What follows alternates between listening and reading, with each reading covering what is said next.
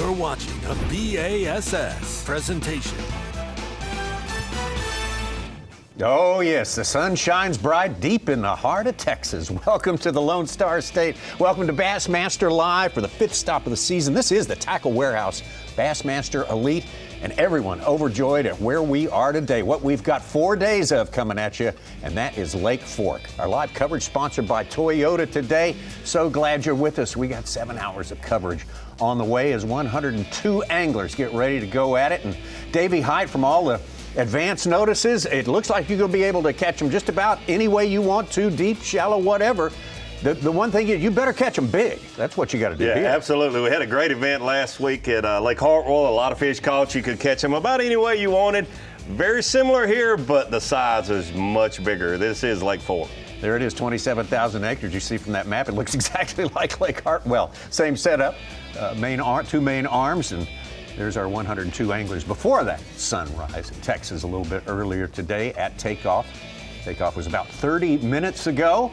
We've got anglers out there on the water, but everyone wondering, how am I going to keep pace with what is traditionally the biggest big bass stop in most years on the Bassmaster Elite Series? We'll talk about some of those particulars and all the impressive numbers we have had through the last several years coming to this special place, which was imagined, built, executed, managed for big bass, and I think the experiment running more has worked out pretty good. Yeah, I think if you want this to be like other sports where you have bleachers around the playing field, Lake Fork's small enough you could probably put bleachers around it and put on quite a show like we have seen on the water in past years as we head out to the man, the Marshal, Lee Livesay, two-time winner here at Lake Fork, and this was just moments ago after takeoff.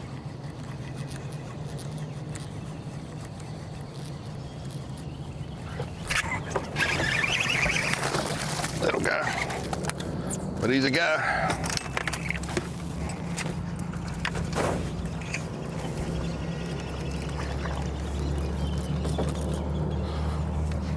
All day. Zero. That is not how we wanted to start, but I will take every one of them. Last year I caught 2 bass on the first day. 110. 110.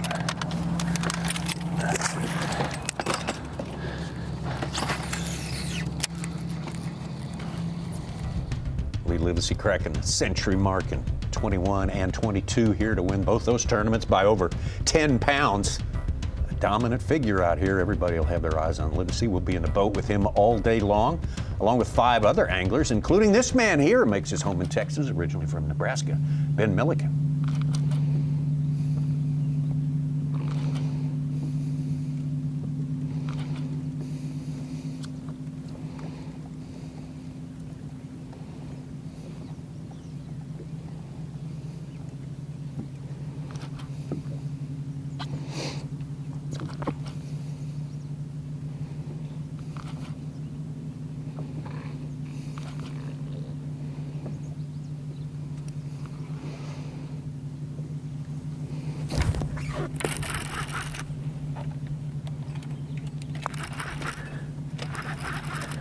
Come on, big girl. Coming right there.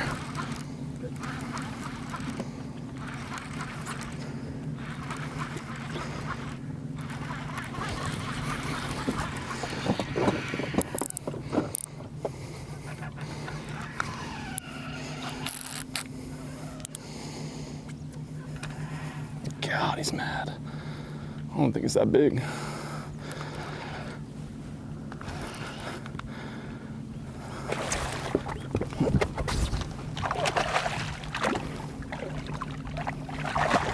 So you want to start things at Lake Fork right there, boys. Yeah, that's a good way to start. If we can keep this boat off of us.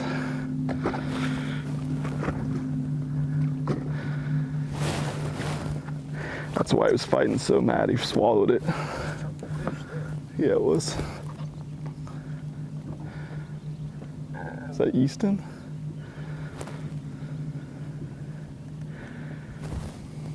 Heck yeah.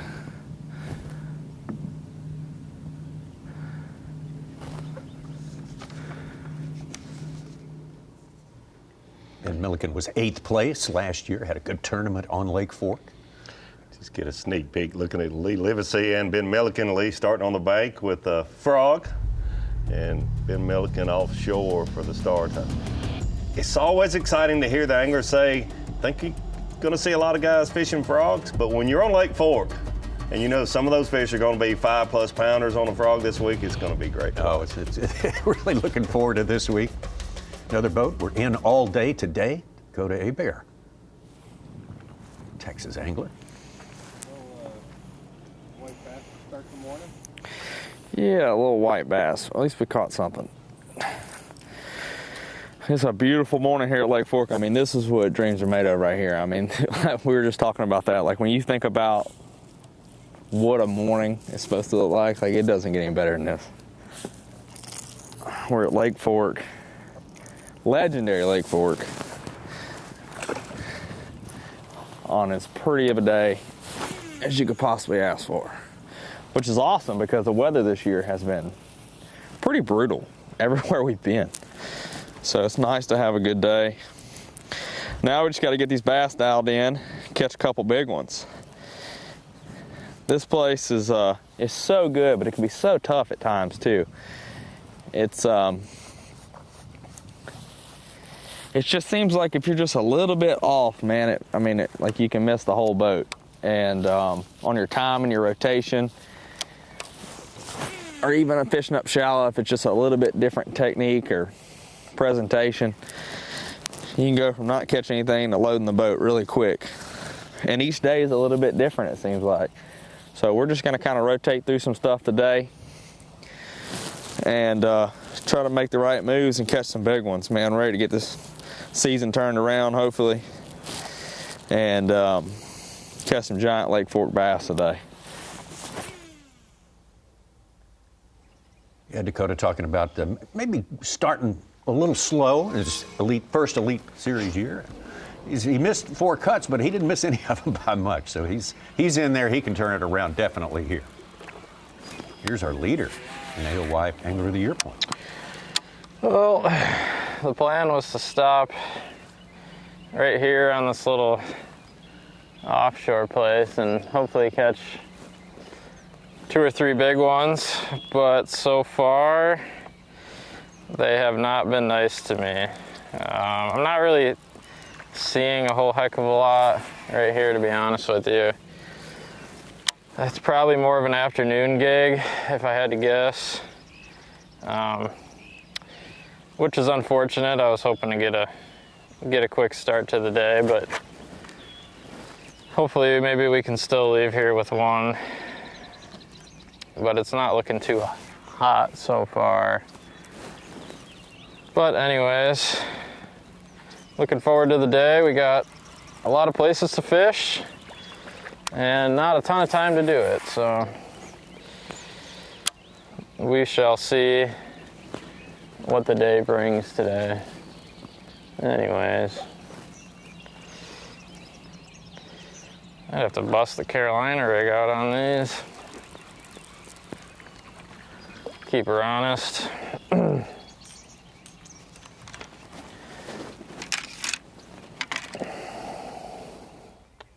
Jay said that he was going to start on an offshore place, but planned to go shallow, maybe some side fishing. He was another angler that mentioned some frog fishing and that sort of thing, but hope to get off to a good start offshore. But early morning on these offshore places can be a little tricky sometimes on this lake in particular. I'm glad he's given us a little bit of a time before he whips out the Carolina rig, because we don't need to be super excited immediately off the rip. Well, you know what I'm saying? He's the Carolina restraining rig. himself here. You know, we know he has that ability. Wide open. Let's get out to Gerald Swindle, 2-time Progressive Bassmaster Angler of the Year. I here a few minutes and I worked a little high place. I didn't see the shad spawning in the trees like they were in practice. Now we're blowing up, so now I've kind of moved in a little shallower. I'm gonna work some of these shallower timber stumps.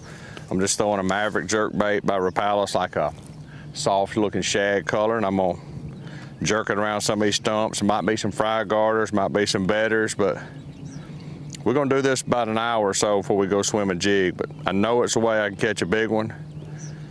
Just got to be patient and look for them and not get caught up just fishing. because they're not everywhere.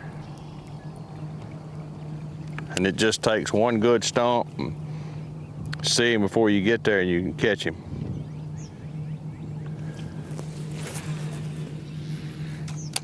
But we're dealing with a lot of catfish, a lot of crappie, so you get a lot of false signals, and those catfish are kind of hard to tell the difference when they're like this.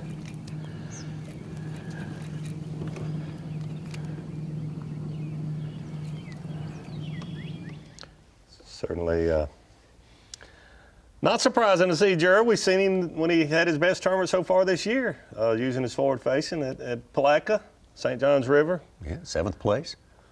I think we'll see him on the bank. He loves to fish shallow, frogging and swim jigging, that sort of thing. I think we'll see a lot of variety from Gerald Swindle before this day is over also. TH Marine Weather Watch shows us, just like Dakota said, perfect.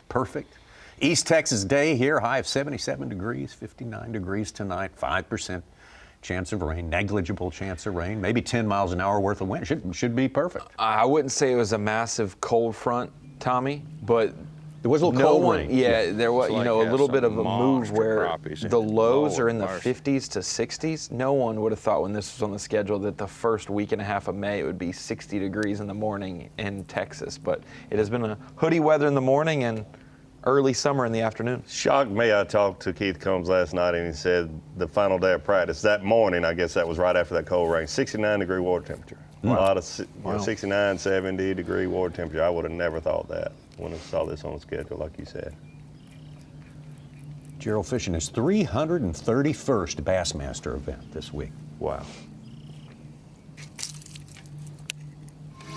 Speaking of Keith Combs, we'll be in the boat with him all day today. Corner here and check a spot.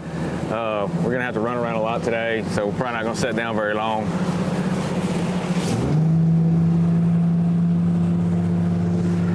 Keith's having him a great season, just outside the Classic Cut right now in the mid-40s. Got to see him at the Pascatank River. Good tournament to Pascatank. Expect to see him have a good tournament here. A lot of history here, and this is right up his alley. I don't think we'll see him on the bank throwing a frog very much. He'll be one of the guys we expect to see offshore more. Lee Livesay doing both. We're here. In the one cove I would never think I'd be in. But I had just a really miserable practice. I really did. One of the worst ones of my life. I don't know what y'all heard on the pregame, but I had a really bad practice. Like, I only had a few deep schools, couldn't get any big ones on the shallow points. So I just kind of went fishing yesterday afternoon just to try to save face. And there's a lot of fish still on beds, garden fry, just cruising up and down the bank because of the water level. And that's what we're going to do until we get comfortable. Hopefully we get, and then we'll go back out there out deep and offshore and do some big cranking and maybe some forward facing stuff too. But just, whizzing around a 6-inch swim jig and a buzz bait, buzz gill, and caught one little 110 and lost about a 3-pounder on a buzz bait. So we're just gonna fish around. There's still a lot of fish on beds and garden fry, and kind of just fishing around until that sun gets up, and hopefully we can get around that 18 to 20 pound mark before noon, and then from noon to 3 we're gonna run around like a madman and try to catch some great big giant Lake Fork bass. I'm being honest with y'all, I had a really bad practice and there's a lot of fish on the bank, so we're just going fishing. But the good thing for y'all is I'm gonna be throwing a frog on braid, a swim jig on braid, and a buzzbait on braid, and they're gonna be blowing up on it. So if we can get some bites, which we will, they're gonna be fun. We ain't gonna be doing no scope bit. I know that. We'll take that, Lee. That sounds like a good deal. Yes, sir. Absolutely. Lee Livesay talking about the water. There's a lot of water in this lake this year. They've got a full load. They are getting rid of some of it, as a matter of fact, right now as we go through the week. That guy's going to stay, though. He might be after Lee's buzzbait. He could be. There's our unofficial leaderboard first one of the day, and Seth Fider for a while had the Phoenix Boats Big Bass at a 6-7. But he is on top. All right, Ronnie's got Seth Fider. Chris Zaldane in second place. early, getting closer to a limit. Bernie Schultz, Timothy Doobie, and now the big bass is 6'8". Hunter Shryock, things starting to go early.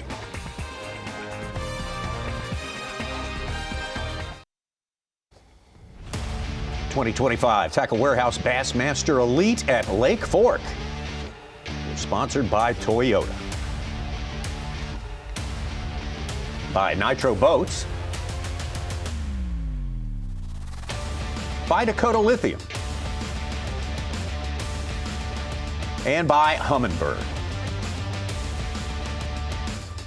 Here in Texas, East Texas, that's the look right there, that's for sure. Add some pine trees, and you got everything East Texas has to offer. Of course, it's got a lot more than that. We're about an hour south and east a little bit from Dallas-Fort Worth Metroplex here. A lot of pressure on this lake year in and year out, and it holds up very, very well. You're going to get plenty of evidence of that today. Keith Combs has had some incredible eye-popping days through the years on this particular body of water.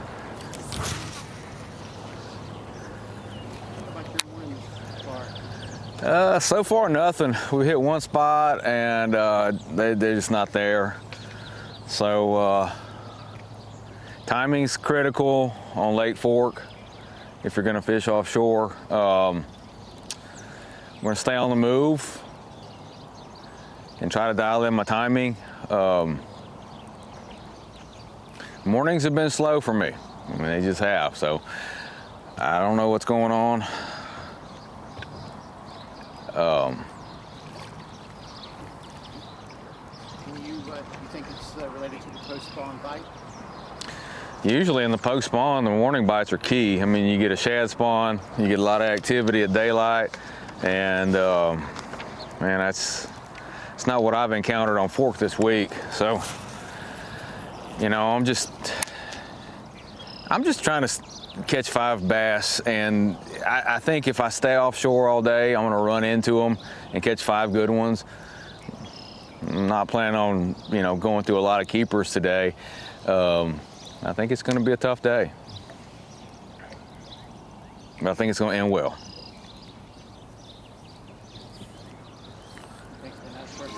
Yep. Said a lot there, Yeah, honestly. Yeah. It sounded simple, but to keep in mind, just need 5 bass.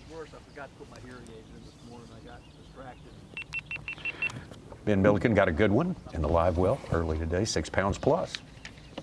6'4". Not in the live well this week, Tommy. Oh, well, that's right. That's right. We're going catch, weigh, and release So I'm here. gonna take some clothes off right now. Just had to give him a strip tease this morning, huh? Now I'm feeling all right. A little bit frustrated. I pulled up one of the first casts, caught a 6-pounder, and then locked one up, one of the casts right after that, and it broke off. I think it was just rubbing against a tree right when I kind of pulled into him. So that's disappointing, but a 6-pounder is not disappointing. Honestly, if we can get one more fish off this spot, I'll be happy. We're just fishing a shell bed off of a big main lake point, and there's 4 or 5, maybe 6 good ones left on it that are in that, you know, 5 to 12 pound range.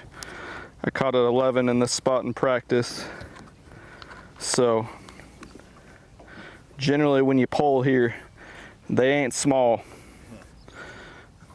But now I'm dealing with my main job right here, which is making fishing YouTube videos.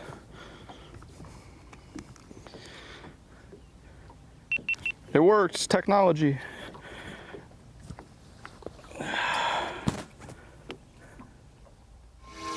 Got a lot of wires going on. Trip to the there. dressing room there. Change shirt, change cameras. Oh. Jay Secure it. It looks like you got him wrapped up. There you She go. came out, she came out. Good one. Oh gosh. You're gonna come up again. No, no, no, no.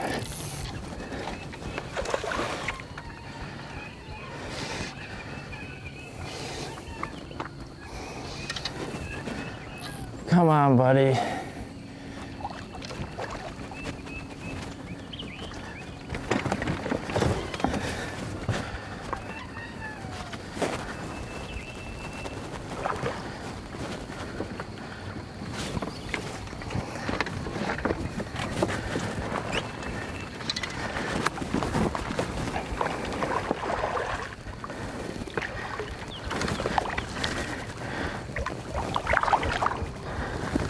Heck yeah. God. Look at that absolute giant. Oh my gosh, dude. That was like first cast. Oh my. In the stump. Oh, we got her, Donnie. We got her. The old filler worm drop shot prevails on that beauty right there. Would it be over 24? It could be. Scales or zero? Zero. I'm not used to clipping them on, you know.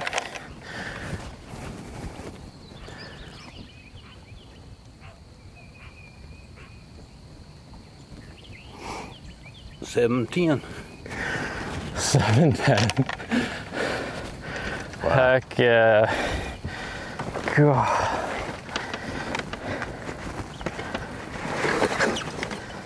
Oh my gosh. What a mess.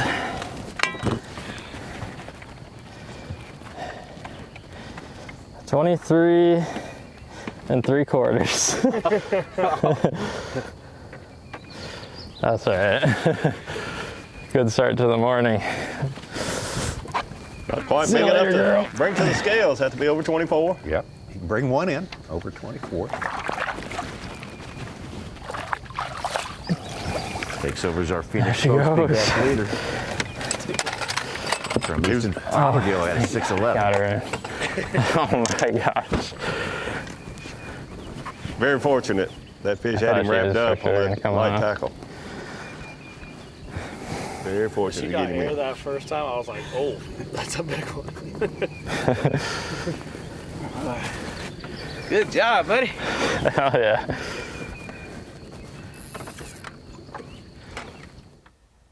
JC. Here we go. Hold on, no. Skeeter New boat, big fish alert. BFA, big fish alert. John Garrett, 8 pounds, 8 ounces. Shakirch didn't last very long, did Yeah, it? Jay didn't get to hold that title very long, did he? About 10 seconds. It is crazy how in past years we've had 9+ pounders caught here that haven't been long enough to take into weigh-in, and how that one almost was as a 7.10. Just how they're built so differently at 4 different times of the year, obviously, but even this week we'll see a short 9-pounder possibly. Boy, Fighter was our first angler to catch a limit, 21-12. And now you got to watch out for Chris Zaldane, who's right there with 4 fish, and Brandon Cobb is in 3rd place. Former champion, former Century Belt winner here back in 2019. Do you think he saw that 11-1 Such from 2019 swimming around? Maybe. Maybe he's after it. Might be a 14-pounder now. Let's get back out to Lee Livesay, who said before the tournament, I'm not lying. I'm not having a good practice here. Unfortunately, we're starting to believe him. Yeah, he's kind of making his case today. That'll change. Here we Look go. at There we go. Oh, he missed it.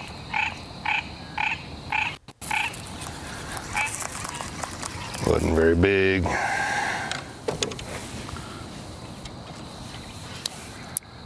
But I'll set the hook on him.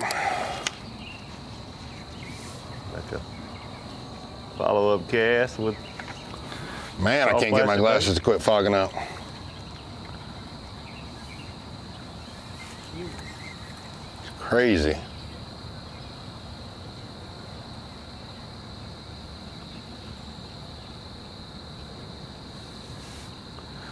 There's a 4-pounder right there on the bed and right there on the bed. I just got to see them to catch them, you know? I thought they might be dumb and just bite. You know what I mean? Especially this one. I just throw my white swim jig in there on the bed, just on braid, just lay it there, and he'd go over there and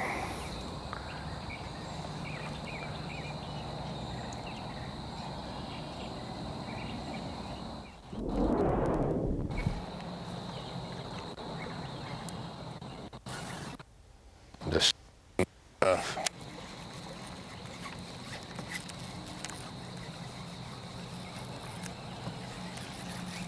Good look at the Lawrence bird's eye view. You can see there's a lot of vegetation in the water. This high water, most times when we come here, that outside edge of that vegetation is 2 or 3 feet deep. Now it's 3 and 4 feet deep. Just gives those fish a reason to stay closer to the shoreline after the spawn rather than go out offshore.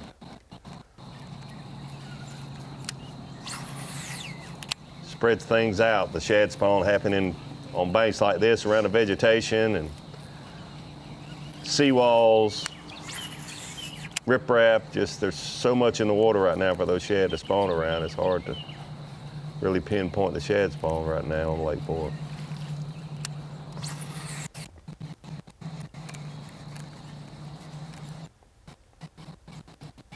Lots of timber in here as well. Yes. Usually plays a factor for somebody. Even if it's losing a bass, but thankfully Jason Keurig did not lose the bass, Ronnie. He did not lose it. Did not at all. And as we good would as that, never root for or against somebody losing one. As good as that one was, didn't allow him to crack the top 10. That's his only pass so far today. Seth Bider, the man on top, first to a limited suit, informed us. Saldane, Cobb, Garrett, Logan, Felix, Frazier, Lester, Bill Lowen, who's won this year, and Alex Weatherall.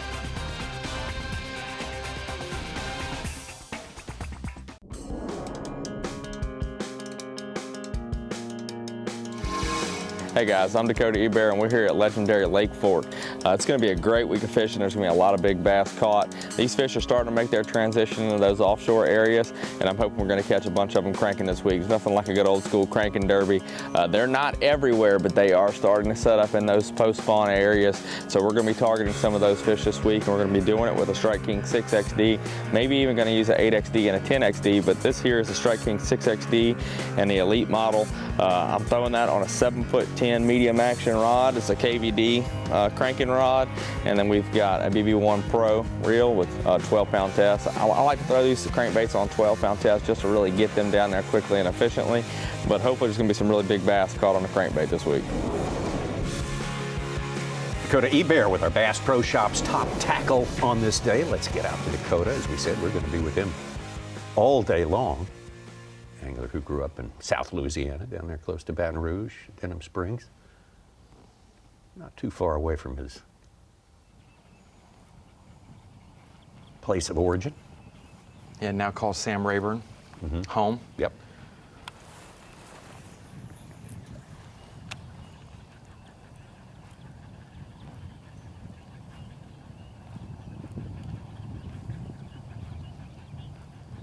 That's a freaking monster one. Oh, I knew they were up there.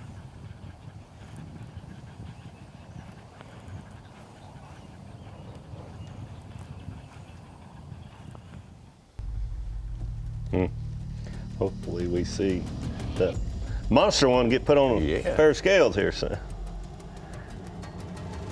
We are going catch, weigh, and release here. Texas Parks and Wildlife, big part of the effort. It's always our plan here. You can bring a big one, as David mentioned, 24 or bigger. You can bring a single large one to the weigh-in, if it qualifies. Back to Lee.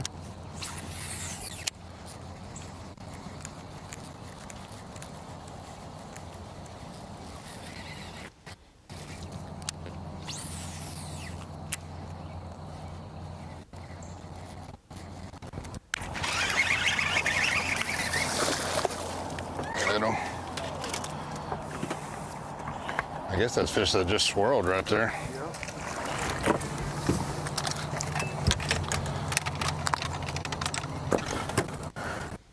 Might actually have to measure this one. There we go. That's a 1.6. He got smaller. Yeah, you were good. 1.6. Yeah. Megas.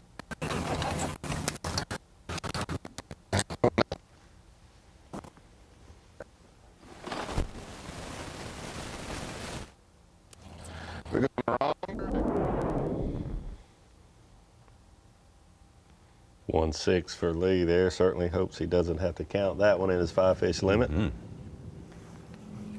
Lee, who caught 42.3 on the final day back in 2021.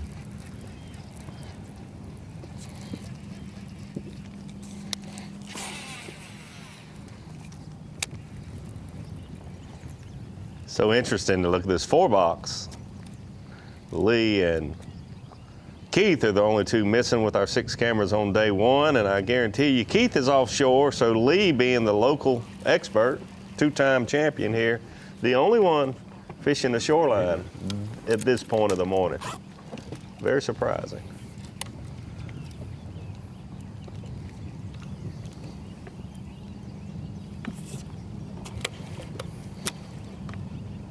He told us so. He didn't find the right school offshore. Hopes that it happens during the week this week, but in practice it did not happen. I talked to him yesterday afternoon. He was still on the water late, but he said he still hadn't caught anything over 3 pounds. Yes, time-wise, this one stacks up best against that 2019 visit here. Brandon Cobb won, and yes, that shad spawn played a big part in that. Have you seen much evidence of that down here, or talked to any anglers? Yeah, a lot of the anglers that I talked to mentioned it, but they said it's just so spread out because of the high water, and there's a lot of vegetation along that shoreline. So yeah, it's the same, roughly the same week. I think that was May 2nd through the 5th for Brandon Cobb's event, and then it's right in between Livesay's 2 victories, late April, mid-May, for his 2 victories. That this event. Stop swimming to the boat. There were key pieces of cover and some structure that those shad were around that year. And this year with the higher water right now, they're just like all the way up there around the shoreline, around the gated grass. There's some milfoil, the timber. There's just so many places that it just scatters the spawn out. Yes. Yeah. But they can pull this place. They can pull it down a foot in 4 days. Absolutely, and it could be a different ball game each day of this tournament, especially by Saturday and Sunday. This lake, like Ray Roberts, where we had the Classic, was built, of course, for the big bass, but primarily as a water supply lake for Dallas-Fort Worth. It does seem like, and Lee said this, and Combs said this, I don't expect to have a great morning, more of an afternoon. Lake Fork seems to always be a great afternoon lake. Lee's family right there on the dock. Oh. It's his mom and his sister, his brother-in-law. Bassmaster. I was like, dude, that sounded like my sister. And your mama. Yeah. Saw that white car parked up there. I wasn't even thinking about the house being right there, y'all running. Yeah. I was like, of course he's not going to come to the dock today. I'm mom. And I come back here and fish in the shittiest creek on the lake. Oh, it's interesting the way your family knows where. If you're going to be fishing the shoreline, where are you going to be? They were waiting on him. You're not as secretive as you think you are. No, you never are. That's not the official creek name that I saw when I was labeling the map. Oh, was it not? I don't think that's the official, no. That's great to see the way his family, he's got a lot of fans, but his biggest fans is his immediate family. It's awesome. Lee from Longview, Texas. Played football in college in Louisiana. Seeing a few more than now, but this is the area where I caught the 2 big ones back to back, so we're gonna fish this and then we're done with it.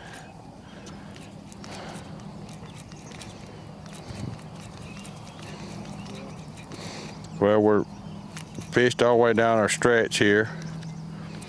I hadn't had a bass bite, had 1 or 2 followers, but this is the key area where I caught 2 of my better ones the other day in a row, so I'm gonna fish this and then I'm over it. I think we gotta go do what we do then. And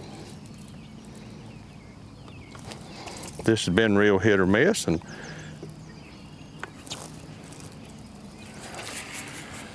kind of just winding this jerkbait down, cranking it over that timber, letting it slow fall down on them, but not seeing as many today.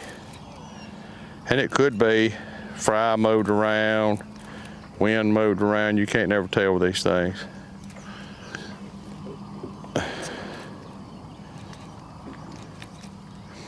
There's a couple of piles right here that had some on them, so we're gonna finish the job we started and complete this task one way or another. I just wanted to catch one. I thought if I could catch one big one out here. So to say, am I disappointed? Nope. I would have been pleasantly surprised to catch a big one. I know the potential of it, but I also know the probability of not catching one at all doing it. and it's pretty strong.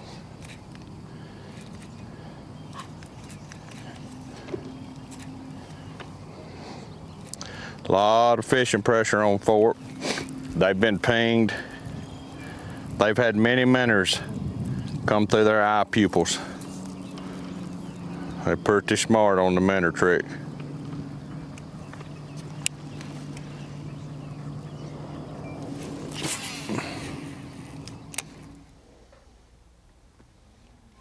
Gerald had a great start this year down in Florida.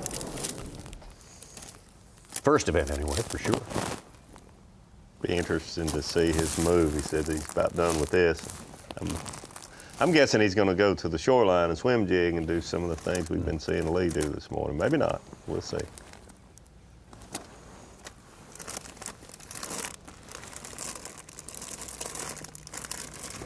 Right there. Dakota Ebert, his first year with the Bassmaster Elite Series. Not a rookie officially. Made too much money, over $1 million on other circuits. Early in his career, he's early 30s still now. Every angler has One their log up there, and I must have stuck it standards and their expectations, but there was high expectations for people who don't know Dakota personally, but just know of his ability coming in. And so, yeah, 4 tougher events, 4 disappointing events, but when the bar is so high, Davey, you can sometimes let yourself down early in your new transition. Yep, you're right.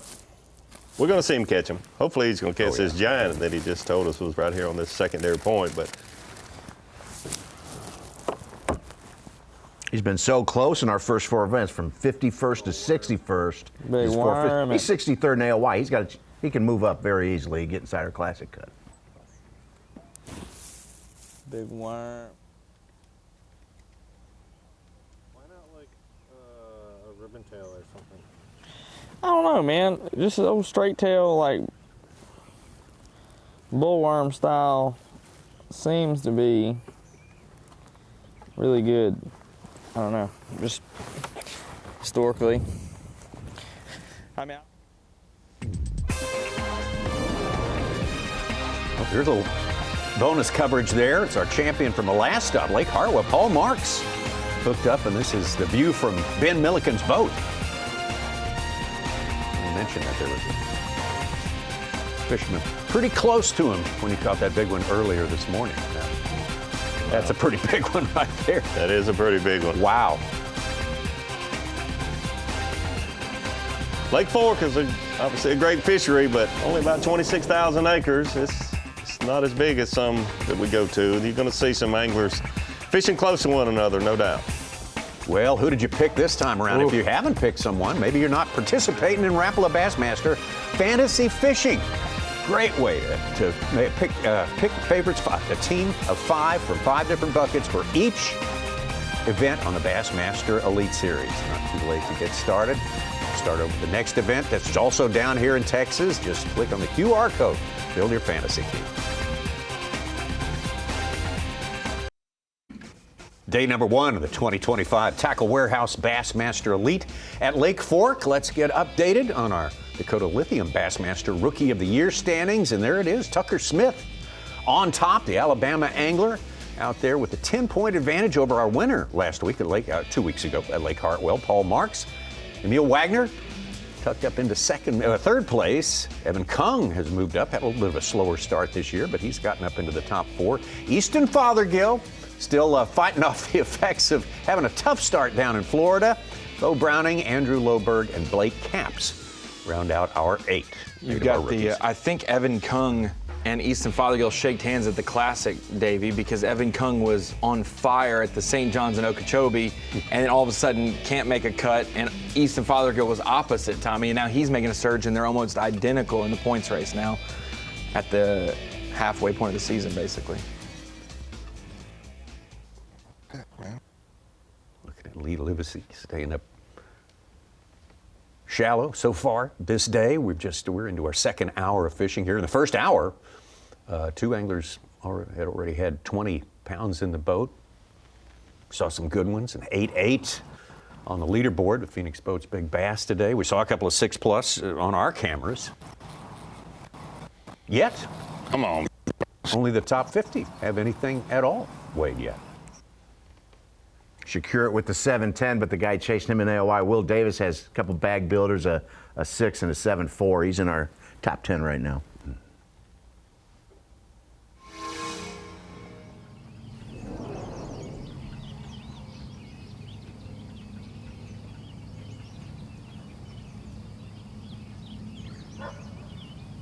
Gerald Swindle. Got him. Come off. God almighty.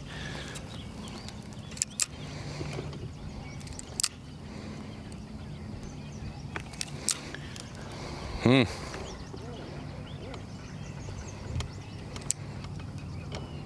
there wasn't no Hogzilla, but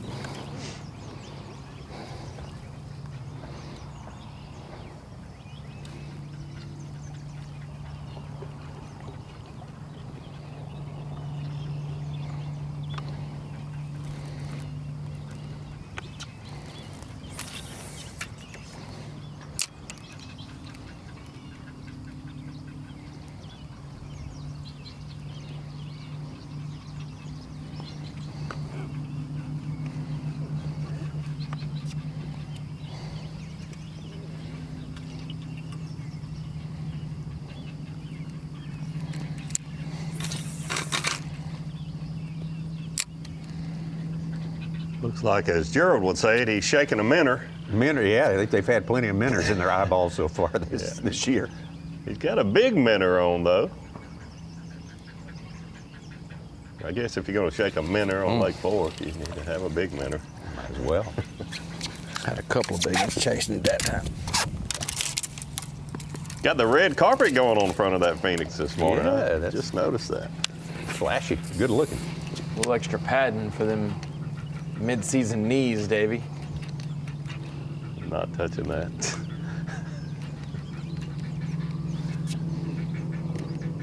All about some extra padding, though.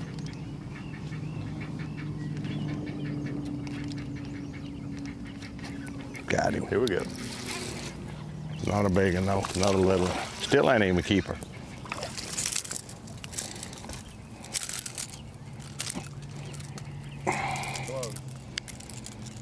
You got to weigh him, you in bad trouble in Texas.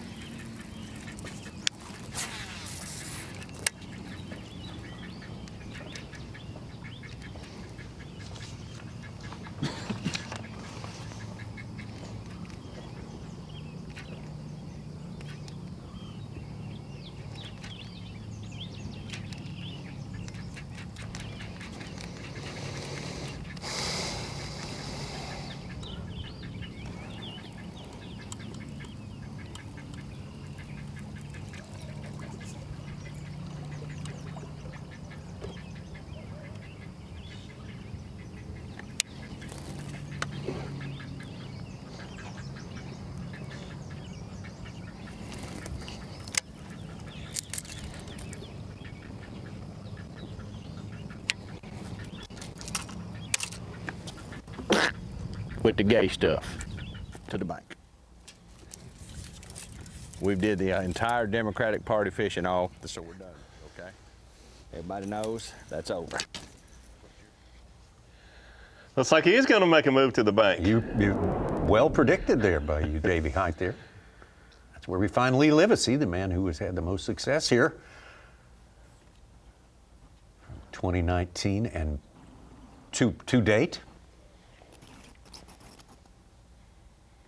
I want to see one of those 6, 7, 8 pounders like we've seen on Bass Track attack Lee's buzzbait or frog. We're due one of those. The anglers are due. We need a big topwater bite.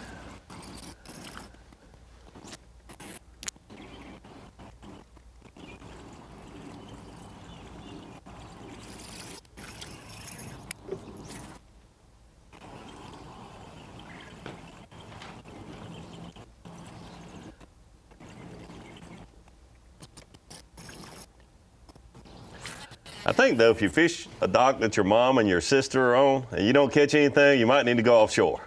You might need to leave the shoreline when you can't catch one around a dock your mom's standing on. I didn't think about that. That does kind of make a little bit of sense right there. Hey, welcome. Great to have you with us today on Bassmaster Live. Welcome to the Bassmaster Studio, sponsored by Marathon. We got the whole gang here. We got Ronnie Moore. We got two-time Angler of the Year and Bassmaster champ Davey Hyde, Mike Suchukon as well. And yeah, Lee, I mean, every year, I mean, he's done so well here.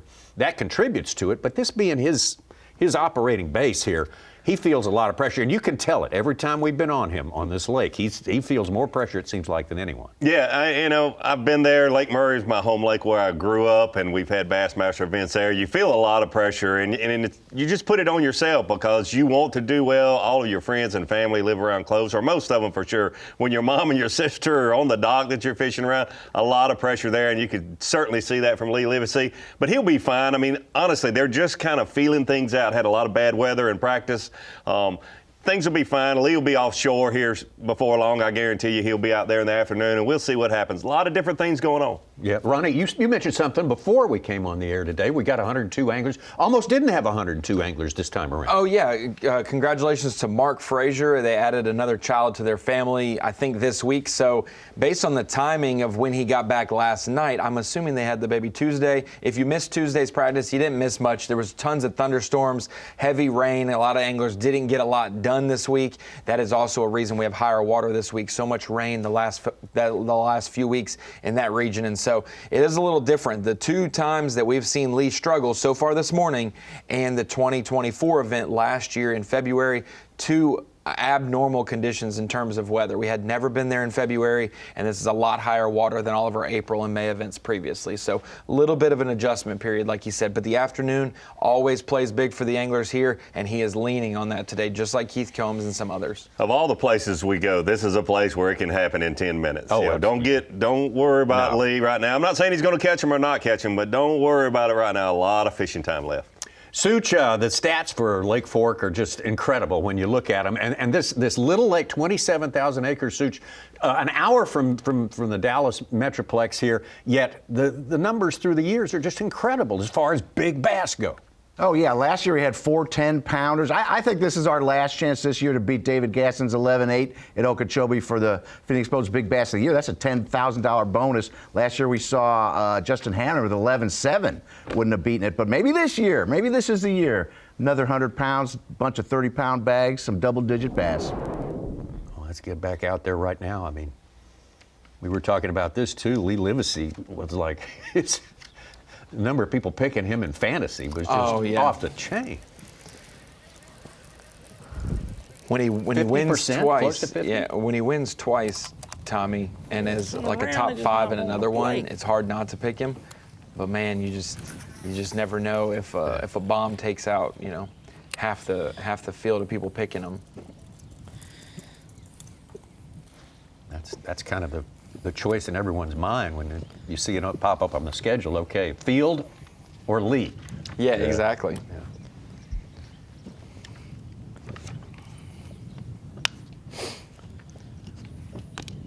Kind of had a therapy session on the podcast because I was so torn on not picking him, and Kyle he did pick him, and we were discussing. And I was like, this is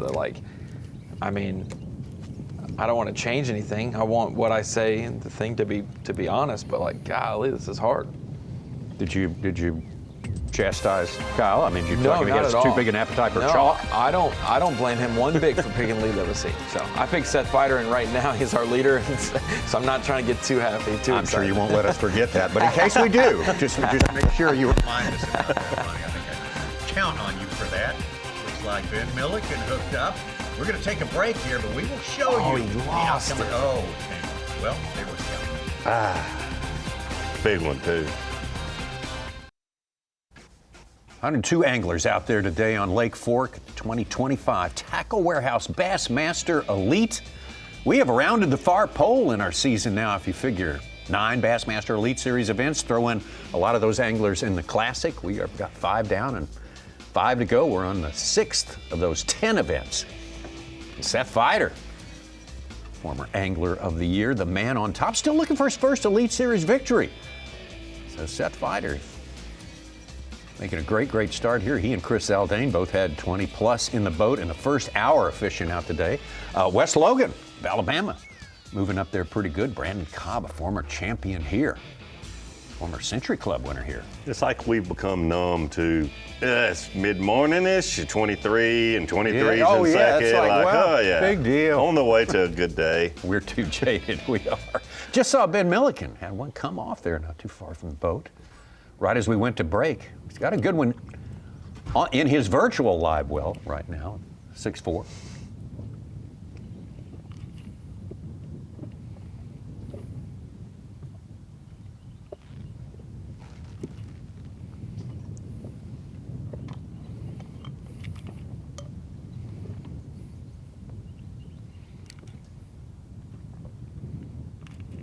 Oh, when he's backing up, that means there's one falling and it's getting close to the boat.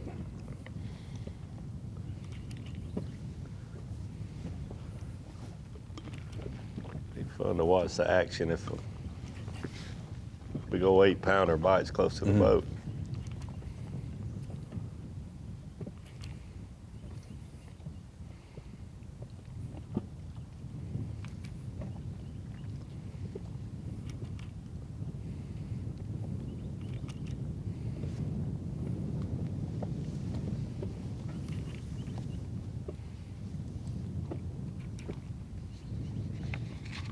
Chris Zaldain just culled with a 5-pounder, 5'1". He's up to 1 ounce behind Fighter at 23 pounds, 11 ounces.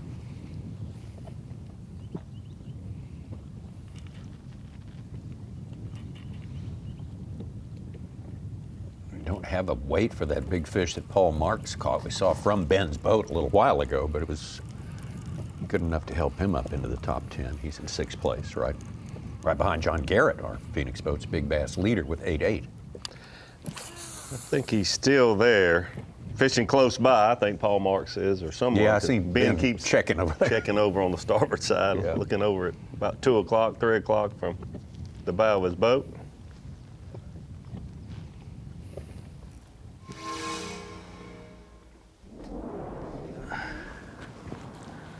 Over to Keith Combs.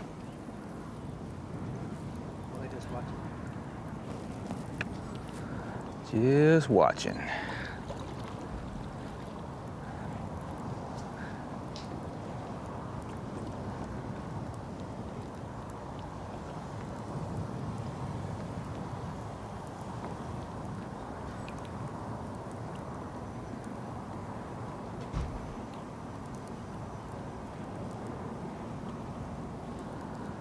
I think we're going to see Livesay off the bank, doing a lot of things. Gerald Swindle, he's known to be very versatile. We saw him say he was done with the timber for a while, was going to the bank, but I think Keith Combs will be offshore all day, whether he catches a bass or not. We won't see him back and forth.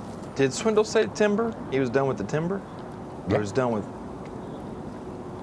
hand in hand. I think it's hand in hand. Yeah. I was referring to it the nice way. Hey, yeah, that was the.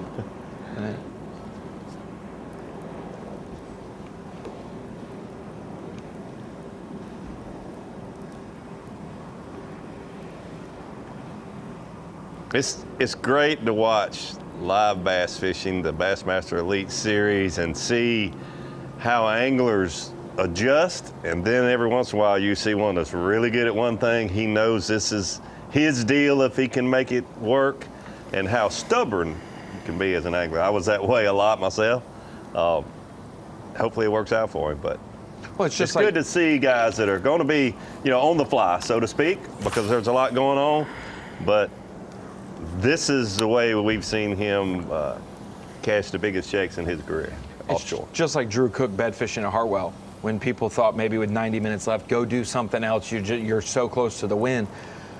But 2nd through 10th is unacceptable when you have a shot to win a tournament in your mind. And for Keith Combs, this is one of those lakes, short list lakes, that it's unacceptable for anything other than a win or top 10. I'm going for it, so I can't fake it and do some other technique. Like you said, Davey, when you are one of the best at doing this, you got to be true to yourself and and try to go for the win and not try to go for a check. And it sets up good for them. It really does. Whether it happens or not, these fish always surprise us, it seems like, or a lot of times they do. But water temperature is going up, although not real drastically, but they are rising a little. And water level going down, you would think would be sending more fish out on these main lake offshore structure spots that Keith Combs is fishing. So what do you have to, just to make sure that if that trend continues, they get them coming to you a little bit? You come in with 17 pounds today. Yeah. Is that a? That's not what you want. That's not what you want. But just Lake Fork is such a different place. You come in with 17, and a lot of guys are going to have 25, but you come in with 43, you make up that 17-pound day, and you say 43. Well, where'd you get that from? Well, Livesay, happened here just a few years ago. So 21. This place it's just a different language when you're talking about tournament bass fishing, because it's so different. And that's why I mentioned earlier, very calmly said we got 2 anglers at 23 pounds already on the first morning, and that's not what you say 99.9% of the fisheries That we ain't go right. to. Yeah, right. You got to be excited about that. Seth Fighter up really close to 24 now as it stands. Davey, with those expectations, how does that affect a guy's day-to-day mapping out of his plan? Oh, well, that's why you see Lee Livesay in the turmoil that he seems to be in. It's, you've got to be catching him here, and he just hasn't found that.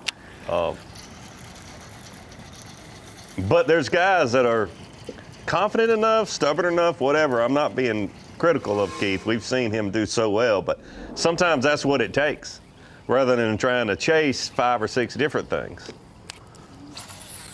All right, let's see if we can catch one. Nothing is going to plan yet. Still early though. Lost one decent one on a buzz bait, caught 2 little bitty ones on a swim jig. Couldn't really see my bed fish back there. Corey's back there. It's not big enough for 2 boats, so kind of moving around now. Gonna move around until I can see. The one I could see wouldn't sit.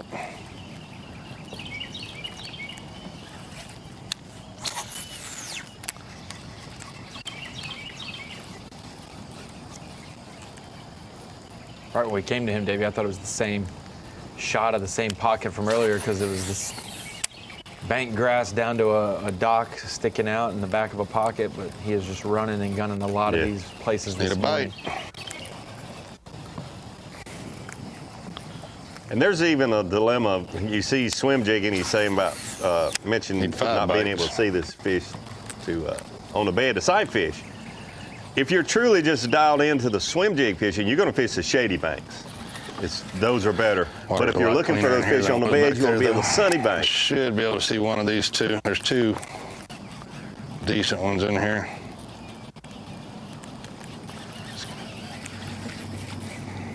This time of the morning, usually one side of the one on the fry garter and one on a pair.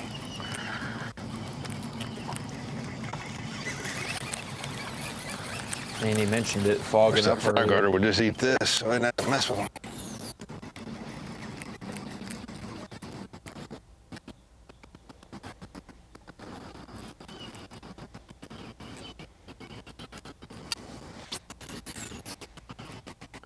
So much experience here guiding, though. Lee has spent a lot of days out on this water.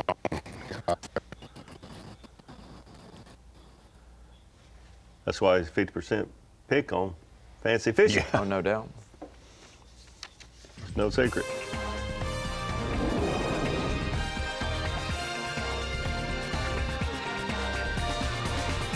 Here, we got about 8 hours on average, all 102 anglers today.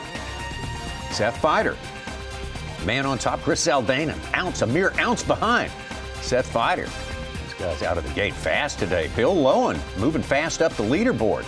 We just saw him pop in, and now he's all the way up to 3rd.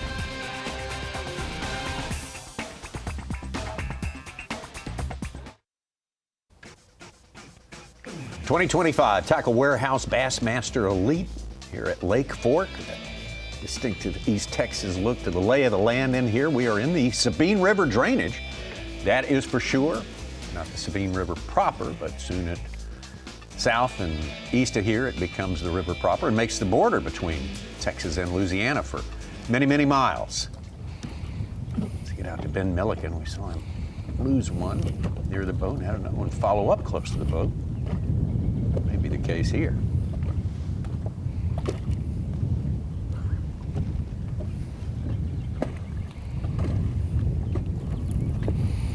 Here we go.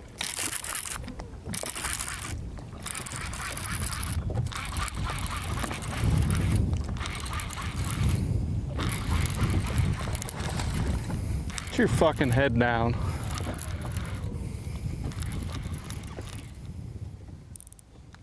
Freaking.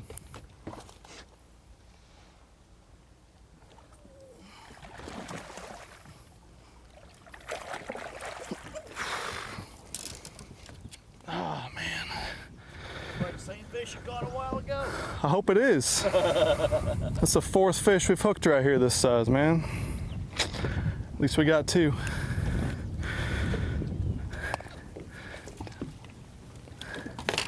Couldn't let Paul put the clinic on too long.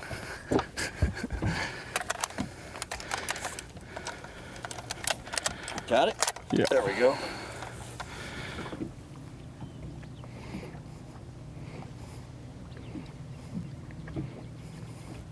Five on the nose. Okay. All right, we got two of the right ones. We need three more.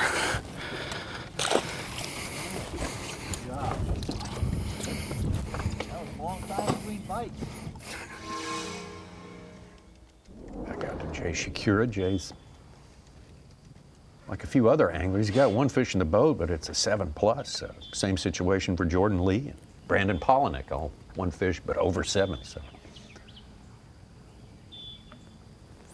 good start. No big numbers yet.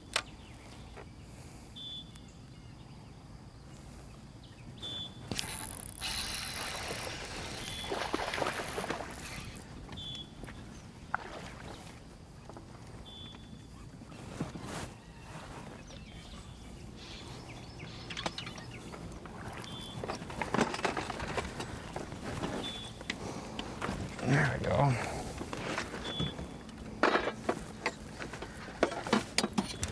Oh, we don't need the board. You're good. Okay. Definitely not a 24, but it'll do. It's kind of skinny. Okay, here's the rope.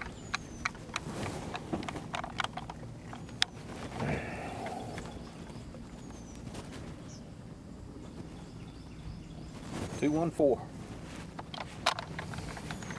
214.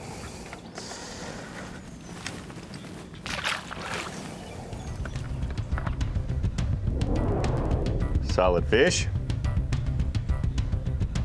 Makes 2 keepers for Jay Shakura. Let's get back over to Dakota Ebear. Oh, please bite, Jesus. Do you see the size of that thing?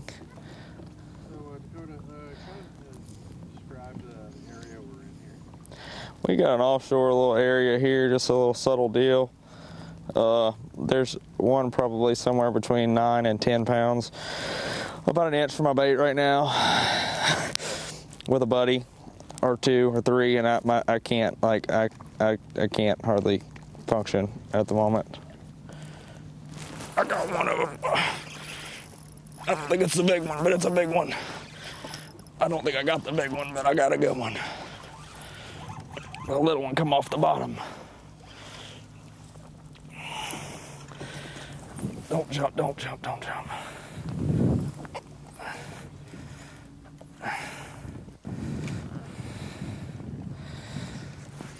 It's just an offshore school here. Just a stopping place for them. I don't think it's that big. I mean, it's a good one, but it ain't nothing compared. It's half the size of the one that was looking at it.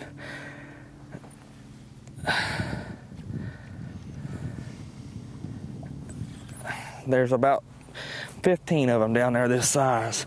Not a real big school, but it's the right ones. Just get 5 bites from here, we'll be all right.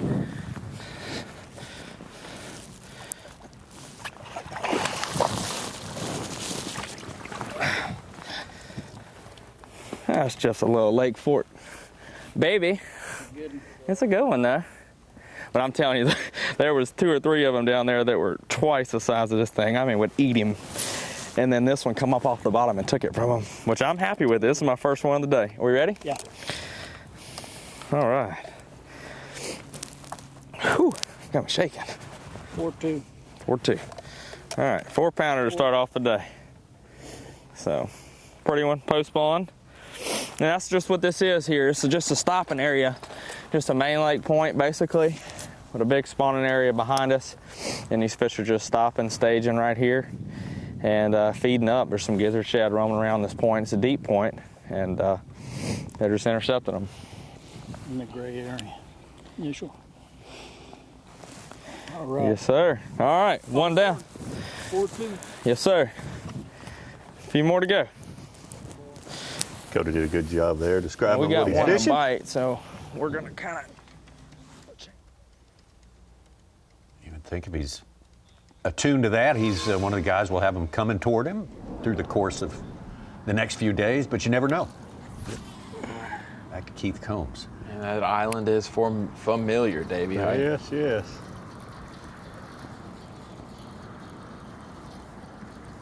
Grebe Island. Big time rookery. Here we go.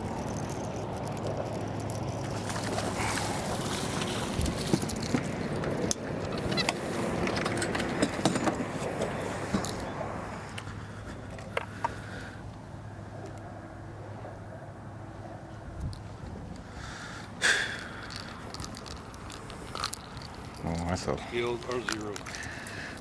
old big boy right there now. How's this work?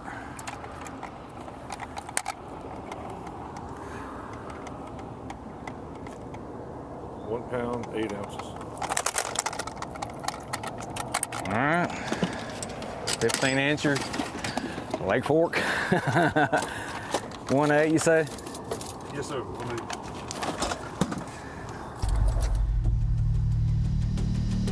Got to start somewhere. Keith Combs on the board. Let's get back over to Ben Milliken. He's got 2 good-sized ones on the board. 5 and a 6 plus.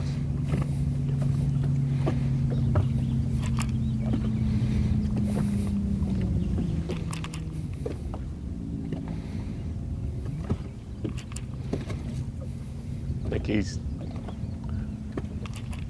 weighed 2 and he's lost 2. There we go. Hopefully his average. Here we go. In a tree.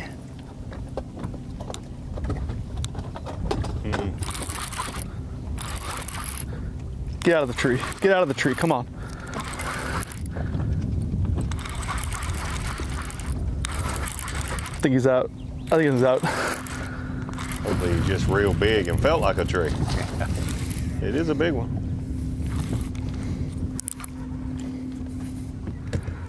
Oh, it's a big one.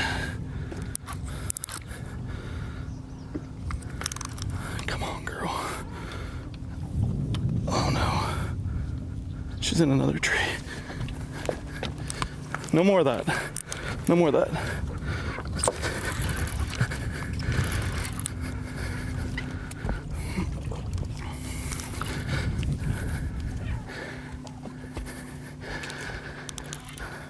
It's a giant one. I'm coming right there, passenger seat.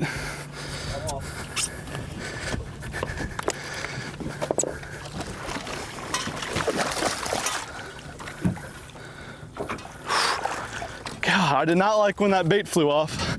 I know that. Ooh. My heart's about to come out of my chest right now, man. Got your heart pumping, It's huh? about to come out of my chest right now. All right, man, I'm ready when you are. Will you stand up for this one? It's pretty long. Oh. Just want to make sure that the fish isn't on the ground, you know? Yeah.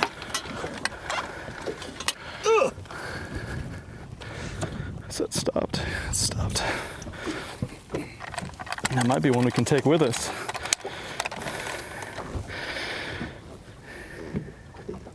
Is that all it is? That's it. 6'11". It looks a lot bigger, doesn't it? 6'12", 6'11". Well, hold on. It's still bouncing around. It's bouncing, 6'11" probably. Can I put it on there one more time? Yeah. Hold on, let me make sure it's zeroed. Okay.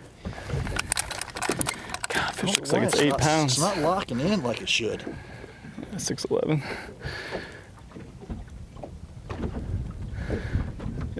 6'11". 6'11". Good. Yeah, it's not. It's supposed to lock.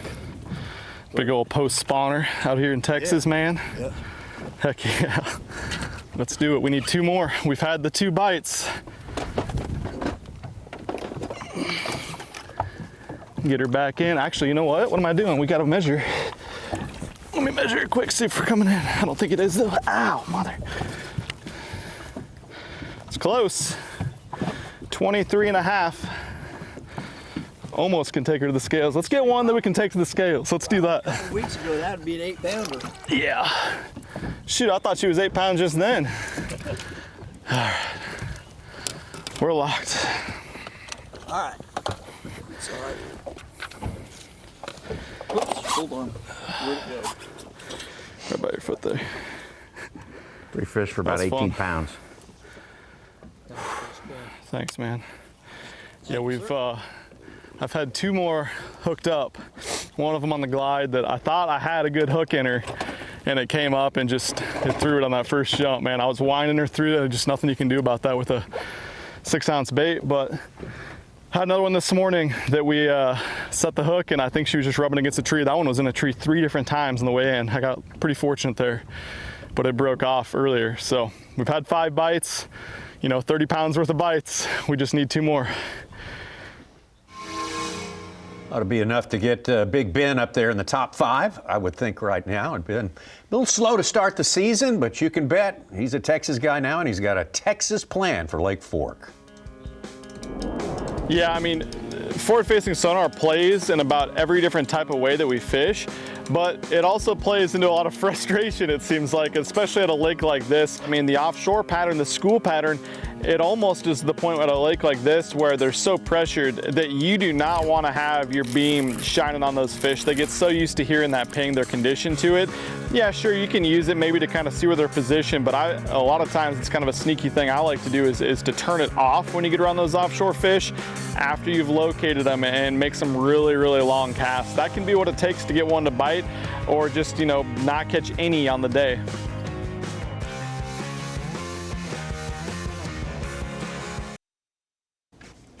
'25 Tackle Warehouse Bassmaster Elite at Lake Fork. This is day 1 of 4 days of fishing for the 6th stop of the year. The 5th stop of the year for the Bassmaster Elite Series. Got a lot of anglers out to a good start with a big fish or 2 or even more. Starting into the 3rd hour of competition of our 8 hours that these anglers have. These Pelicans over from Louisiana, the Pelican State, no doubt. Coming here to do a little fishing on their own. They don't need a guide. They know where to find them out here. Seth Fighter just caught a 6-pounder. He's up to 26 pounds, 3 ounces. Good for Seth. Wow. Seth on fire. Livesay not on fire today.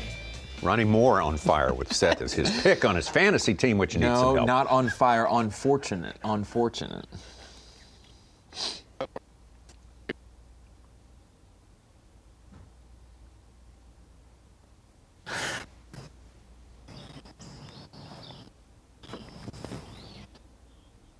Be kidding me. One blew up in there right where I had that bite yesterday. It sounded like a bass. Little bitty.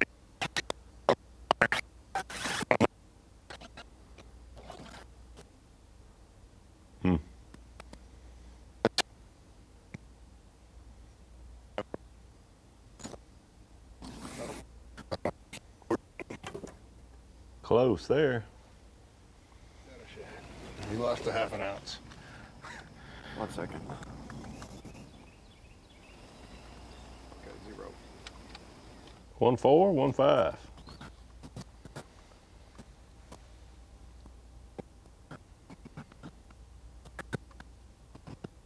Blew up on that little shad right there.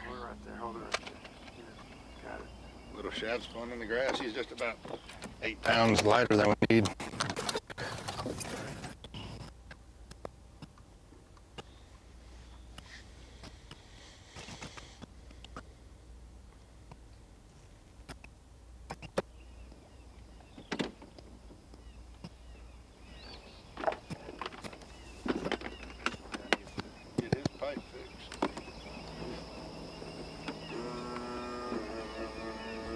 Hey, Milton.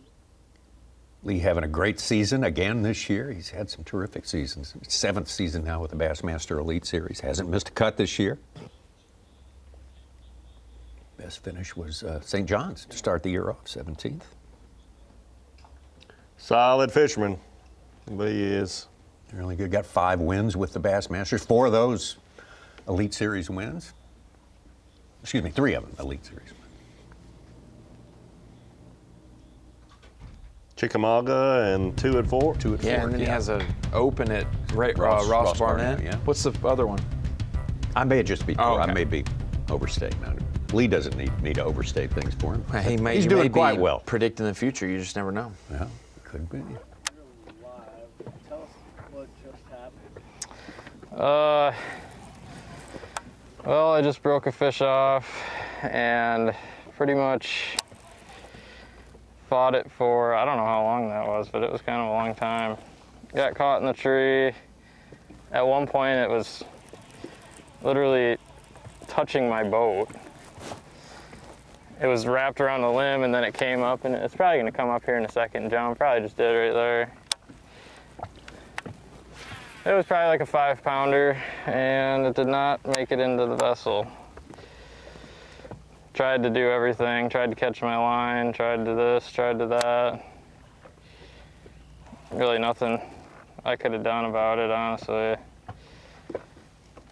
So I kind of messed up the school here quite a bit. There's just so much timber on this spot, and I was kind of worried about that when I threw the 6XD out there, but I knew I was gonna get a good bite right away. It sure did. Just didn't get him in the boat. So we're gonna tie us up another one and get back in there.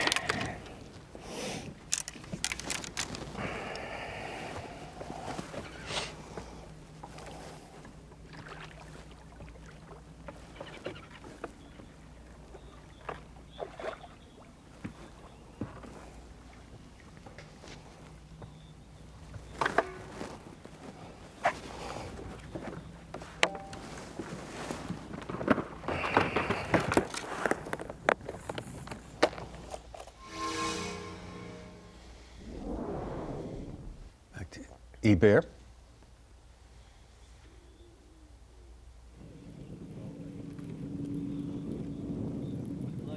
Dakota said he was on a school of fish. It was about 15 fish down there. All big ones. They're set up at prime.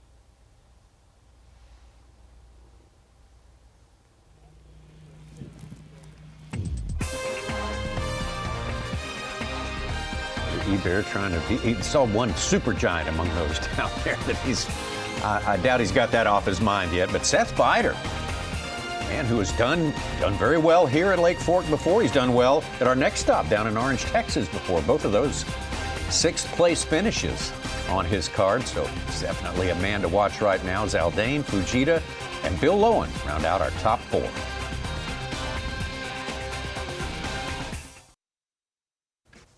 Still in our morning session here, 2025 Tackle Warehouse Bassmaster Elite at Lake Fork. Legendary Lake Fork, legendary for big, largemouth bass, and Seth Feider has got 5 good ones there already. 26 pounds and 3 ounces. Chris Zaldain, a couple of pounds back there. Loberg, Gross, and Fujita rounding out our top 5, which also includes Ben Milliken, whom we're in with the boat today.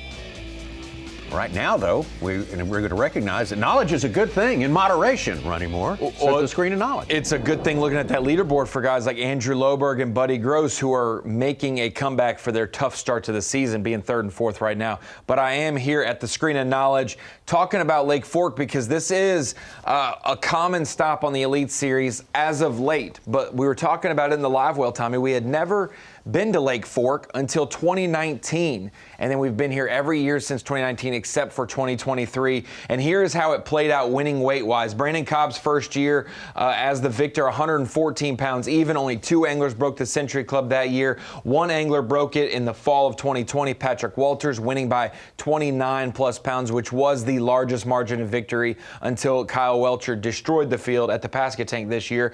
Then we had 112 pounds 5 ounces for Lee Livesay, 113 pounds 11 ounces for Lee Livesay in his back-to-back victories, one of those being late April, one of those being mid-May, so we are sandwiched in between those 2 events this week. And then 130 pounds 15 ounces for Trey McKinney, ranking as the 2nd highest winning weight of an Elite Series event ever, but 4th overall, as we had so many anglers so tight at that Falcon event. But then when we also think about the Big Bass, this is just to put in perspective of what we're looking forward to this week, where this week's Fork event will rank to the rest of them. This is how the Big Bass laid out. 11-1 that first year by Brandon Cobb, 9-9 by Seth Feider, 9-13 by Cliff Perch, 8-12 by Mark Frazier, and an 11-7 by Justin Hamner last year. So it's not a guarantee that we catch a double-digit fish. We don't want to take those for granted. We have seen plenty of them get caught, but most of them get caught in those specific events. We had one double digit here. We had multiple double digits here, but those years we don't have one, maybe a heavy 8, maybe a upper 9 is what we're looking at. And what's interesting is we have had, this was on a day 3. Normally our big bass maybe correlate with a certain day, like early in the event or on the final day, but we had a day 3 big bass, a day 1, a day 2, a final day by Mark Frazier, and a final day by Justin Hamner. So maybe we're saving the big bass of the tournament this week for the final day, but that's kind of how it lays out in the scheme of things. I don't think there's many lakes that we've gone to that have a perfect Century Club record. Every time we go, we break 100. We did it twice at Falcon. That's a smaller sample size. And here, 5 times 5. Yeah, I don't think there's another lake that compares. You're coming in the boat. Jay's hooked up. Secure it, our leader. Progressive Angler of the Year points.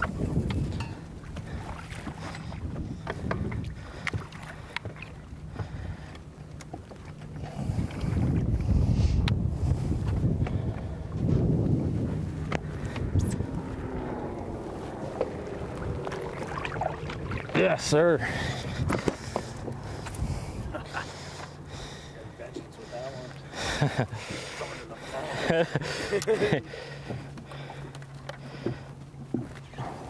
You might be able to stomp on 2 here. 2 casts. Old 6XD to the face. Clear.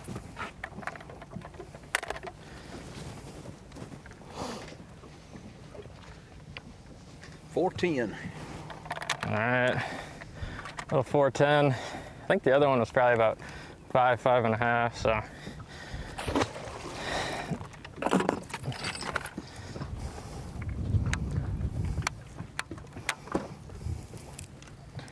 Let's go. Heck yeah, dude.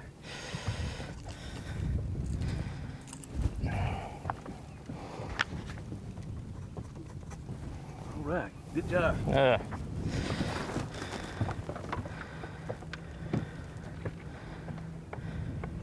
Jay Shakira moving up into 16th place with that 410. 3rd fish for Jay. They're biting. Right between Kyle Patrick and, That was kind of fun. no, excuse me, Alex Redwine and Will Davis. I just have to be very methodical about how I present.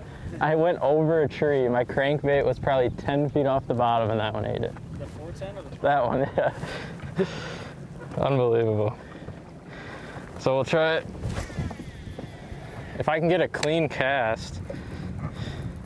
See, I'm on a tree right there. There we go.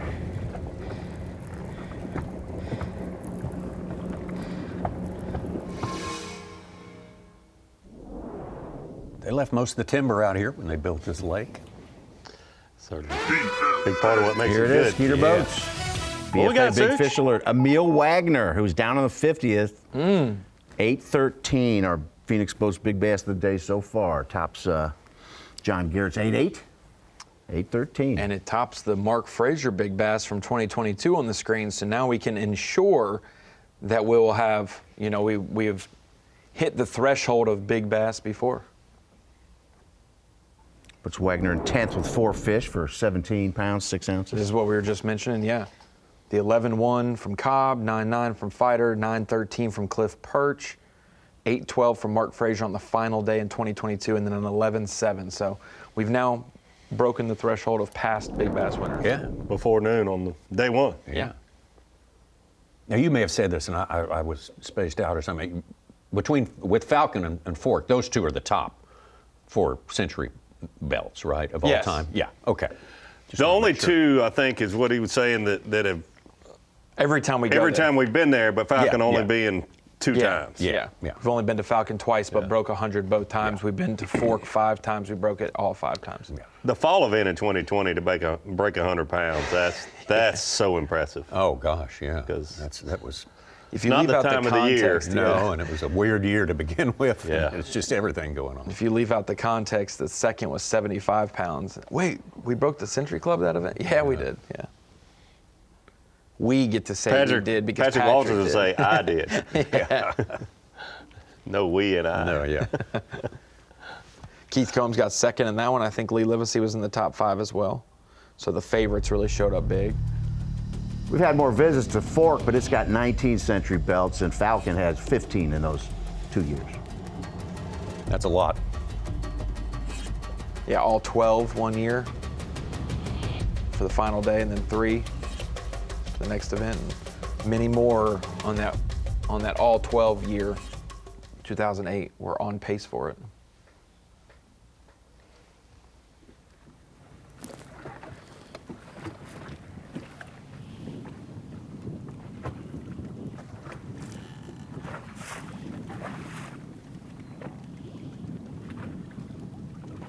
Dakota Ebear has intrigued us. He talked about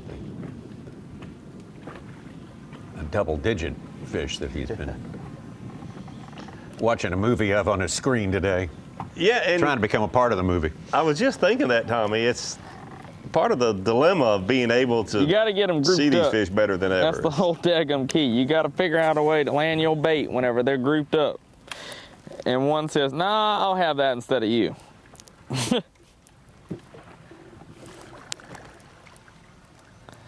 That's your only shot.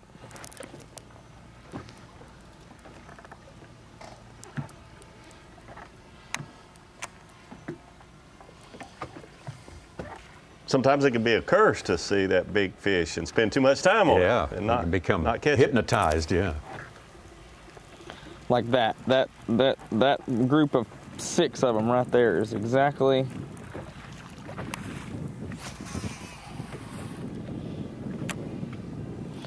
where my bait needs to be. Now, whether I ever get there in time, I have no idea.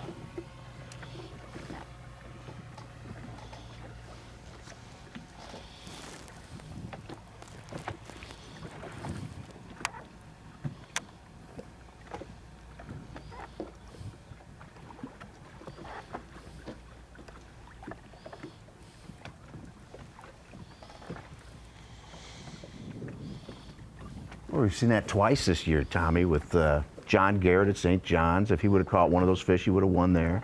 Yeah. And Drew Cook, last event, he would have won too.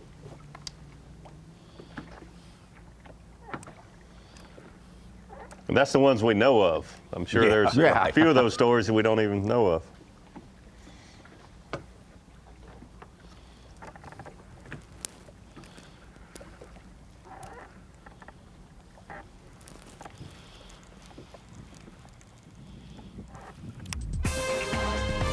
Makes it interesting, though.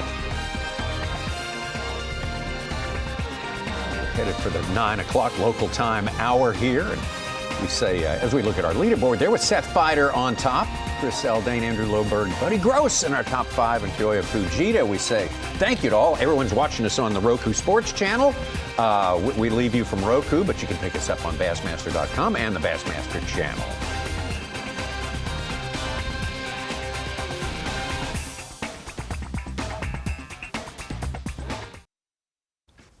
Oh, a much anticipated trip here, this visit to legendary Lake Fork, the 2025 Tackle Warehouse. Bassmaster Elite here, 4 days of fishing in this wonderland of giant largemouth. Seen some good ones already go up on the board today, some big weights having been registered. We're not even halfway through this morning yet. We're just in the 3rd hour of fishing, as a matter of fact, as it stands right now. Let's take it out to Gerald. Swindle hasn't had a whole lot of luck with anything big so far.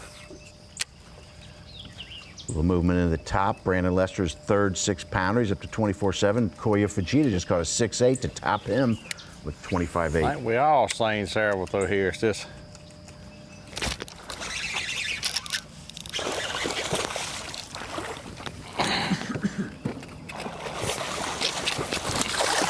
stay on there, baby.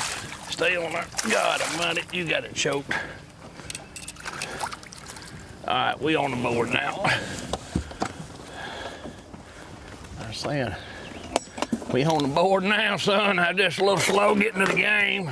Car broke down, children was acting up.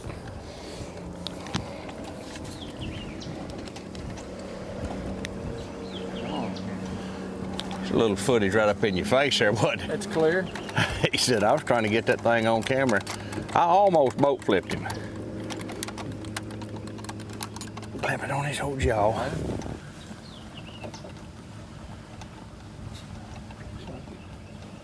I'm trying to get 413 out of it, but I think it's 412. Call it what you want. 412. On the board. Hey, we were slow. The children were, we wasn't on the bus when it left for school this morning, you know what I mean? We was still brushing their teeth trying to get our clean underwear on. God, that took a while. I know I could catch them like this. I don't think I could catch 30 like this, but I think I could catch 25. All right, I got a sign right. Check it, or I don't know. They didn't give you a column. I thought that they... I'm just gonna check it right there beside it. It means I seen it, you seen it, and we agree.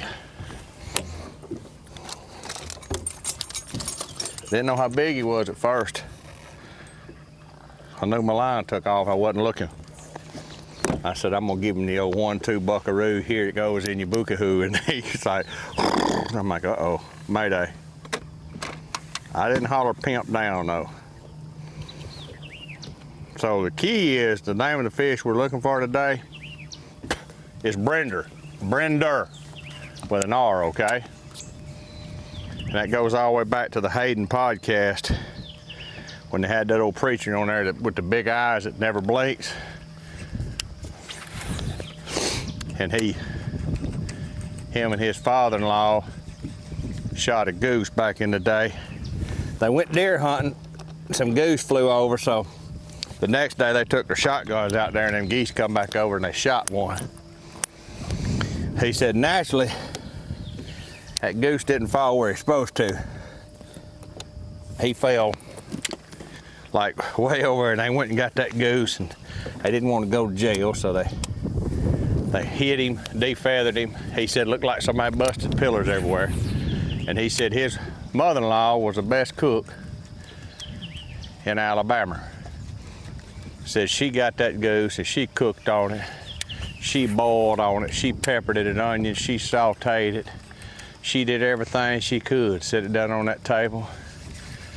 He said his father-in-law come in there. He said he got that goose. put it in his mouth. He said he backed up on it, looked like a catfish on a limb hook. And his wife's name was Brenda. He said, Brenda? She said, yeah. He said, I'd heard say that a goose could live to be 41. She said, really? He said, yep, and this here's pert near 39. They couldn't even chew it. He said it was the worst thing you ever tried to eat, but he called her Brenda. So every time I'm looking for a big fish, I call them Brenders. Not a Brenda. Brenda just a regular fish. We're looking for a big fish. I was wondering how we're going to get back to Brenda. I mean, we went on a deer hunt, turned into a goose hunt. It was a goose chase for bad sure. cooking, and then okay, all right, Brenda. It's amazing the way he can stay focused on a Bassmaster Elite tournament with all those thoughts going on. We missed a bus, but we on the board. We caught one right at 5 on a swim jig, and this is the way I thought I could catch the most fish. I don't think a man could bust a dirty 30 on it, but I did see enough yesterday to make me think a man could catch 25 on it. Now, the fish you got to stabilize a little bit, because yesterday evening they got up and got in the grass and got right. And then it seemed like overnight, with all the gates open, the fish might have got back out around the grass, kind of scattered and loosened up. But as the day progresses, those shadows around them bushes will get bigger, and that's where they push the fry to, and that's where the bedders get, and they get real small range. So when you skip that jig in there and swim it back out, you're right on top of him, which is what you want. It eliminates having to make so many casts everywhere, but that's where you ought to be at, like right there in that bush. Oh, I seen him too. So that's what we're trying to do.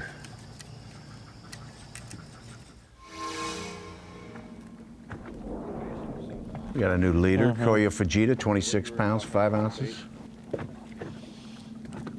Yeah, so there's just a ton of bait on these places right now, and a lot going on, and it's kind of, there's so much going on that it's almost kind of hurting the bite a little bit, I feel like. In the as the day progresses, that bait kind of pulls off and suspends out in the water column, and these fish kind of stay home. They stay on these points with the current, and they're pulling the lake down, and they actually are a little bit more apt to bite, believe it or not. So you can kind of trick them, you don't have everything else up there you're competing with.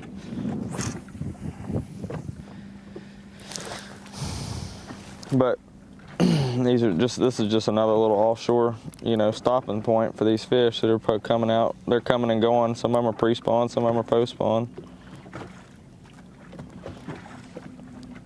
And you can see all that bait up there on that point right there.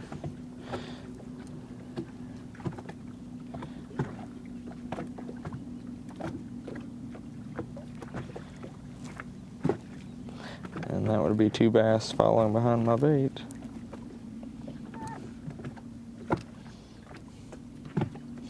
The whole deal is just trying to get, if you can just find them when you can hit them when they're grouped up. They're just constantly swimming around down there feeding on stuff.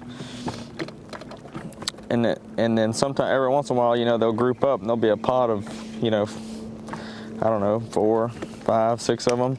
And if you can get all 4 or 5 or 6 of them looking at your bait at the same time, then you've got a chance, because they're just, they're gonna just try to eat it over the other one.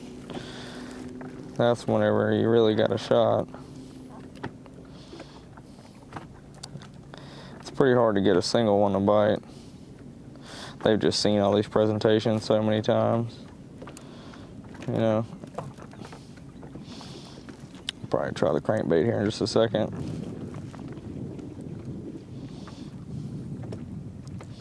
But I was really just kind of coming up here looking around to see how they were set up.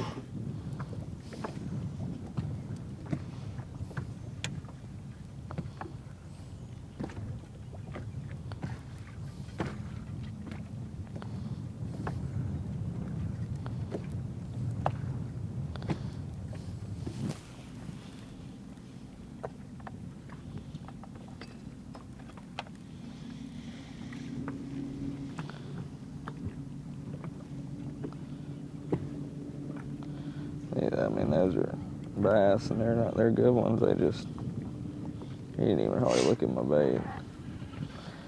These fish got live baited yesterday, I'm pretty sure. There was a guy sitting in here with a shiner boat, but hey, it's all right. It's public. So everybody's got, somebody had fun catching them. But we can get us a couple, hopefully. Huh? Yeah, you don't want that. That is for show.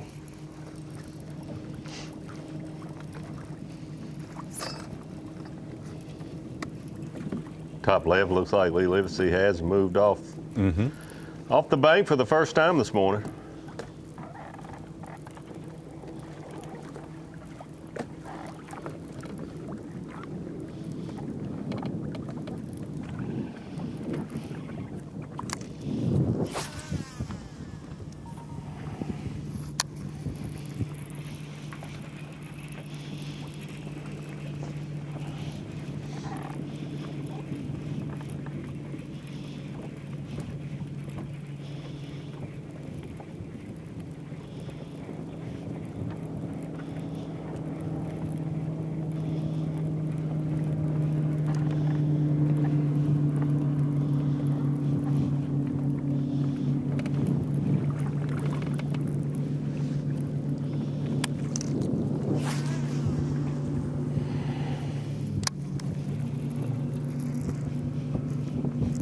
Really?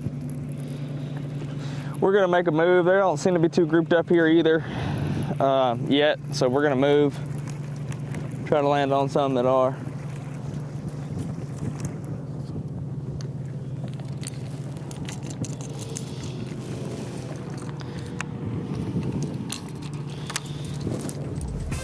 Go to Eber. Gonna make a move here. Gerald Swindle looking for a big senorita named Brender out there. So we'll see how that works out. We'll certainly stay on top of that. We got plenty to watch here on Lake Fork. Probably more big fish on the way.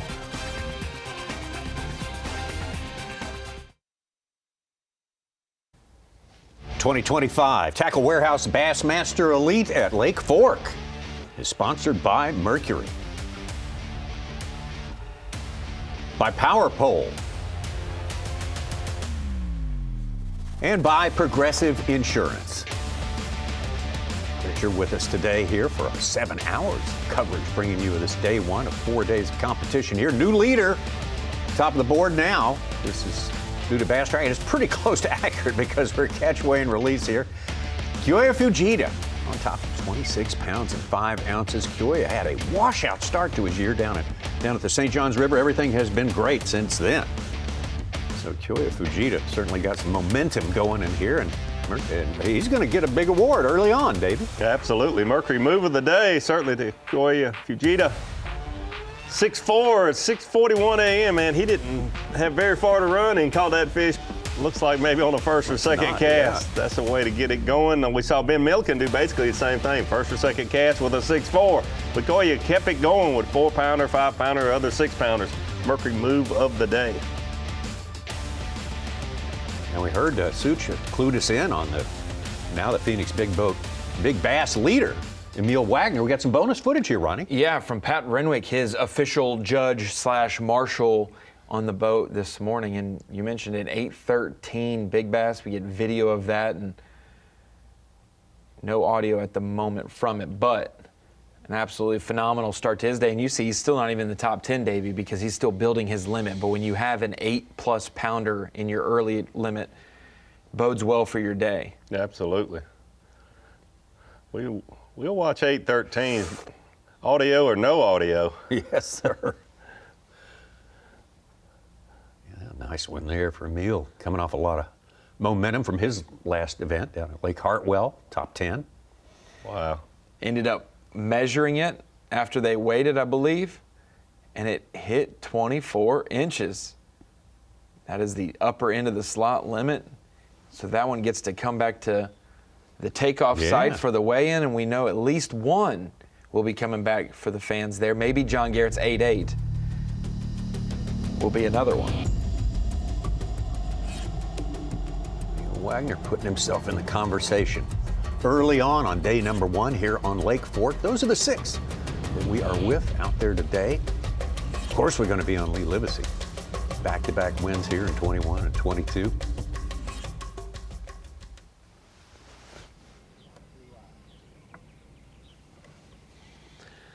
See Lee offshore.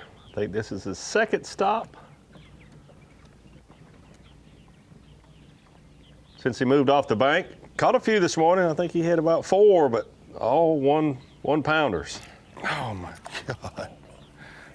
He hit it at the boat, finally. Yeah. Just kissed it.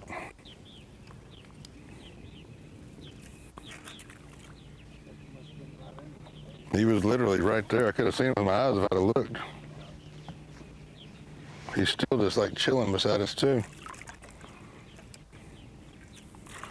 Using the boat shade now. There are 2 of them down there now. One of them just came out of nowhere.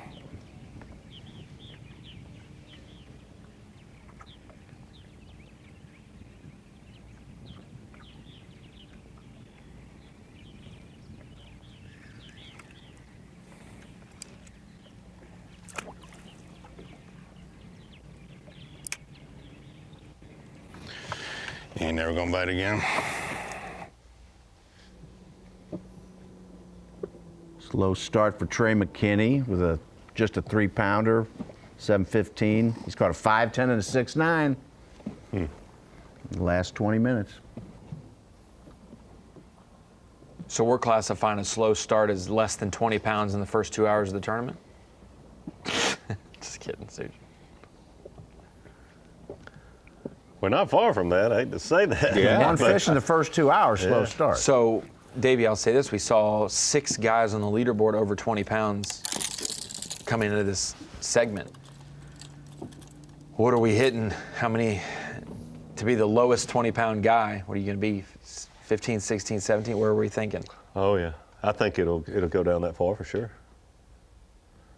Maybe around 20-pound bags. Top 20 to be 20 pounds.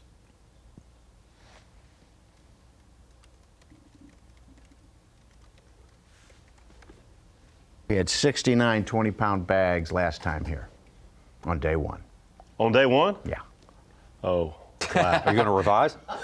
Wow. Yeah, I think I'll. If you do it fast enough, you can Hey, revise. so that was just a number I was putting on my Bass track. Yeah, At yeah, weigh in, yeah. that can change. Yeah, at the end of our day on Bass Track, you're saying over 20. Holy cow, 69. I don't think we'll be there, but yeah, we're definitely going to be over 20, in my opinion. This is a lake that the anglers have learned. Catching 15 or 20 bass is not your goal. Catching 5 are the right ones. Yeah.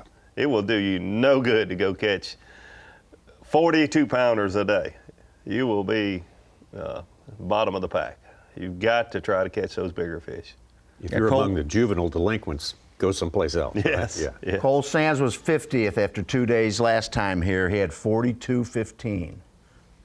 So, good 21-pound average to make the cut last time.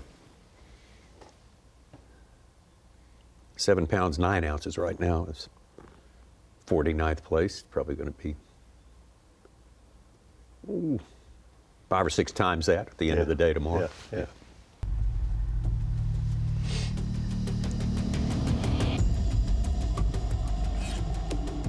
Let's get back over to Dakota E-Bear. And that's Jordan Lee with 1 fish, Tommy. 7.9. Yeah. We've got one of the right ones. Yeah, him and Holinek both up in the 7s, but only 1 fish. I'll say 42 20-pound bags. 42. Today. Yeah. Wow.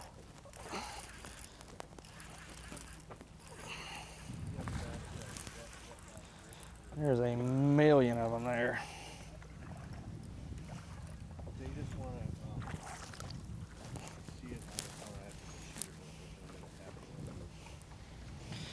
All right. Not a big one, but I think it will. Going his 5 fish right now, being that's maybe his second keeper. Ready. I think it is. 14-incher.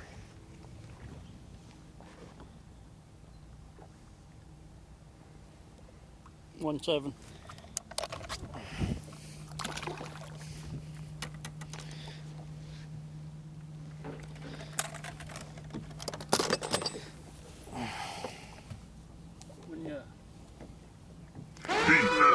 Do I have to Skeeter sign before I boats, can here we cast go again? again. Big fish alert, the biggest of the day. Buddy Gross, 911.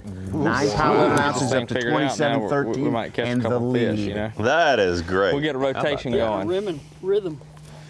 Yeah. He's got a 6.8 and a 5.4, 4.2 and a 2.4. So he can get over 30 with a nice little cull.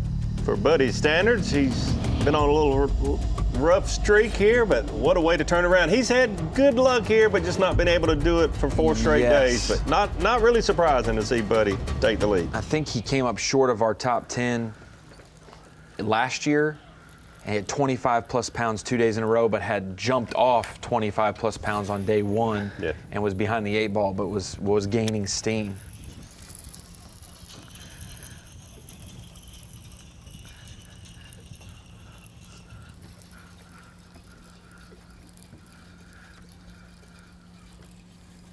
That's got to be an over, Ronnie, a 911.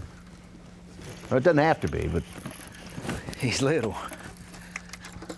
White bass. No.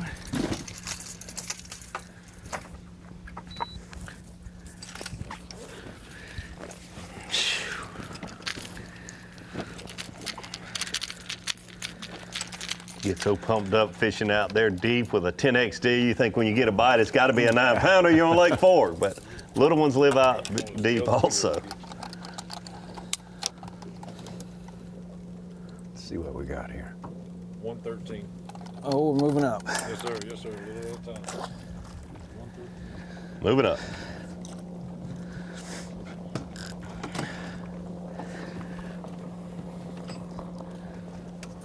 I just thought that was a hoss. The way he bowed up, I was like, yeah.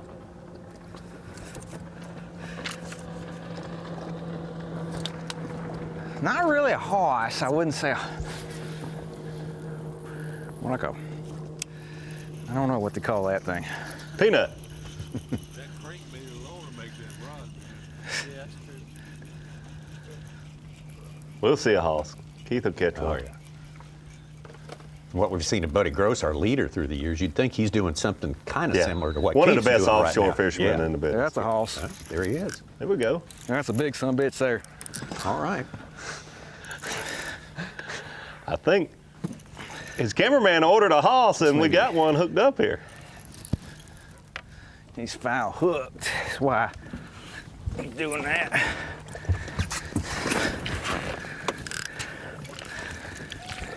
Ooh, that is a good one. Stay hooked up. It's barely hooked.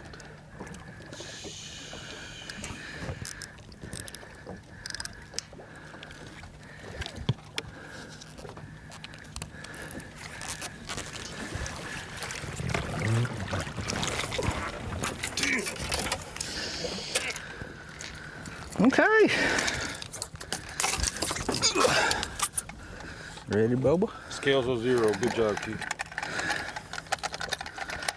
Oh. This is awkward. It's all right. It's all right. You got it. He's shaking like a stone. Ain't that something what fishing will do to you? 5-5. 5-5. 5-5, man. Got me shaking like a little old kid. Yeah, you are. We got to get back in there, but that's a nice one. 5-5. I just thought we hooked old Kong. I mean, it's a good one, and we're going to be happy with it, but you seen what happened. It just locked up, and I couldn't do nothing with it, and I got a big pole here and everything. I'm shaking, and I'm not even fishing. That's why we fish, man. That's exactly why we fish. It's great to see someone who's caught as many big fish as he has to get that excited. I think we got robbed on our scales.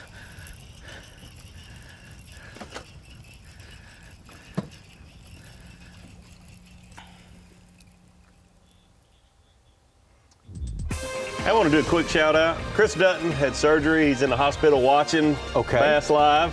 We appreciate him. He's been working in the bass fishing industry for a long, long time. Well, Chris, heal up, get well soon. The hospital appreciate that, and everybody who's joining us today on Bassmaster Live. These guys are locating and figuring out something to do to get some big ones in the boat, that's for sure. Knowing Keith Combs and the way these fish can bite on his type of fishing, by the time we come back, he could have a limit in the boat. Buddy Gross, just like him making a big jump with that giant, is now our leader. We'll roll tape on him while we're going. Yeah, absolutely. Funny. Buddy Gross and Koya Fujita, how about this? Shaping up there. Seth Fighter, Brandon Lester, and Chris Zaldane. There's a top 5 for you right there. Coming right back to Lake Fork.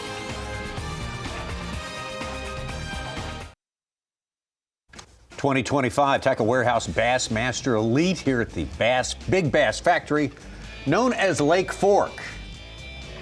Find not a penguin, a pelican or two when you come here as well. That's in the February events, Tommy. What's even easier to find is a game that everybody can enjoy playing, and it's the new TH Marine Bassmaster Pick'em Challenge. There's 7 matches. Each of them has a theme. You just pick the winner in 7 before the tournament locks and see how you do against. We got all kinds of categories here. We got the top 2 in AOY. We got former Fork champs. We got our Texas Pick'em is on camera with us today. You go to E-Bear and Keith Combs going at it in that one. Ben Milliken going after Matt Robertson, Palmer, Fothergill, Blaylock and Cifuentes, and Zaldane and Christie, Texas versus Oklahoma. How about that? Milliken seems to have the upper hand in his match right now.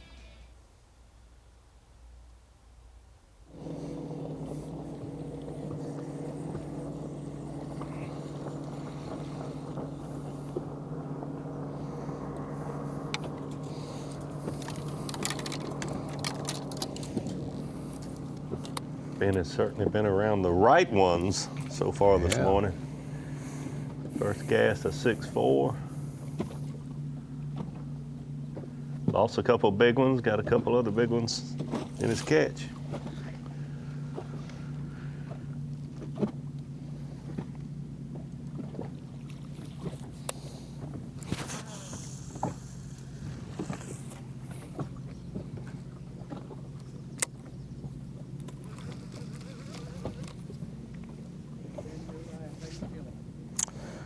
I'm feeling good, man. We got 3 good ones on the boat here. I knew it was gonna be tough to get 5 bites, period, but definitely 5 off this spot, so I can live with 3. Now we gotta play the game of when to stay and when to go. And I think we're about to roll. We're about to give this spot up, which sucks because I know there's gonna be someone hop on it as soon as I leave. There's been a couple other boats try to get on it while I've been here. So it's probably the last time I'll get to fish right here in this tournament, and that's tough, but I know the weights aren't gonna be as high as last year. I know there's not gonna be, a ton of bags that are 30 to 35 consistently every day.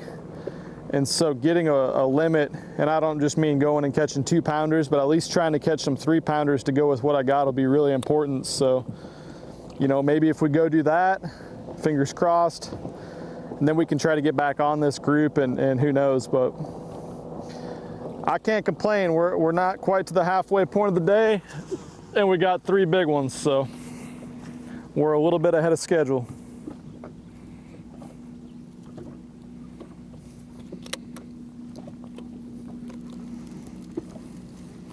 Yep, you just look at the comparison of Lee Livesay's got 4, not technically in the boat, but on the scales, versus Ben Milliken 3, but the right ones are the key. Yeah.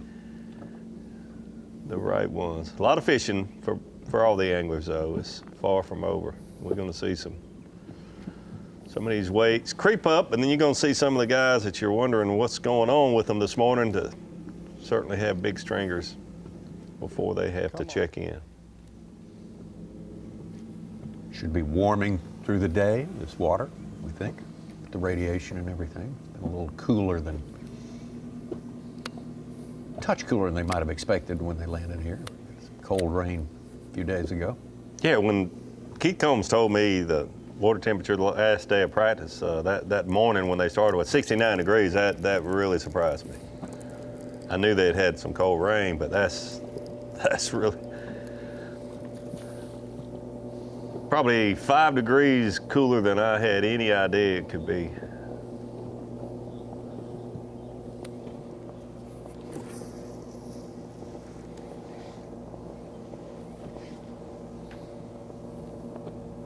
Let me ask you a question, Davey. How big is the average gizzard shad on this lake? Compared to these big baits that we see here. Yeah, so I would say, the average probably 8 inches, maybe even 10 inches. A good size. You're gonna have to have some small ones if you've got big ones, but yeah, I think the ones that the bass really feed on the most are probably gonna be around that 8-inch mark. I mean, we see some here, and a lot of our lakes that are 13 inches. Yeah. Yeah.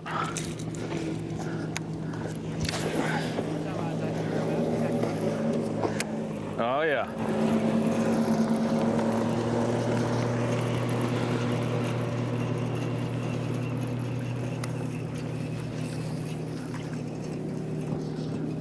I've really wondered my whole life why big bass love them so much, to be honest with you, because they're very thin. For the size, like a panfish look, very thin, not a lot of meat. Yeah. Nutritional value or taste, I don't think taste makes a lot of difference for creatures in the wild. I think there's something about the nutritional value that they instinctively Some know. oil. Yeah, Really maybe a lot of juices fat them up. in the Yeah, oil. A lot of fat and oil, yeah. Yep. Gives them something to pack on. Yep. You'll see ospreys a lot of times with gizzard shad. I think that's not just a coincidence. I think they like to target them also.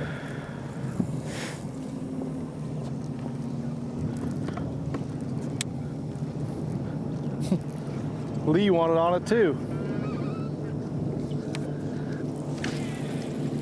Pretty sure I see him. I see. 20-pound bags extend down to 9 of the top 10 so far. Right below that's Brian New with 1912. Let's talk about the water temperatures and the bright skies. They've not had a lot of that. The rising water temperatures and bright skies in their practice so far, but it did happen yesterday afternoon, and short-lived. Gerald said he thought a lot more fish moved up to the bank because of that, and Keith Combs felt like there were going to be more fish moving off the ship because of Fun and that. games right there.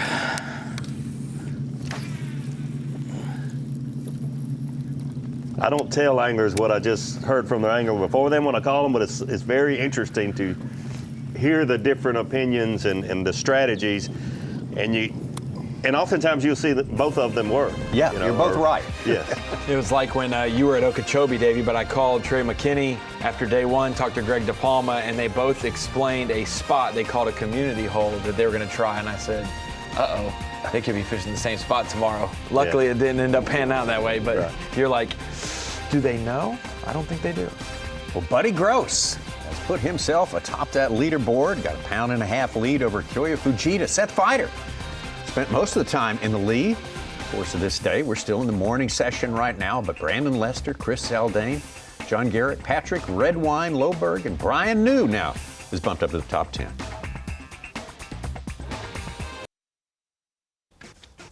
'25 Tackle Warehouse Bassmaster Elite here on Lake Fork on a beautiful, as you can see right there, beautiful spring day. Let's take a look at progressive Bassmaster Angler of the Year points as we head into the second half of the season here. And there's Jay Shakurit on top of it right now, right ahead of Will Davis Jr. and Bryant Smith, 1, 2, 3, and those guys are all pretty much right together on the leaderboard as it stands right now. Bryant Smith right behind Jay, and Will Davis about 2 positions ahead of him. So that race is just, man, no movement right there at the top. Those guys are hanging together.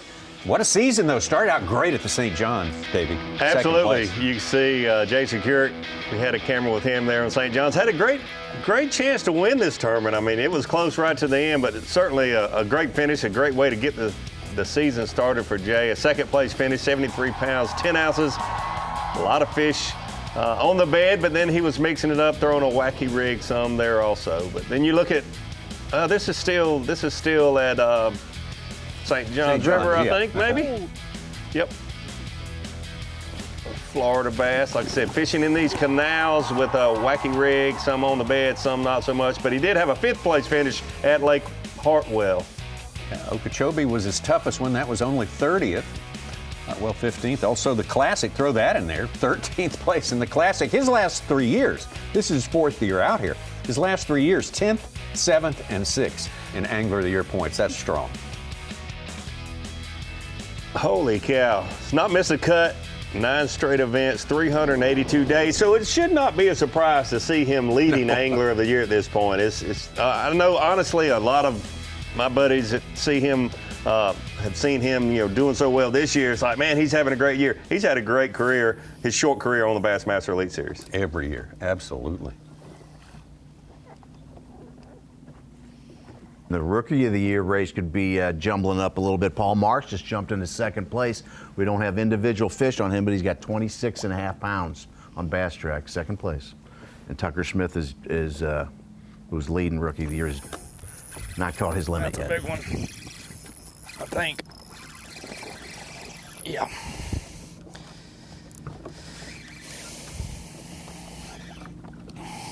Dakota got one of those big ones to bite.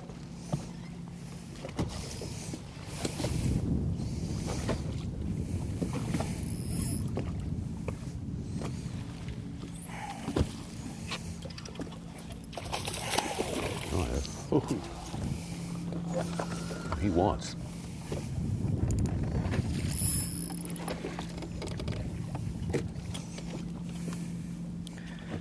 I really wish he'd quit jumping. There ain't no stopping her.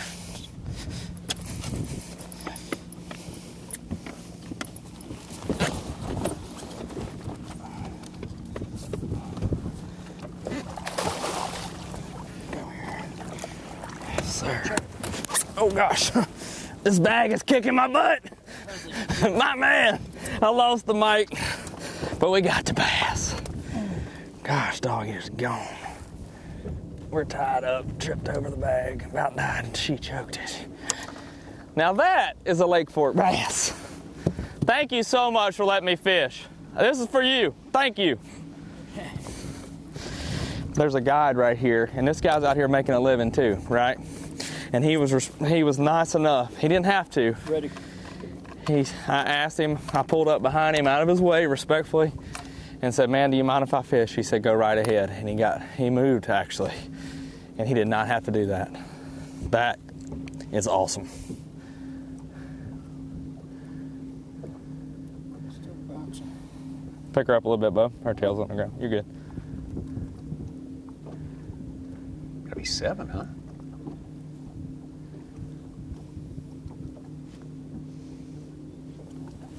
Mostly on 7.6. 6. Pick it up some. You call it 7.6. That'll work. Beautiful. Lake Fork bass. She's long, but I don't think she's 24. Nah, that's fine. I mean, I don't know, I can. That board's underneath you.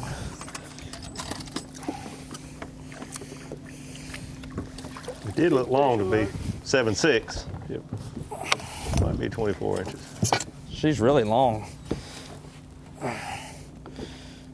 Nope, 23.5.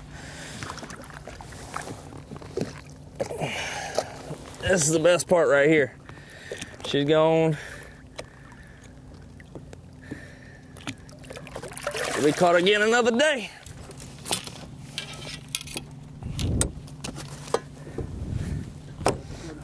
Thank you. Need 3 more like that? Yes, sir. Absolutely. You figure out that much? Yeah, I think so. I don't know. I should have got a picture. That's okay. We got 4 more to catch like that. Hey, That, like I said, that's a breath of fresh air. I mean, is Lake Fork therapy for a professional bass? Well, I mean, for the last 2 hours, no. for that, yes. I got all tangled up, about fell. Whew. Thank you, Lord. Thank you again.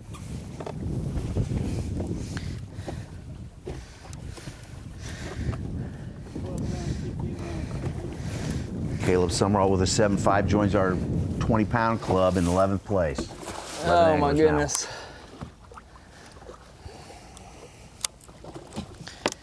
Now that don't get old. Did she choke that thing or what? It's like, dude, they don't want to bite it, they don't want to bite it, and then when they do, it is like, woof. Yeah, I basically saw you go into the combat stance there. As soon as she hooked up, I was like, oh, it's on.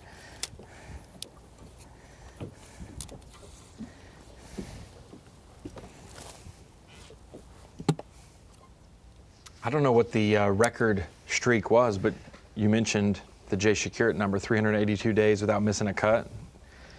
I remember making a graphic about Fighter after his AOY season going into 2022 that he had 482 days without missing a cut, and so it was a year and a half for him almost.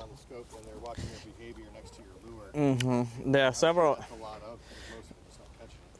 of them have just, they were. Yeah. Oh, yeah. I think so. I'm surprised it took this long, to be honest with you. We're at Lake Fork. But we finally being careful, I guess. We hear that music. Power pole replay of the day. Dakota E.B.A.S., 7 pounds, 6 ounce. Boy, he has been around some big ones this morning. It's been slow for him getting those fish to bite, but you don't have to get many to bite when they're this size. Power pole replay of the day. He's falling over the camera bag, hitting the camera with the fish's tail, just having a blast. Power pole replay today, Dakota E.B.A.S., 7 pounds, 6 ounce, Lake Fork. Yep. What we get up early in the morning for right there. He and Keith Combs both caught dozens and dozens of fish that size. We watch them both when they catch one out here. Yeah. Lake Fork, man, they can't even move right. Yep, absolutely. That's why we love watching these anglers that, like you said, have done this many, many, many times. But it still is just as exciting as it was the first 7-pounder they probably caught. Or almost, anyway. And hats off to Dakota for thanking the local angler, probably a guide, he said, for understanding that he was in that tournament and sharing the water.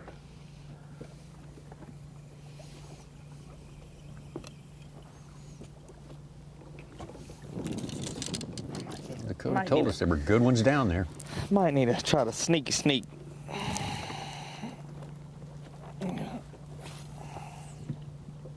Something a little bit more subtle, because they are not being real cooperative.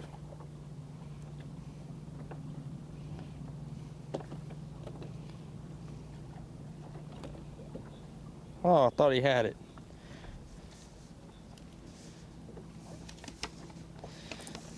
Wasn't a big one anyway.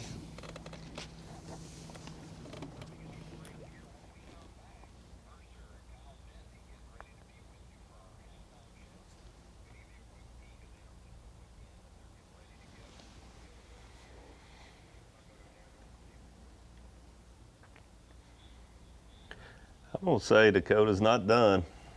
I think he'll have another big one or two, because he's definitely Before he leaves here? Well, yeah. Because he's just, you can tell he's focused on those bigger quality fish. And not getting many bites, but it doesn't take many.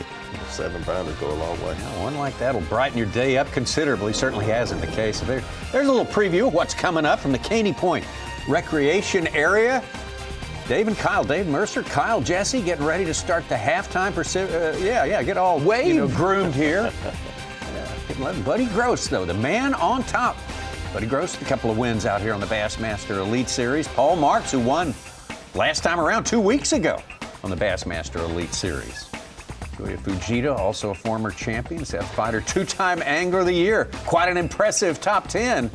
And we're not even halfway through this day here at legendary Lake Fork.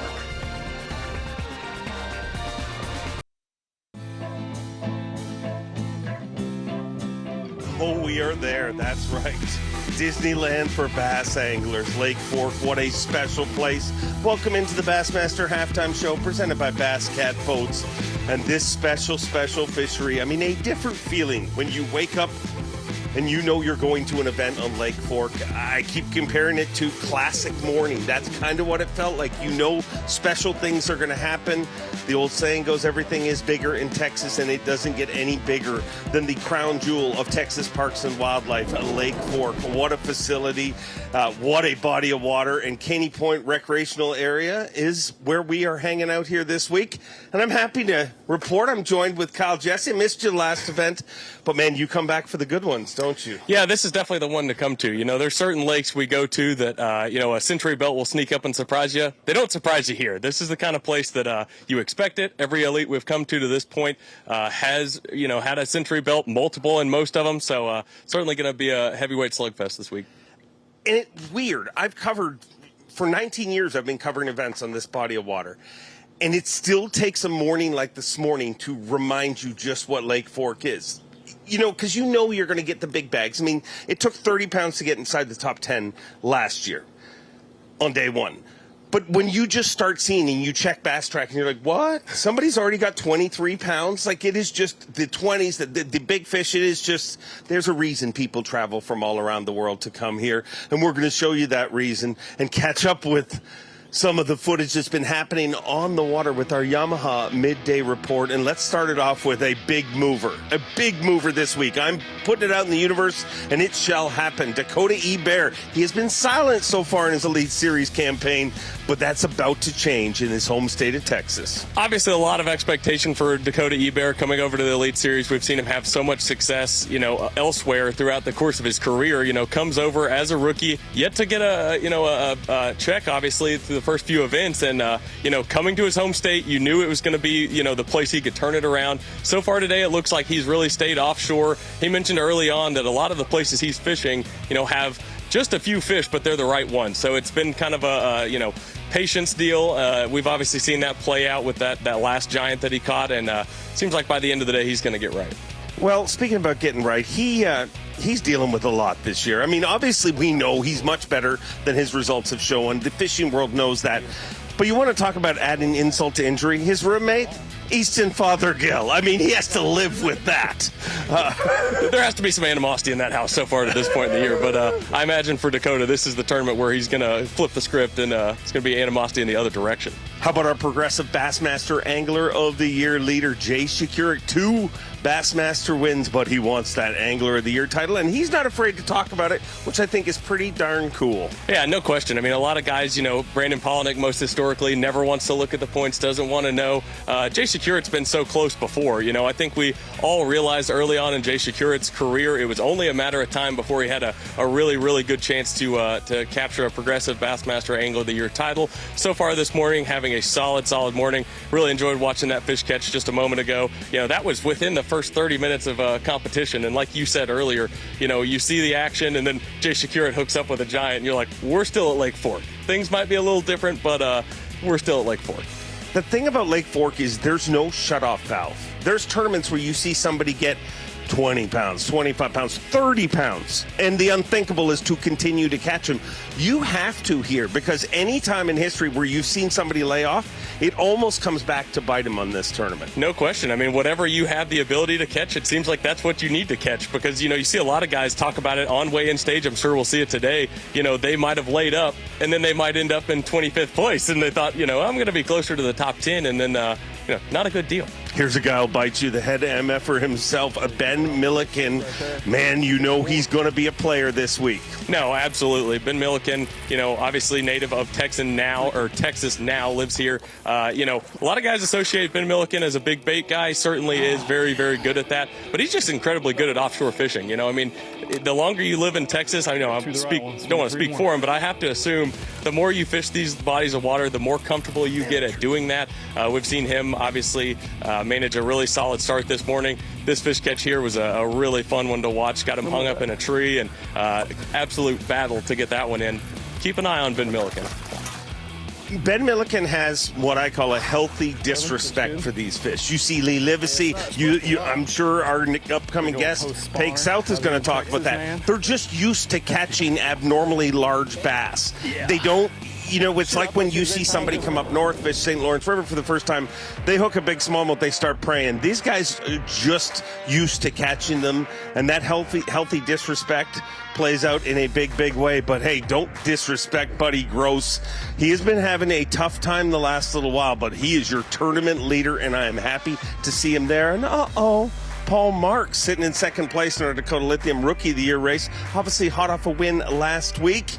And look out, he's sitting in second place. Koya Fujita, I mean, he wins one every year, so this might as well be it, right? Certainly a tournament you would have expected him to do well. Yesterday talking to a lot of anglers, the live scope deal was going to be a factor. The forward-facing sonar bite was certainly going to be a factor. You see Paul Marks, Koya Fujita up there.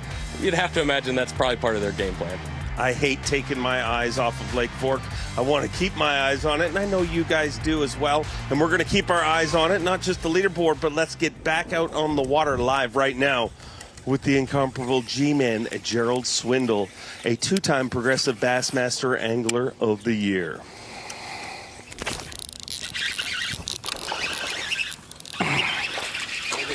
Hooked up live. See, I knew that all I needed to do is just start eating. Get them snacks out. And, good thing it wasn't no Brander. But I did slackline him a little bit. I shall confess. come on here. Zero out here. Okay, it's zero.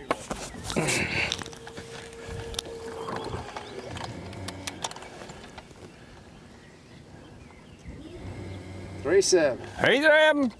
He's 7. All of our anglers have judges in the boat.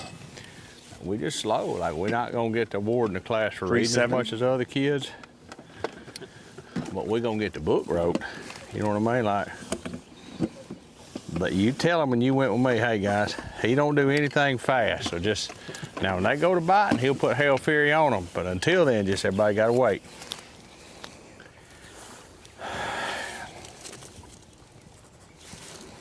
All right, because we came to chew bubble gum and work. And last time I left my bubble gum. Gerald Swindle filling out his scorecard, and that's the difference in this event. This is where it all started. The Toyota Texas Bass Classic. I mean, Donato Ramos, Dan Friedkin, and Kelly Jordan. Dan and Donato are both Texas Parks and Wildlife commissioners. Dan Friedkin, obviously from Gulf States Toyota. They wanted to create an event that would celebrate this fishery. It's hard to have a tournament here with the 18 to 24 inch slot limit. That's why they invented catch, weigh, and release, and that's why we're using it here this week. But that's what we're using for our judges. What are our anglers going to be using this week, Kyle and Jesse? Absolutely. We're going to take a quick look at the Bass Pro Shops top tackle. Obviously, Elite Series tournaments from 2019, 2020, 2021, 22, and 24. Took a look back at the percentages, 10 anglers apiece in the top lures gallery. We broke down the numbers, and number one, deep diving crankbait. Obviously, almost no matter what time of the year you're talking about at Fork, that's going to be a player. Obviously, the Chartreuse blueback, that is a Keith Combs staple. He made that crankbait so popular here. It showed up every single tournament. Even last year, you associate this being a post-spawn bait, summertime. It shows up, here it seems like just about every single go-around. So that was number one. Number two, we have a jerkbait. Who could forget 2020? Patrick Walters, obviously what he did, that was a very, very special tournament. Obviously introducing something that sounded like a lot of people weren't doing at the time. Certainly doing a lot now, using that forward-facing sonar with the jerkbait. Obviously always going to be a player here at Lake Fork. Number three, as our colleague Davey Height knows, the jig. It's a big fish bait that is always going to be a player anytime you get around larger than average fish, and that's what Lake Fork's all about. Casting jig, flipping jig, but just a bigger jig. This is not a place, you typically see your finesse jigs, 3/8 ounce, half ounce, 3/4 ounce, big jigs. That's always going to be a player. Number four, soft plastic stickworm. Obviously, a lot of our tournaments here in the past have been springtime events. Obviously, you can count on a stickworm, Texas rigged, wacky rigged, Nico rigged, whatever it might be. Texas, or a soft plastic stickworm is always going to be a major player. Totally makes sense. I mean, it was invented basically right here. Yeah, absolutely. Yeah, just down the road. And then, last but not least, we want to see this. Yeah. We certainly do. A walking topwater. Obviously, fish get off the bank. We saw Lee Livesay put on an absolute show a few years ago, topwater fishing. This is the 2-hook version of a 1-knocker spook. Obviously, they make a 3-hook, which is a larger bait. A lot of times you see that here with the larger than average size topwaters. And like I said, by the end of the week, we're really hoping that plays out. Yeah, the bait Lee was throwing at that time was actually a saltwater bait at that time. I mean, that was some of the most exhilarating footage we've ever seen. I mean, it was like watching great whites eat baby seals, and I don't care who you are, that is fun to watch. Let's get out on the water right now with your Progressive Bassmaster Angler of the Year leader, Jay Securette. Come on, buddy.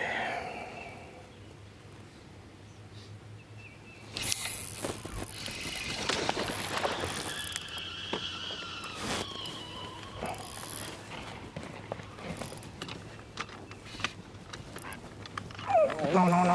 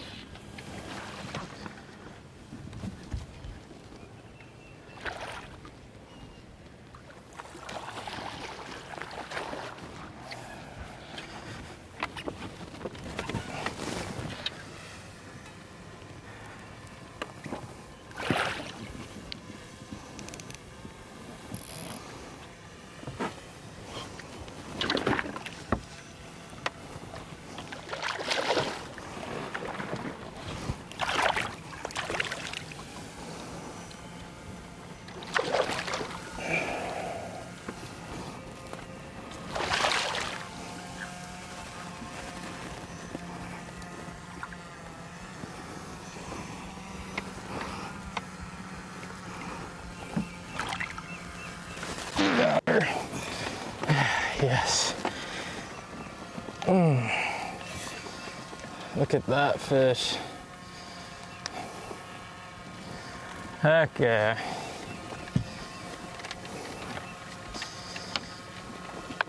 Oh, I'm stuck.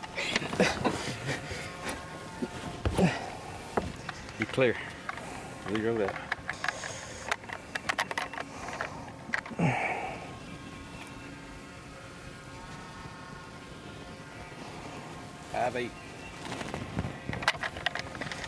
Yeah, that's probably about right. It's super short. God, let's do it one more time. Yeah. I'm just curious. Sure, it's 0.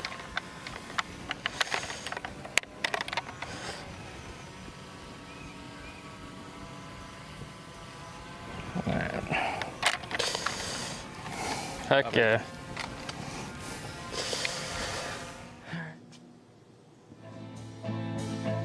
Ooh, I don't know about you, but watching that footage, it makes me, I don't want to do this job anymore. I want to go bass fishing. Yeah, absolutely. This is certainly a destination bass fishing lake for a reason, and these guys are showing us why. Well, we got lots more to show you. Don't go anywhere. We'll be right back here from legendary Lake Fork, the crown jewel of Texas Parks and Wildlife. And guess what? It is showing out once again. We'll be right back in just a few seconds with lots of on-the-water action and, of course, a buying and selling. Don't go anywhere. Bassmaster Halftime Show.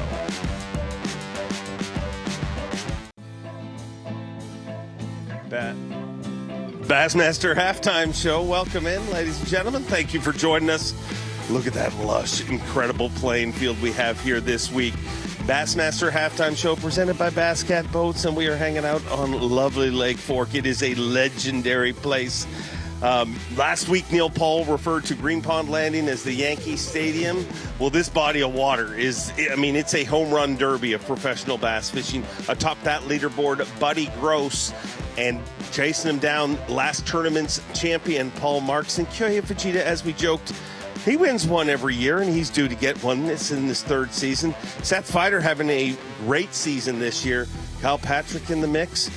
It's going to be a big, big week. And the crazy thing is right now, this body of water is probably fishing a little off. I mean, they're moving water on Lake Fork generally is not always the I mean, it's not like other bodies of water where moving water makes them chew. Not here in Lake Fork, but the guy that everybody wants to listen into is Lee Livesay. Twice he has won here.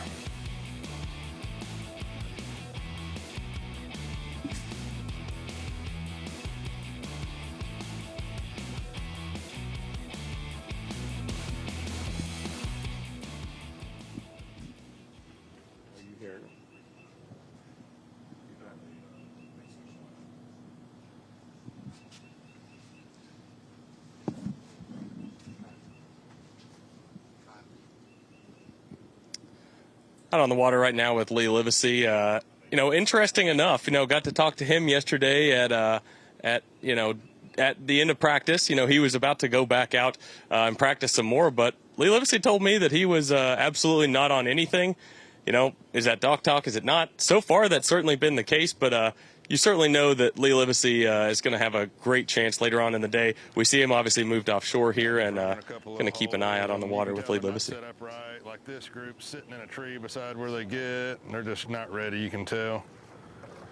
I'm about to fish one more spot, and then go back to the bank, do some frogging and some swimming, and see if I can find a couple big ones on bed now that the sun's up, and come back out here late, hopefully.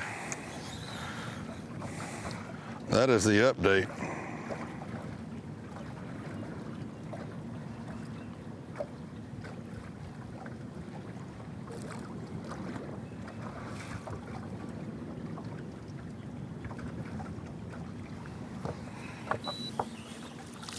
Put a smaller minnow on there, see if I can catch them.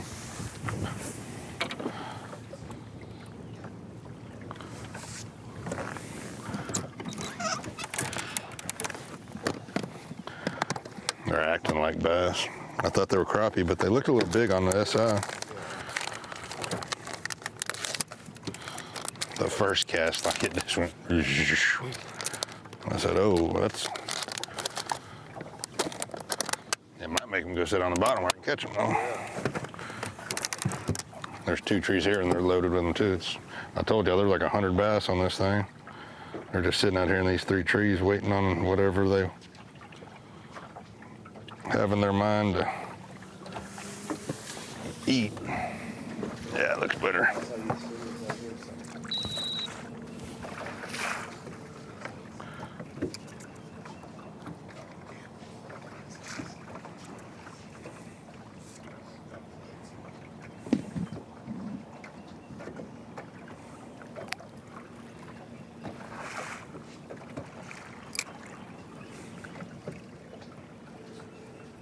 I see him now. Well, Dave, like I told you yesterday, got to participate in Dock Talk, the photo gallery. Craig Lamb wasn't in town yet, so myself, Logan Crumley, went over to the ramp here and got to talk to some of the anglers and heard a lot of mixed reports. Some guys talking about the shallow bite being really good. We've seen a little bit of that this morning. Some guys saying that the deep bite was going to be good, and we've seen a little bit of that as well. So we're going to do our buying and selling segment. All right. So I'm going to give you, a quote from Dock Talk, and you're going to tell me if you're buying it or selling it. Starting right off the jump. I think I know the answer to this one, but Lee Livesay said, people are going to call me a liar, but I literally haven't found anything. Are we buying or selling that? Are we believing him at this point? I'm buying. Not because of him. I do not believe a word he says, but I talked to his mother and sister this morning, and they would never, ever lie to me, and they said the same thing. That being said, I am buying that he's telling the truth there. I still would not count Lee Livesay out of this tournament. He does not have to. I mean, let me ask you a question. If we said, Lee, you can't pre-fish, would you bet against Lee catching him? No. He's going to erase that pre-fish. He's one of the best on this body of water. He's proved it multiple times. So I'm buying that he's telling the truth, but I'm selling that he's out of this tournament. I agree 100%. I've said a few times this week that if Lee Livesay was 100% player percentage in fantasy fishing, I would still pick him because that's how much you believe him on Lake Fork. So, second, we've got Justin Hamner. He said, I think the big bass of the tournament is going to come off of a bed. You buying or selling that? Ooh. Gosh. I want to sell, but I want to call a friend. Pake, where should I go with this? Selling. He agreed. 100%. No. Big Bass is not coming off a bed. I think that's a bold prediction. Obviously, we saw Brandon Cobb, 2019. He catch that over 11-pounder on a bed. I mean, I think it's certainly possible. If the conditions continue to get stable, something you just mentioned a moment ago, seems like a lot of those fish are going to continue to move off the bank. I'm going to sell it as well. But I kind of want to see it, to be honest. Let's go back to Lee Livesay again. He said you're going to see a lot of guys catch them up shallow on a frog. We're going to see him on a frog. So far, we have not seen him. You know, Gerald, Swindle, a few guys fishing shallow. Lee Livesay even started this morning with a frog. Do you think at some point by the end of this tournament, we're going to see somebody catch him on a frog? 100%. I think we will see it. I think you almost always see a shallow bite here on Fork. I don't know that I don't believe the tournament's going to be won like that. But I would say we'll definitely have a player that is up shallow. All right, and last but not least, Patrick Walters, the king of sandbagging. Yeah. Okay, so that's why this quote is important to know. Selling. Before you even say a word, I'm all in it selling. That's why this one is important to note. Patrick Walters says it will take 103 pounds to win this tournament. 103 pounds would be the lightest we've had since 2019. I'm selling. I'm selling, too. Selling. More than that. I think that's got to be a traditional Patrick Walters, sandbagging job. I think that he's on more than that. He probably believes that himself. So I think he was going to shoot it a little bit low. But you're talking about a human that sandbags right up to the last second. I mean, most people will sandbag on the water, but when you're standing beside another angler at the troughs, it's time to come clean. Not Patrick. He will look at another angler straight in the eye and be like, I got 12 pounds. 2 seconds later, he will go up and weigh, and you'll hear 22 pounds, and I didn't know. I mean, he will lie, and he will commit to said lie. You have to think, as much as Patrick Walters has had success at Lake Fork, this has got to be his least favorite tournament of the season because he can't do that. The weights on Bass Track are the actual weights, can't hide it, and that's got to be a real bummer.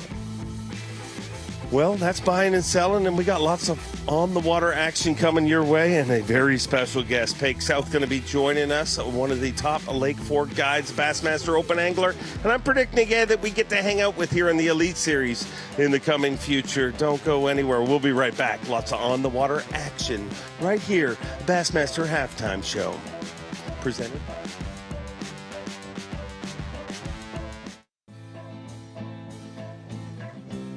Bassmaster Halftime Show presented by Bass Cat Boats. Hanging out legendary Lake Fork. That is our playing field this week, and what a playing field it is.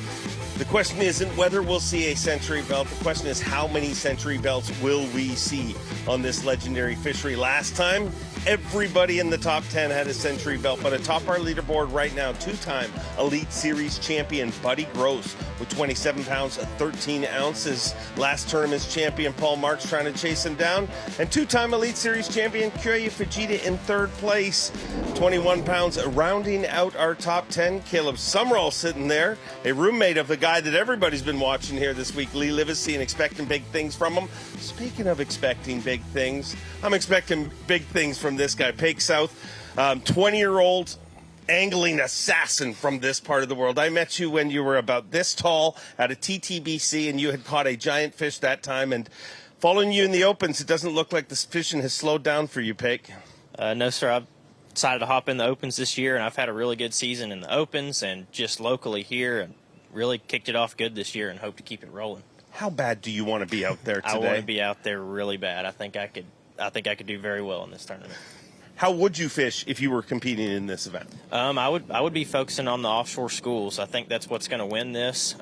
Just with the time of year it is, you'll have fish coming to you. Now the rain and all that might have slowed that down a little bit, but it's just going to get better all throughout the week. So that's what I would be focusing on: offshore schools, throwing big baits at them, throwing a big crankbait, throwing a big minnow on scope is a big deal now. Throwing a big glide bait, all that kind of stuff offshore is what I'd be focusing on. Pake, we've talked about it a little bit so far on the show today, but, the current being a factor, the gates being open, creating current. A lot of times on, offshore fisheries, Tennessee River lakes, a lot of places like that, current is a big deal. It's a good thing. Here, it's not so good. What's the deal with that, if you could explain that? I'm not really sure, but my whole life, every time we get a big rain or they have the gates open, the the fishing just goes downhill for whatever reason. They don't like it. I don't know if it's with the Florida strain fish or what, but they don't like those gates being open. And it's weird, like you go to Lake of the Pines not more than an hour away from here, and they absolutely love it when there's current flowing through it. But just for whatever reason, these fish have never really liked it out here. Got eyes on Texas pro Dakota Ebert. His first season on the Bassmaster Elite Series, but he's far from a rookie. And you got to imagine he's going to be a player coming into this event. I mean, he was an easy pick, right? Yes, sir, for sure, especially with him being from Rayburn, fishing schools and stuff out there, very similar to here. Now, these schools are usually a little deeper than the Rayburn schools, but I think it fits right exactly into what he's used to doing. I think he's going to do very well. So with conditions, you're predicting this tournament just gets better. Like this is what we've seen this morning, as ridiculous as it seems. You're predicting this is the worst day we'll see? I think this is going to be the worst day for weights, and I still think there's going to be several people over that 30-pound mark today. It's going to get better throughout the day as it warms up, sun gets higher up. The later in the day, the better. Schools usually get set up better the later the day goes on. You kind of mentioned it off camera, but, you know, those offshore schools, you know, Lee Livesay mentioned it yesterday. A lot of guys talked about how the numbers just weren't out there yet. What are the conditions and the things that have to happen for those fish to start migrating further out off the bank? I really think those gates need to get shut. Once that water level kind of evens back out, they shut the gates. I think more and more fish will show up out there. With guiding out here, not too long before the start of this tournament, there was a bunch of schools out there, and they were big schools. So it's not that those fish are not out there yet. I think just the gates being open has those schools scattered and not really set up right now. So the longer the tournament goes on, the more stable that water gets, the more fish are going to actually group up and set up for people to be able to catch them. And grouped up fish are easier fish to catch, right? 100%. I think that's the deal on Fork. You can go scoping out there in the timber and see a lot of giant individual fish, but these fish get so much pressure out here, those fish are really hard to catch. But if you find a school of them, you get them competing over your bait. I think that's the way to win, get those bigger fish to fire. When they get that competition going, it makes it a whole lot easier to get them to bite. Great aerial shot of Jay Shakurit, our current progressive Bassmaster Angler of the Year leader. Let's get inside his head and see what he's thinking. Yeah, so overall it's been not easy at all. I've caught in 4 keepers. I lost that one, so I should have 5. But again, it's Lake Fork. I mean, I should have 5 for, you know, roughly around 25 right now with the one I lost. So we got 4 really good fish in the boat before the end of the day, but yeah, I'm looking how the day is going so far. Plenty of time to get some stuff done here, and we're just gonna keep plugging away at it. I just caught it was a 5.5, I believe, a little bit ago, and that was a surprise fish. I kind of was fishing for just a 3-pounder I had marked on a stump, and ended up catching that 5.6, and that one was paired with an absolutely giant fish that I couldn't catch. I'll probably go hit it tomorrow or maybe later today, but the fish I caught I actually believe was maybe a male. I know it's really weird to say that, but or it could just be 2 females on the bed. I'm not really sure what the situation was there, but yeah, we need really one 7 to 10 pound bite, and then we're at a high 20s bag today. So not great on paper, not getting a lot of bites, but hopefully when I do get my 5th and 6th bite today, they'll both be whoppers, and maybe we can even break 30.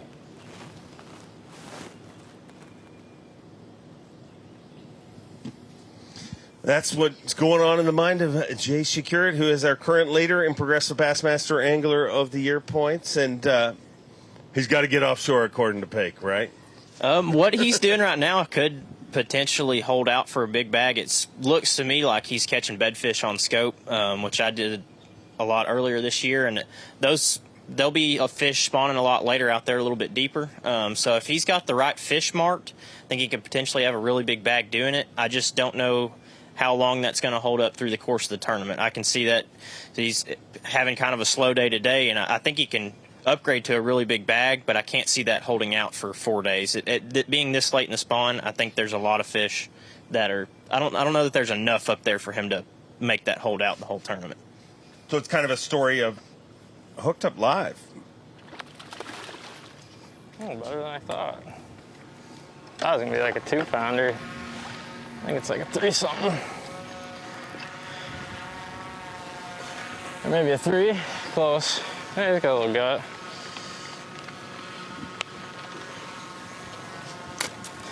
Field 0.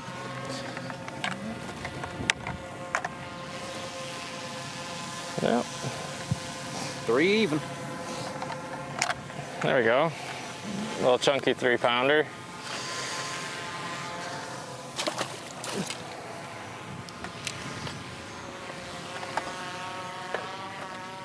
And all of that goes towards the bottom line because that is his 5th fish today. All right. Now we can go for a big boy.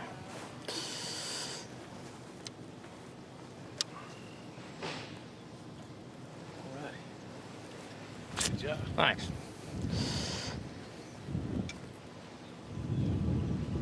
We'll take it.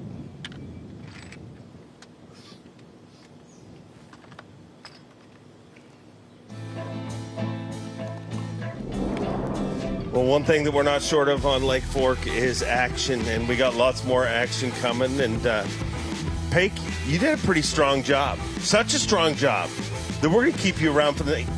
Will your agent allow you to stick around for another segment? I think I can stick around a little bit. All right. Well, we enjoy having you stick around. We're going to continue to watch that leaderboard. As you see, Brandon Lester popped up into 2nd place. Our tournament leader remains a Buddy Gross, the tackle warehouse, a Bassmaster Elite at Lake Fork. And we'll be right back. Bassmaster Halftime Show, presented by Bass Cat Boats. Bassmaster Halftime Show, presented by Bass Cat Boats. And let's get out on the water right now with Gerald Swindle here on beautiful Lake Fork this week. And he's had big tournaments here before. Multiple top 10s, whether it's a TTBC or one of these events that we've had over the last number of years. We're still Swindle. I'd love to see Swindle in the top 10 again here this week. I had about a 4 or 5 pounder bite it back there, and I missed him, and I just had one bite it right there. Missed him. This water falling. It's got a little icky.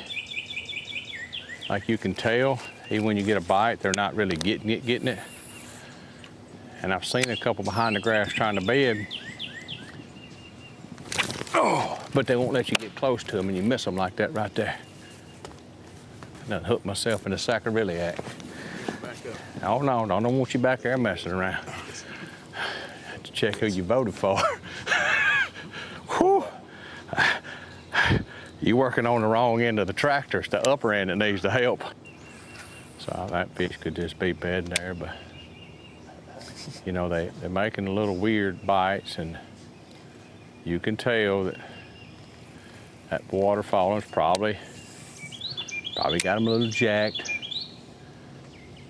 I still think the fish are gonna bite better from noon on, so I'm not panicking. Even at Lake Fork, I've got 2, a 3.5 and a 5, so I'm not in bad shape. I just got to catch the right ones. So that's my plan, is to kind of stay focused on what I want to do, what I feel like I can do to catch a couple of good ones. And I'm thinking as the sun gets up, all this will stabilize. It gets, you know, the water may settle down, but it has significantly dropped. You can really tell it in this pocket versus the rest of them. But I've had 2 bites in here, seen one on bed, so we're kind of getting, I ain't never even fished this pocket full in my life, so I'm just running new water. It just looked right, and I come in here. I think the whole key for me is just gonna be traveling around. I'm trying to do it without scoping and fishing like this. It's just gonna be a little different, but hey, it's what I like. Like it different. I like chocolate milkshakes from Chick-fil-A, and I like it a little different. guess I couldn't be convinced. Oh, I could listen to Gerald Swindle all day long. He's talking about that water dropping, and I mean he's noticing it, so that's a good sign. I mean, the quicker it drops, the quicker those gates will get closed. Yes, sir, for sure. The quicker they'll get closed, it's going to hurt the people that are fishing shallow. But honestly, I don't think the shallow fishing was going to win anyway. So it'll boost the weights up for sure. Get those people offshore. They'll start catching them a lot better when those gates finally get shut.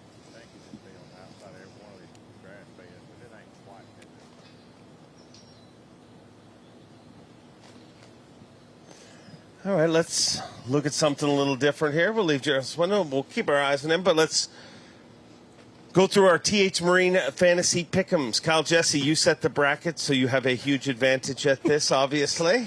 I wish that was the case. I do set the brackets. It has not helped me one single bit. But we're going to go over the TH Marine Bassmaster Pick'em Challenge.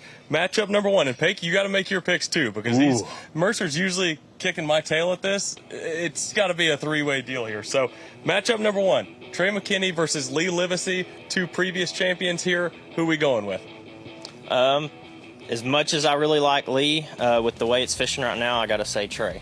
I think the scoping is going to just that's what's going to win. It's how it is now. I think Lee is going to do really well in this event. I think he will end up finding them offshore, catching them cranking.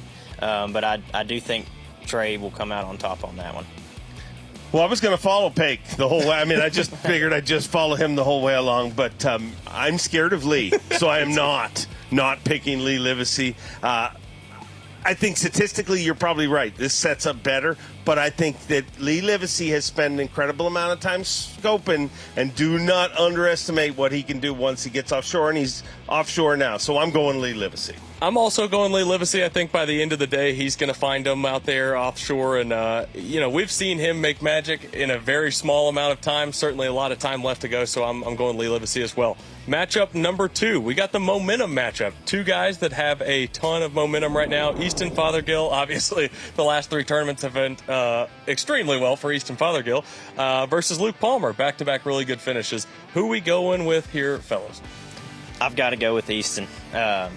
Obviously, coming off the Classic win, Easton is extremely good with his electronics.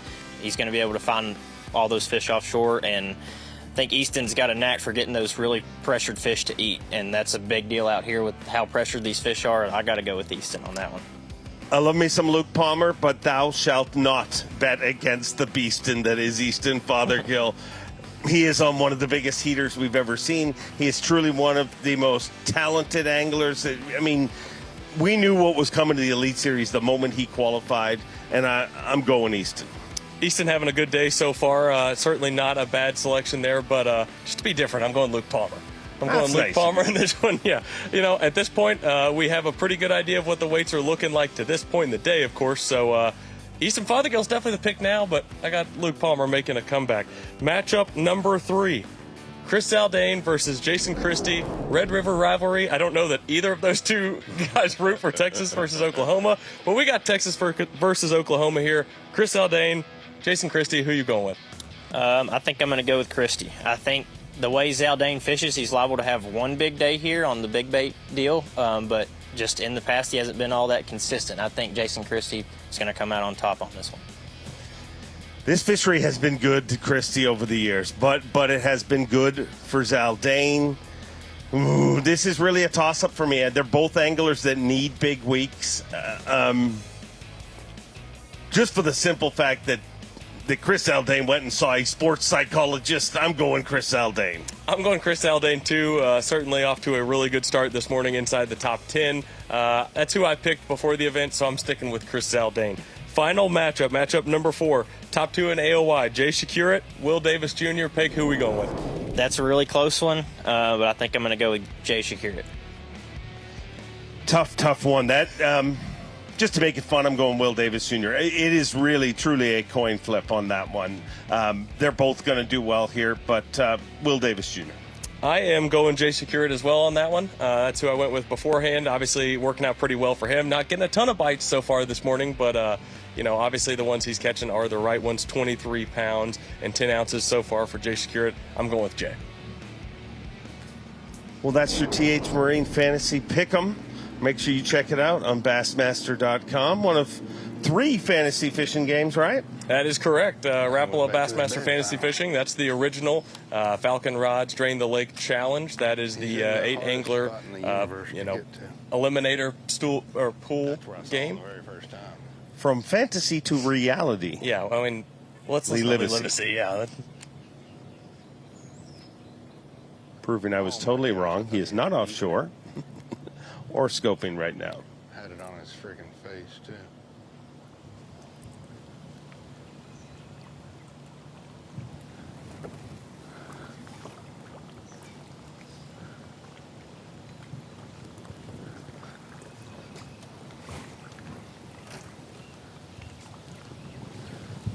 Where are you going, dude?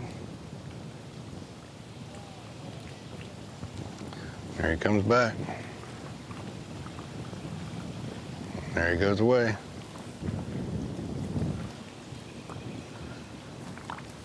Saw his tail again.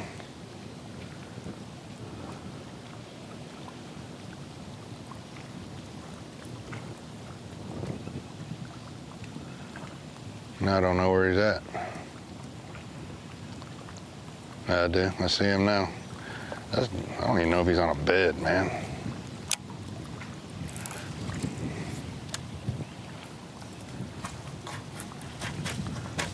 How did I get hung up right there? You could see me that time. I could tell he spooked from just me.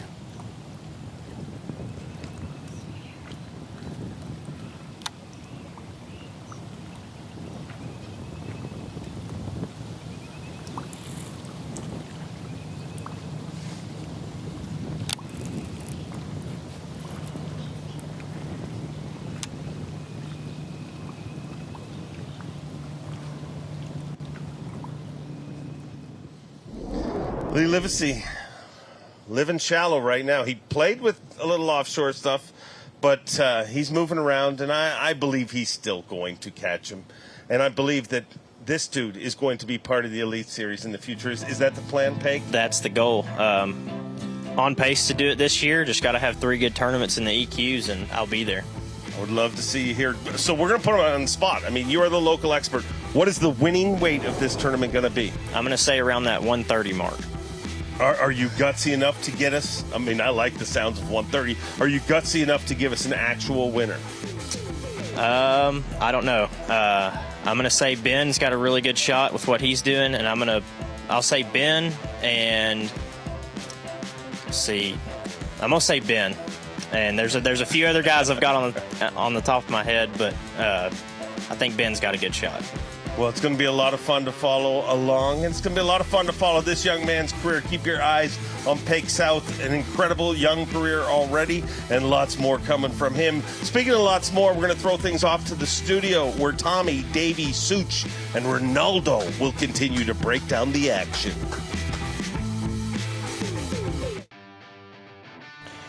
You know, I'm so blessed to be able to have the opportunity to compete on the Elite Series. You know, qualifying through the Opens last year was a dream come true, honestly. And it was one of the, I guess, the most trying years of my life. I was so stressed because I had so much pressure on myself, I guess really that I put on myself to make it to the Elites after stepping away from the Bass Pro Tour.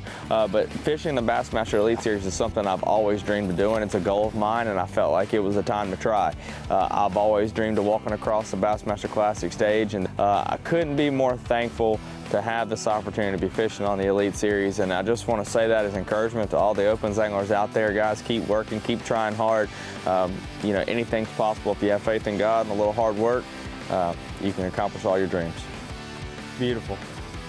Lake Fork bass. Oh, too long. Good stuff from Dakota E-Bear right there. Welcome back. We are here at the 2025 Tackle Warehouse Bassmaster Elite at Lake Fork. Thanks to Dave and Kyle for a great halftime show and your special guest as well. Let's get out to the aforementioned Dakota E-Bear, talking about how hard it was and what a stressful environment it was getting through the Opens to qualify here. I think most of the Opens participants would agree with him on that. Some. It's hard.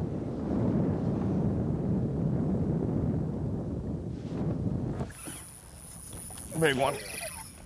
Really big one. There? No, it's a different one. This was out of the school of them.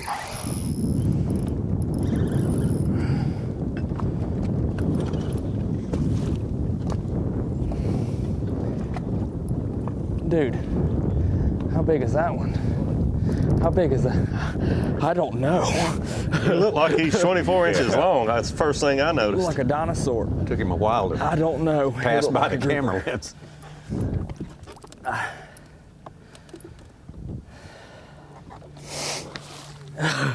What was that?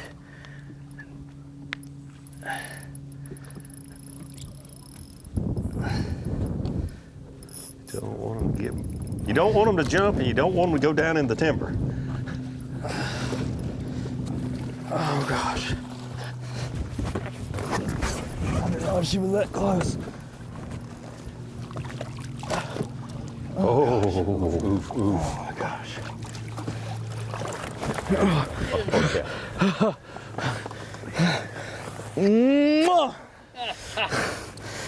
Sorry, Shelby. I know you're gonna get jealous of that, but dude, that thing, how long was that thing? Those eyeballs. Oh my That was freaky, wasn't it? Whenever she was just sitting there wallering, we were both like, what the hell? She ain't that heavy, but she's huge. She was 24, I promise you that. Yeah, it's more stable on the bottom of the boat.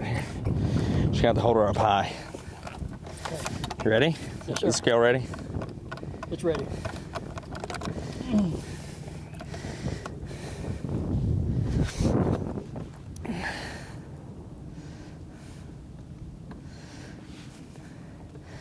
Same as the other one. 7.6. 7.5. 7.5. Look at the eyeballs on that thing. It's an old fish. Beautiful. Big post spawn. Lake Fork. Magic right there. It's crazy. This fish is way bigger than the other one I caught, you know, but she's way long. Yeah. She's 24 on the dot.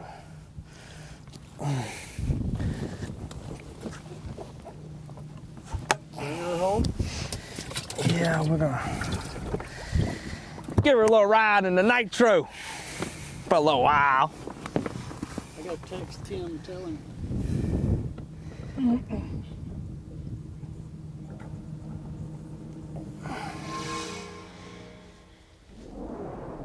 He barely one he can take to the weigh in there. That's see that happening. a good deal. Then you go see Lee I don't Livesay. think she's got a bed back here, but maybe she does. She came this way, though. She swam out. On the bank. There's It's another. That must be surprising the at this male. point of the day. Gosh, she was big because he's a 4-pounder.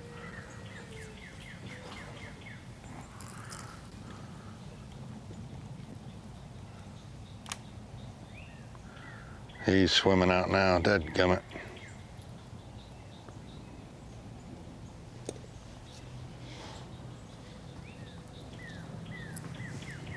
Try to catch his butt.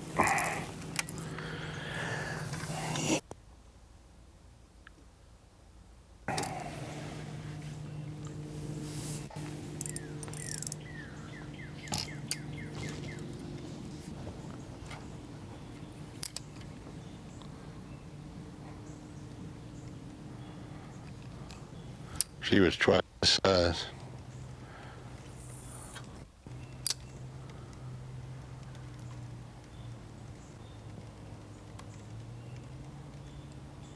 See the fish there. Yeah, it's bad when they're scared of a wacky worm.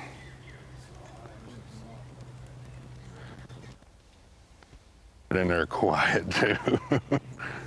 He came back though. That's the good thing.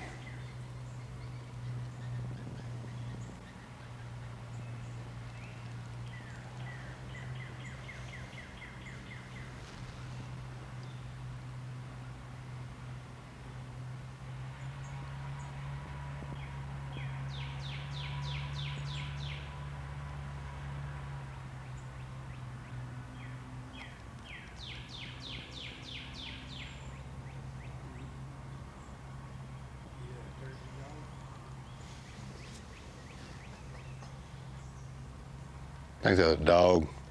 Yeah. We ain't got no turkeys around here. I was like, yeah, that's a hound dog. You had me so excited for a minute. Somebody's turkey was about to get poached by Lee Livesay.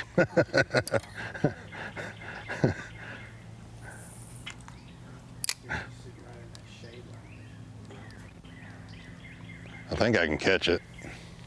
I'm gonna have to put a 4-inch Cinco on a drop shot. It's a good little male, 3 3/4, 3.5 maybe.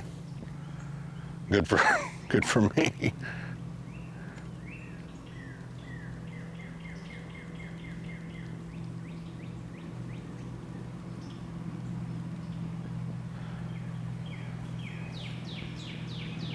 It's like just silty enough when my bait's on the bottom. I can tell he's looking at it, but he doesn't want it.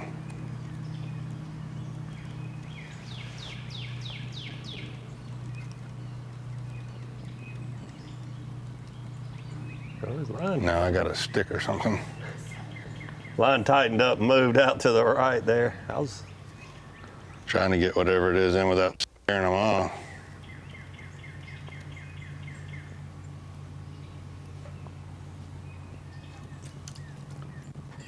It's kind of like fishing in a broom closet. Hopefully that didn't mess them up.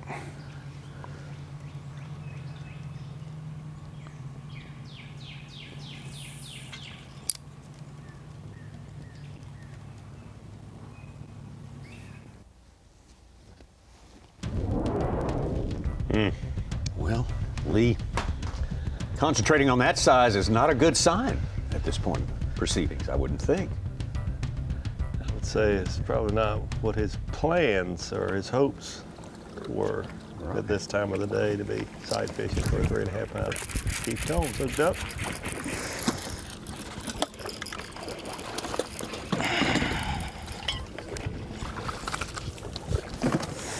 I want a structure jig. That might be our biggest 1-pounder yet. God dang. 1 second, 1 second. Scales are 0. These things are a little awkward.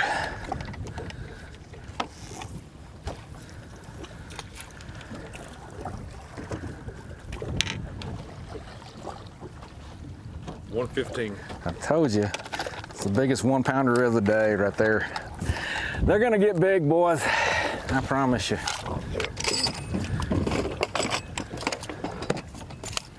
You changed bait. What'd you catch that on? That's a Strike King structure jig. 1 ounce with a Strike King Rage Crawl. Summer Crawl, I believe is the color.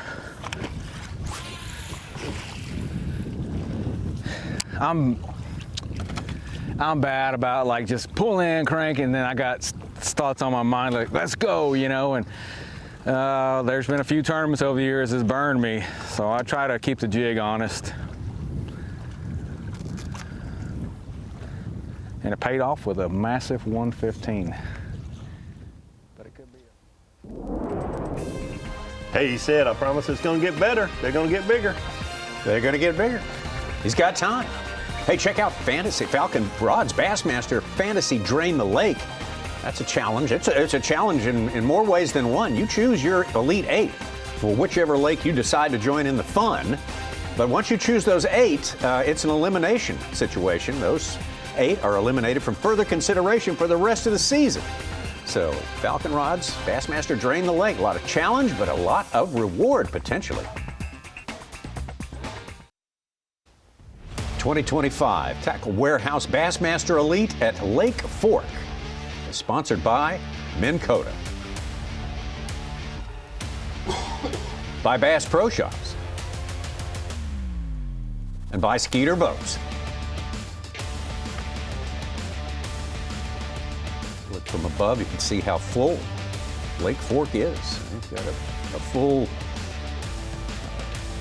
assignment of water at this point in the system, the Saline River system. Buddy Gross, man on top, Buddy Gross of Georgia.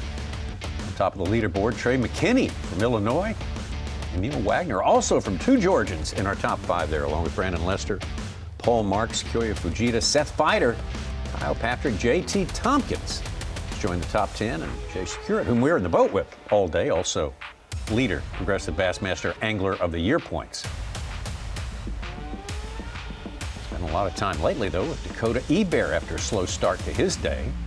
He's kind of got things working now. He'd seen some big ones early, and I think he figured out how to catch some of them. Yes, he definitely did. Holy smoke. Every time I cast, they come up.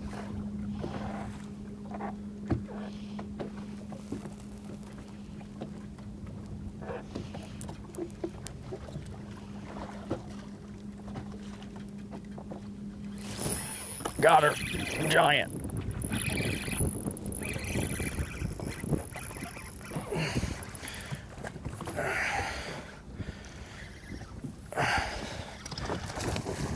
Stop doing that.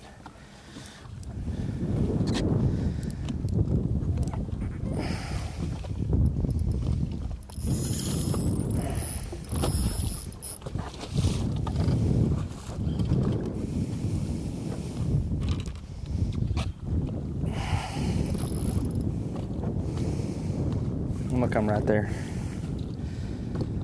Good Lord willing. Hey, haters can hate on that minnow, boy. Whenever them big suckers come off that bottom and eat that thing, I don't care who you are, that's fun. Got it going on now. Hey, I just like catching them, son. I don't care how. Everybody loves a good frog bite, but guess what, buddy? That right there was fun. She don't look like she's hooked very good. Let's do this right.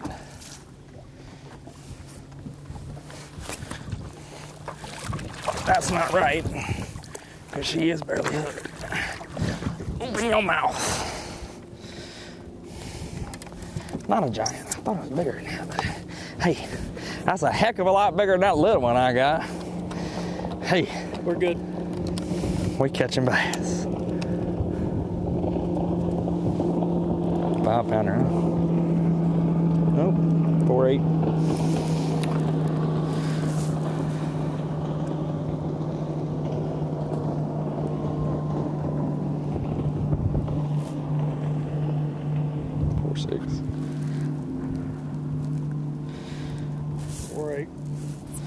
Sweet. 4-8.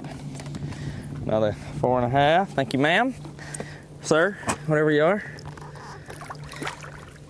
Oh, she ready. She ready. Big old postponed fish that not weighing as much as they would have just a couple weeks ago. But we're still holding on to 2. We've had a couple more bites, but I've kind of saved this area to start. When the sun got up, if it's going to be stable, this is when it's going to be. I got in here, started down there, and I just seen one way back up in the bushes. I mean, like way back up. And he's both around. Get something. Gerald Swindle's gotten so far back in the woods we can't hear him anymore, apparently. So we will hope for a. Is it one of those things if you hear banjos in the woods, it's scary, but if you hear Swindle's voices, are you more scared or more comforted, Tommy? Good question.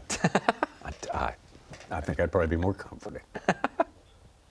I did hear him say he'd been saving this area, so hopefully good things to come. Yeah. No one else is in there. That's a good start.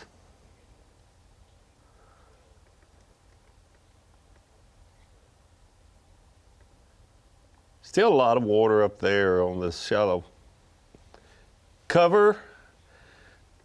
The falling water really does hurt the shallow bite after it gets to a certain point, but it can help when it's been real high and pull these fish out to the outside edge of this cover and make them easier to target. So.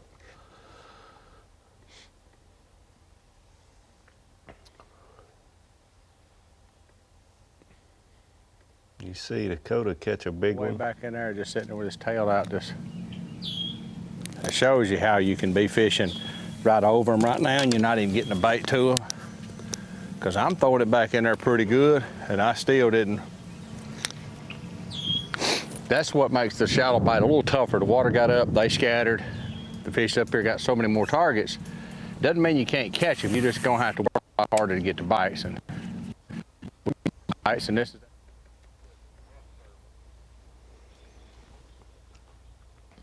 Yeah, so I think what Gerald was saying there is when it is this high, a lot of those fish can be back in that cover so far that you can't get a bait to them.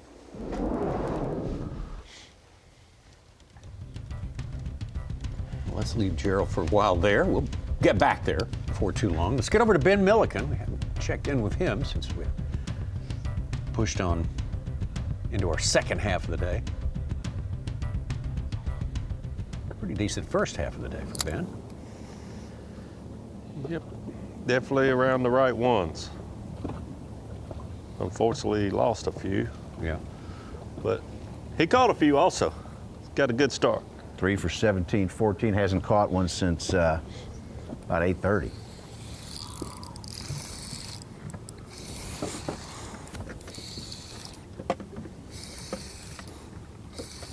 Fighting weird.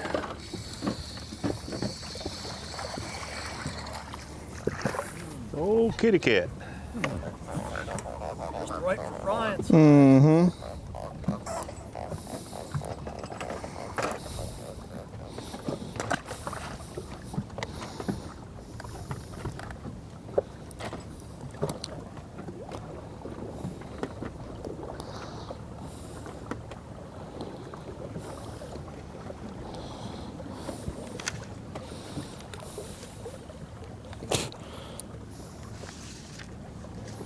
Up to 24 anglers over 20 pounds. Place is amazing.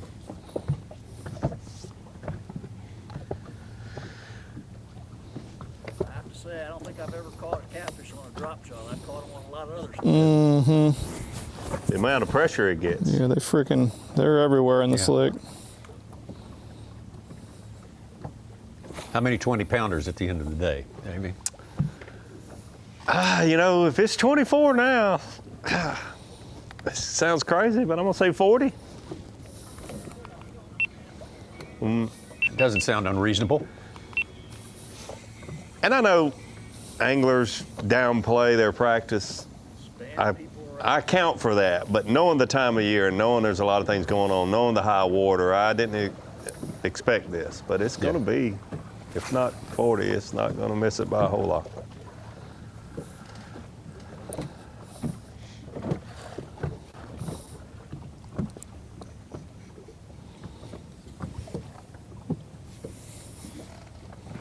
Last year we had 14 bags on day one over 30 pounds. Will we see that? I mean, there's guys one bite away from that. How many on day one? 14. Wow.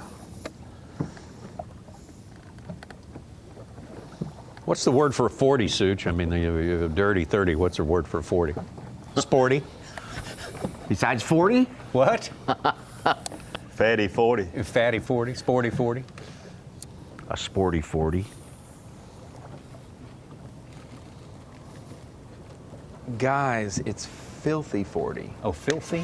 Filthy. If it's a dirty 30, it's a filthy 40. Yeah, but that doesn't rhyme like dirty 30. What? Dirty what? Dirty 30, 30. filthy 40. Filthiness. It's alliteration. It's Second alliteration. rate. Thought you were accused. Yeah. What happened to your recused the nasty from 90s. this segment here? My job's done. I work way quicker than you think.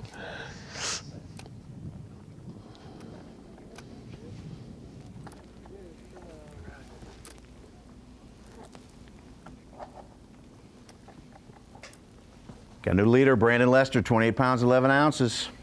Wow. Man.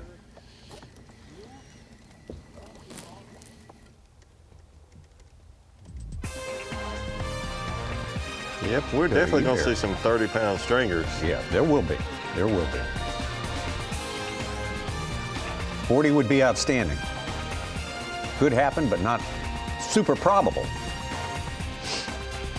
Yeah, that 30 was once the bar, but now that 40 is almost the bar too high. Yeah. Very seldom do you see it. Yeah, that's it.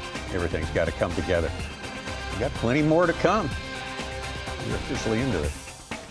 The last 3 hours of competition here.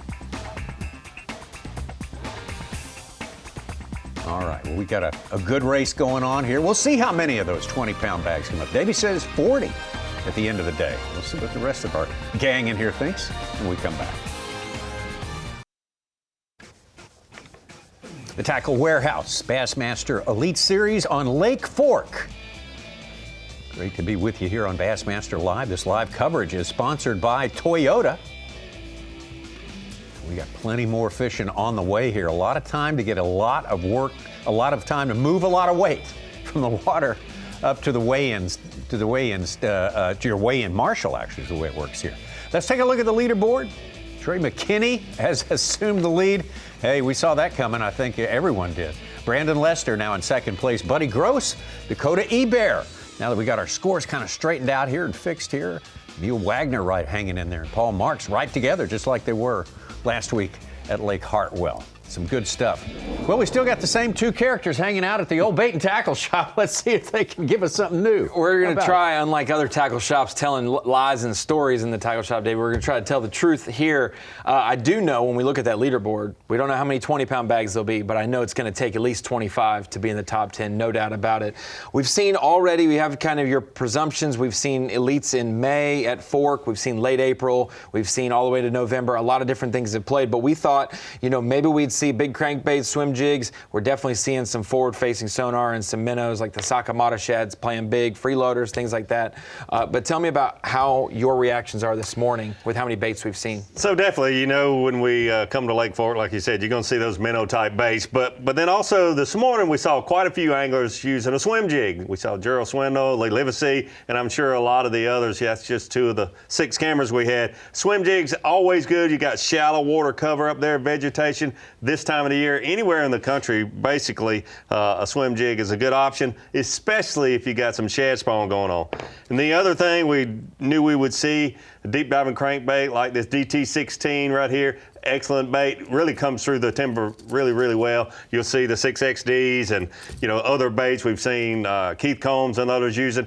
Great search baits. Both of these very different. This is obviously shallow water when you're trying to target that shallow water cover. This is a great search bait offshore. Both will catch big fish, just depends on where you think those bigger fish are going. And it looks like so far it's the offshore guys that have the upper edge. Absolutely. And for those minnow guys, it's not just the 3 and 4 inch minnows. We're seeing the 5s to 7 inch minnows that we're seeing for some of these anglers employing, definitely catching 7-pounders on 7-inch baits. So a lot more baits to come, and we'll get our hands on the ones that are actually being used from the anglers, hopefully, as the event progresses along. Good stuff, guys. Bass Pro Shop's top tackle for you, live and in person, with our 2 experts out here. How's this for rhyming? No fibbing, just ribbing. I got a fishing report. I just run into Chris Johnson, and him and I've been seeing each other a lot this year, And he said he hadn't got but 3, so I don't feel so bad. Like, my deal's not been great. But since we spoke last, I've had 1 more bite swimming a jig and just missed him. But I'm in my key area. I'm starting to see a little fry. So I'm feeling pretty good, feeling pretty confident for a man that's got 2 in the bucket. I think as this water falls, you can see it getting cleaner right there at the edge of the grass. I think that could help us. Like, I just don't know where all the mud of mucus is coming from.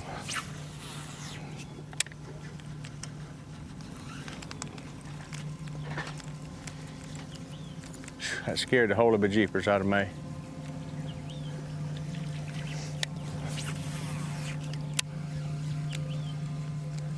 You see what Gerald's referring to. You see Looks that like it's cloudy water over here. This is the way it looked yesterday when I come in here. Big sandy flat out here. You know what's out there. Cleophosaurus rex. Gerald said he didn't know where it's coming from. Well, certainly I don't either. I'm not there. But oftentimes when that water falls quickly, there'll be so much current coming out of that shallow water that it'll create those puffs of silt and you can see the bottom back here now. My, that made a little difference, didn't it?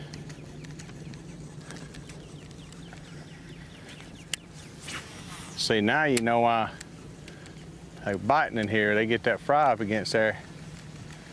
The only place they got to hide them. There's an empty bed.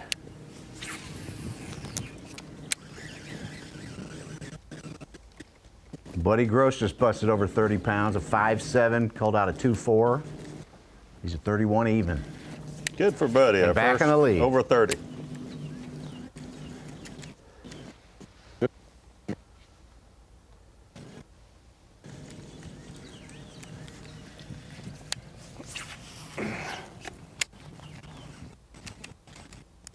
No short.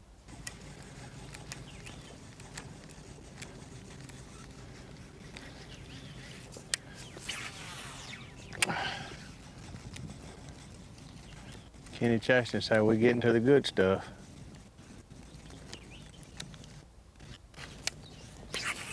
Little one followed it out, 12 incher. There goes a catfish. I'm not into needing to eat one of them today. There's another catfish. Another small one out there. This is crazy clear.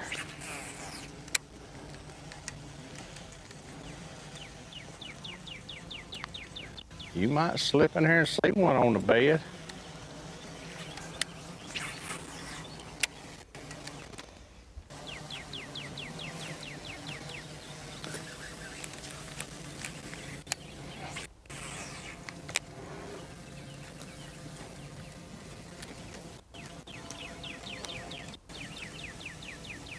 It's amazing what we can see from that drone. Oh, man. So different from what the anglers see. Yeah.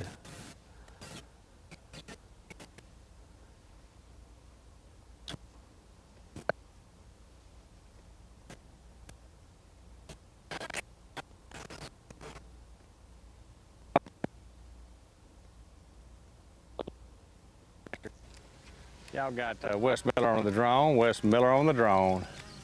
Coming to you live from above you, high in the sky. We like to call him the apple of our eye, Wes the Mess Willer. Yeah, little fellers. I'm seeing some little ones in here. I don't see no big ones.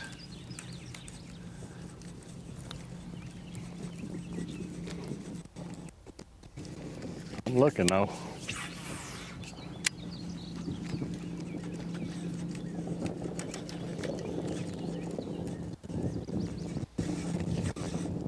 Our man Wes is on the drone. He's not in the sense of riding on it, in the sense of operating. It's not that big a drone. But it gives us great pictures, and we appreciate Wes. He gives us great pictures. That'd be one of them big crop dusting drones that they fly around. Yeah.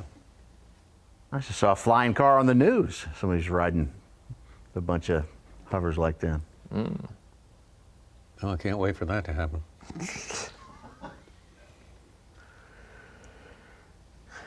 We've seen crazier things with raccoons in the front seats of cars, Tommy, haven't we? That I'm not a big fan of either.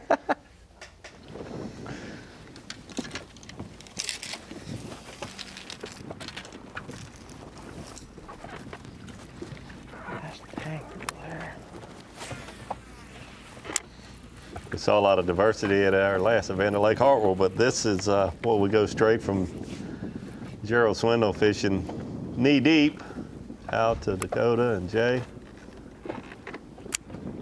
Offshore.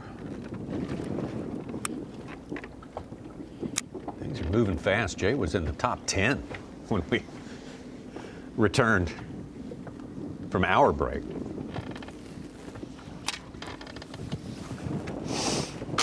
Some of that was a score adjustment. Thank you, Ronnie. Appreciate that. Yeah, well, it's confusing. If you've ever been a marshal with bass, you have two options to click yes or no for if the fish was kept or released. And this week we're releasing a lot of keepers, and so people were pressing released when they were actually kept. So an 8-10 for Jason Christie from this morning wasn't visible, but it is now visible, and you start to see these guys. There's a lot more people who had 20-pound bags early that we didn't see because of a couple of clerical errors, but it should be all good to go. And on their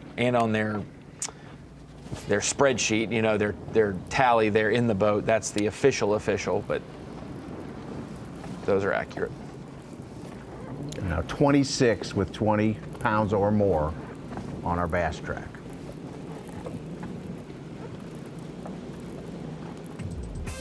Might not make 40, but it's going to be in the 30s, mid-30s I or so. guarantee you that. Yeah, I'm with you on that. For sure. I mean, I wouldn't put it past them. Yep. They're pretty good at what they do. Yeah, absolutely. Even though everyone said yesterday how tough it was. Well, our man Pat does not stand pat. He's on the move. Once that weigh-in starts, that goes on at the same time as the weigh-in here on Bassmaster.com, on our YouTube channel, Behind the Tanks, Moultrie Behind the Tanks. It's the big attraction there. You get some of the information you might not otherwise be privy to. Definitely want to check that out on YouTube.com. Tackle Warehouse Bassmaster Elite at Lake Fork. They're going to be fishing until 2:30 local time, Central Time, at least the first flight anglers are. So we're starting to feel the presence of the clock out there a little bit, but again, we've got a whole nother day with the full field, the crack at it for tomorrow. Move from that little area where we're following Gerald Swindle over to Keith Combs. Keith Combs has got one in the boat that he really likes, a 5.5 pounder, just under that, and 4 he'd love to get rid of, love to get off of his weigh bill.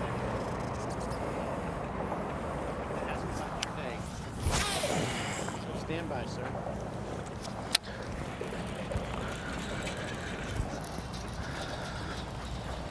It's about time for these, let's say, die-hard offshore guys to start making some moves. Hopefully this is one of them. Not too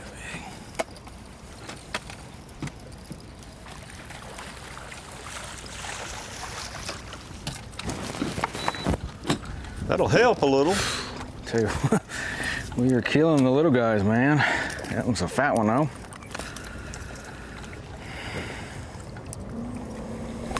Gosh, look at the belly on that little dude. Scale 0.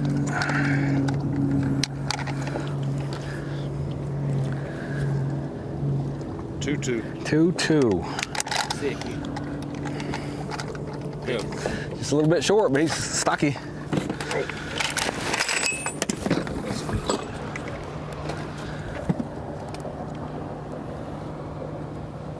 He's got a 5.5 and everything else was under 2 pounds before that one.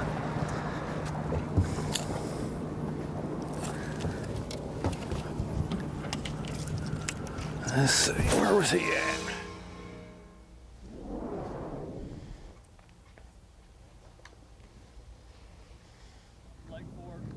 Oh, yeah.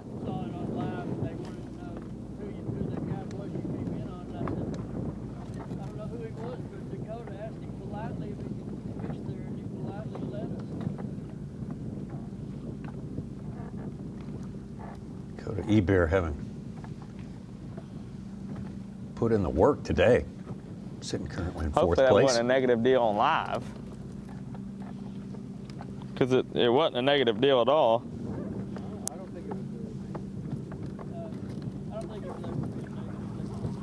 Hey, just asking. Yeah, sure, yeah.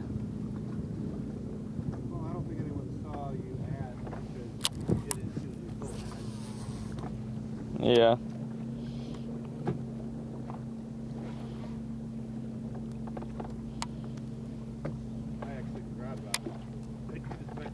Yeah, he had a slow start. He's much a really slow picked start. it up.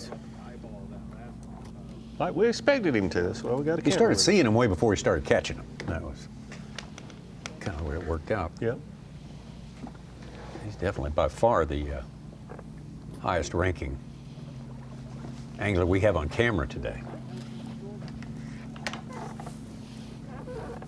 Be a shame if Milliken doesn't.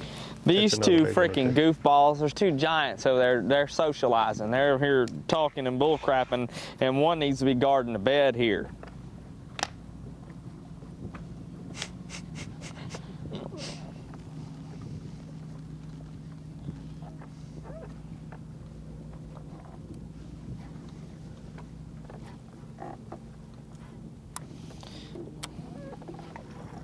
Now they're rolling.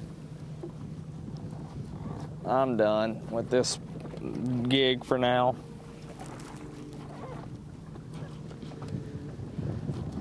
And I'm hung up. Oh, I blew it for right now with that one. But the good news is, our fish out there probably has settled down a little bit. We can maybe get another one off them deep ones. Dadgum, man, I could have had her. I just want to know how big she is. Sometimes they're bigger than you think, sometimes they're not as big as you think.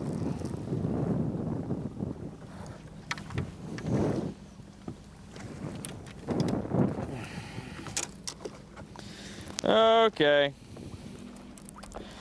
Let's see if everybody out here is ready to behave.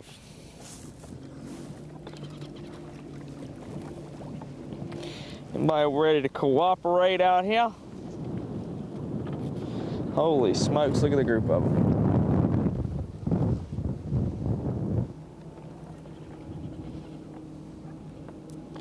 Jeez, they're crawling everywhere.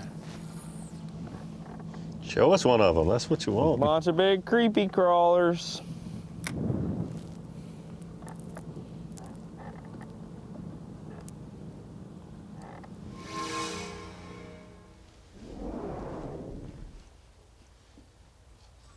Shakira currently in 12th place right now.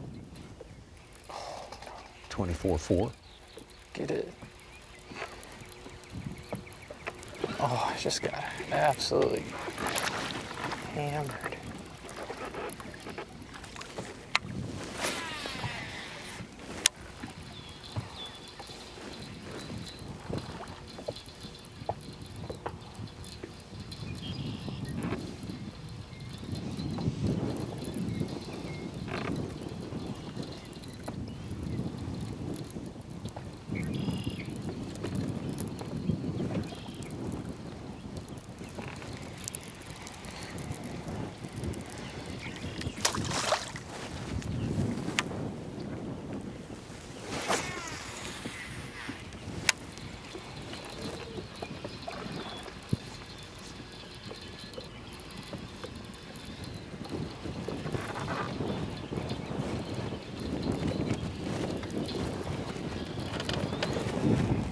Oh, it came off.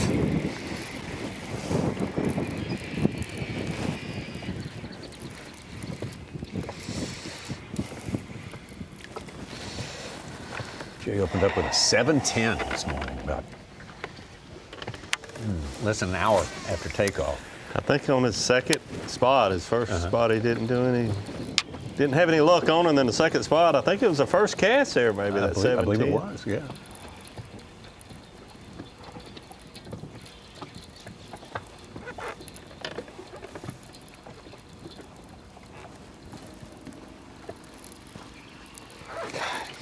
Gobbled it too.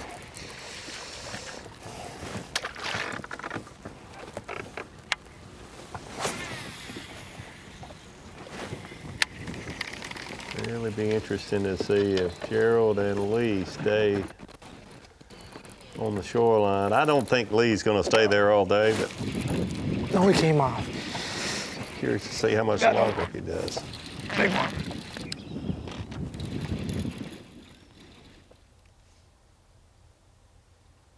Here we go. Ooh. Mighty. I shook that fish off yesterday. The very fish.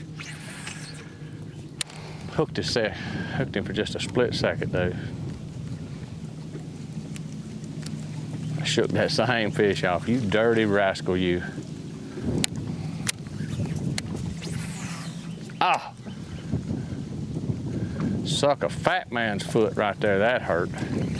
It didn't kill you, but it bothers you a little bit. It wasn't no 10, but he's a 3.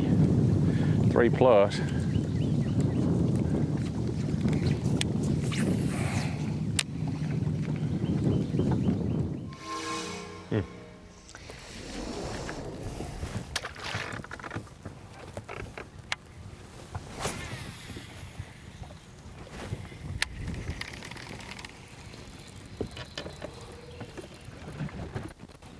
Jay's still hanging in there, the top spot. Progressive Bassmaster Angler of the Year. No, he came off. Got another one. Big one.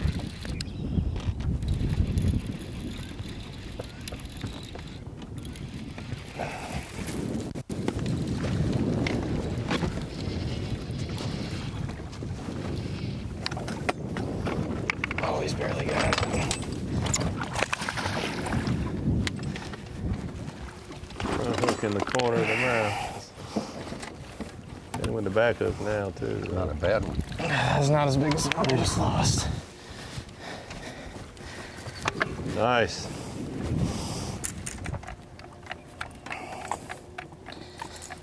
Livesay Road.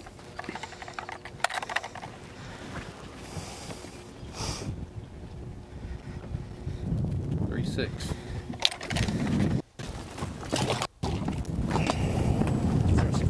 Yeah, they're there. They're there now. Thank goodness we're about to hammer a big one. So this is where he started. I thought it looked familiar, but he said they're there now.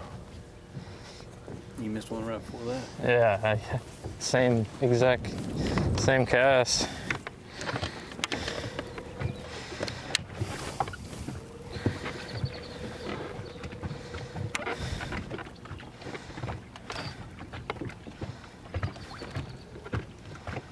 They missed one and then hooked up on that one all in the same cast. So yeah, I'd be willing to bet we're going to see some more action here from Jay.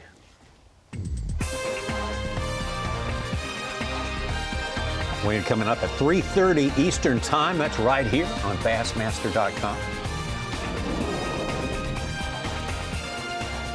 We look at the leaderboard. We see, before we look at it, we see the man who's on top, the man in the Yeti hot seat. That's Buddy Gross looking for his third Bassmaster Elite Series win. Seems to be in his element right here, sitting on 31 pounds even. Just a pound and a half ahead of Trey McKinney. So that makes his seat feel a little bit hotter, I'm thinking, for our friend Buddy. We'll see again. Bassmaster.com right here, 3:30 is when the weigh-in starts. So write that down.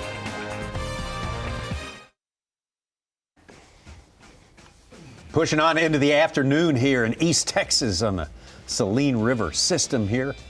This is fantastic Lake Forks. It was impounded back in the 1980s, and that's where we find our tackle warehouse. Bassmaster Elite. Stop number 5 on the Bassmaster Elite Series this year. There's the weights as they stack up right now. Buddy Gross, Trey McKinney. Top of this thing, Brandon Lester has had a fantastic day, number 1. Ditto for Dakota Ebear, Emil Wagner, Seth Fighter, Paul Marks, Kyoya Fujita. As Dave Mercer says, he wins one every year, doesn't he? Well, it looks like he's trying to stay on that track. We might have an update. I just saw a giant fish come across a text photo waiting for it to hit. Oh, wow. But I think we might have a second 30-pound guy because I believe Paul Marks may join Buddy Gross at 30 pounds. Why'd you spoil it? Well, I mean, we're not going to see it either. Like, you know, like. No, that's great. I'll show you the photo during a commercial break, but you know. Oh, back to Jay Security. He said that they are there now when we left him, so we're going to hopefully see some good things here. Looks like he's cranking grass. There's a little grass out there. Slapping it off of the bait. Chasing shad on it too. Oh gosh.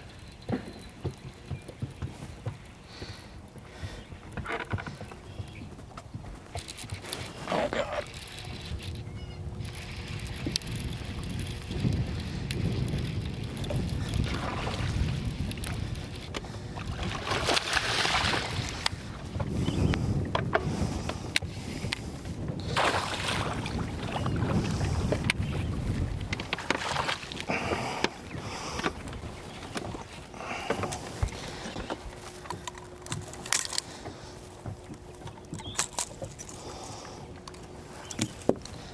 Clear. Gotta be better than 3.7 to help. 3.7. Nice. Help. Another 3.7. Wow.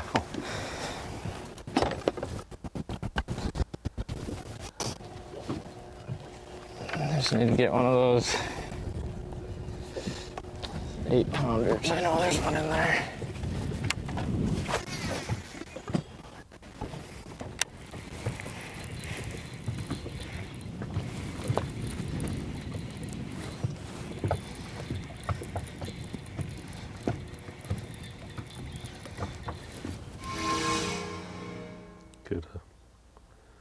Good look here. Jay cranking. We've seen him a lot this year, throwing wacky rigs, drop shots, fishing, tight fishing, using different baits for fish on the bed, but He's getting it done right now. Cranking, I'm not sure if he's actually making contact with grass. It just kind of looks that way. We'll learn more hopefully soon. He'll talk to us a little bit about it.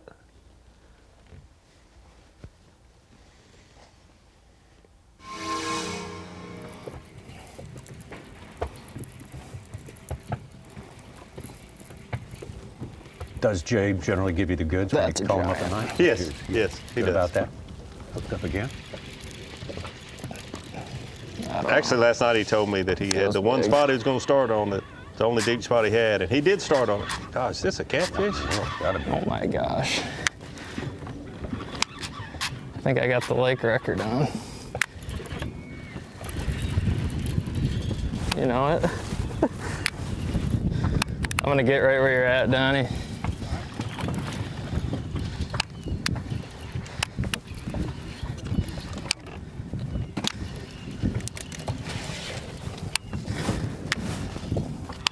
Big old fish.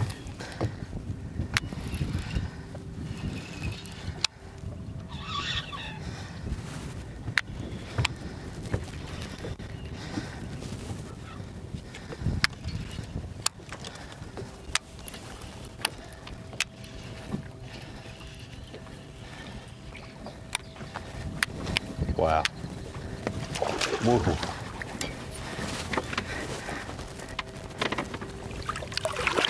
Oh my God. Holy cow. Look at the size of that bass. Wow. That's a chub. Look at the size of that bass. 6'6", That could be a double digit. That is a double digit. You think it's a double digit? I've never seen one. Huh? I think it is. I've not. That'll be my new PB. Oh God, I'm shaking. I am shaking.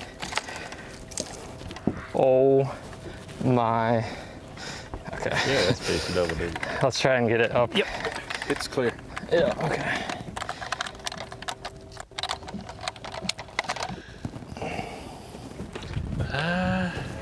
You gotta be kidding me. So close.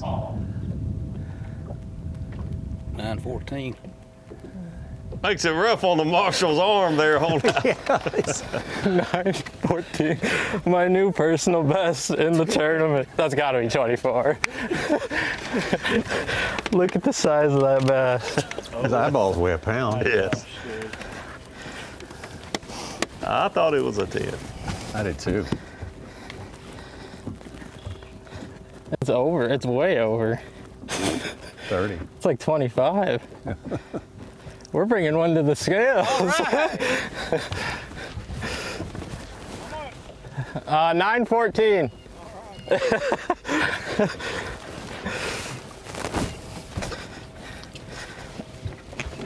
Oh my.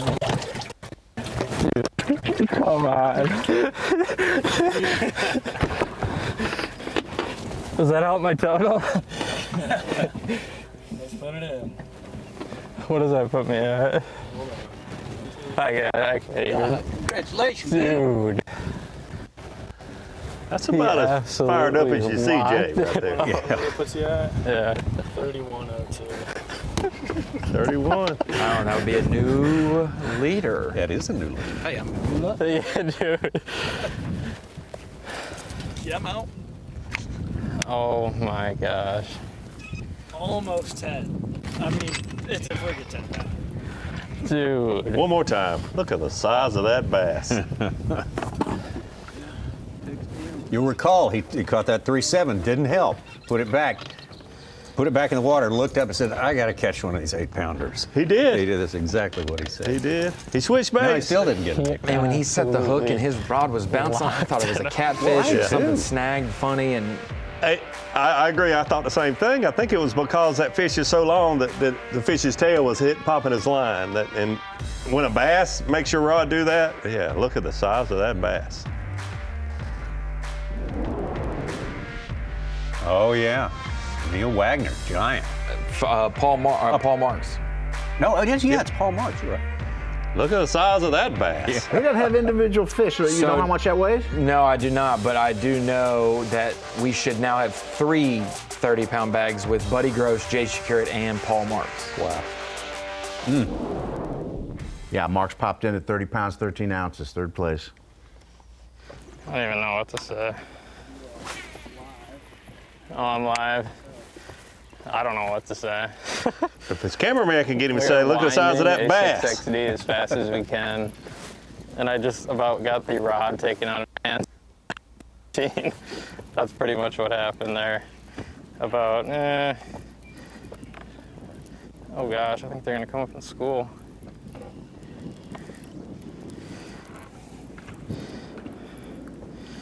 Oh, yeah. I don't even know what to say, really.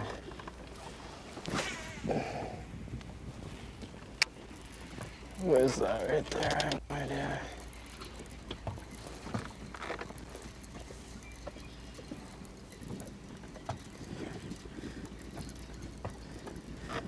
All I know is I want to trade out that 1 3-something pounder I got in there.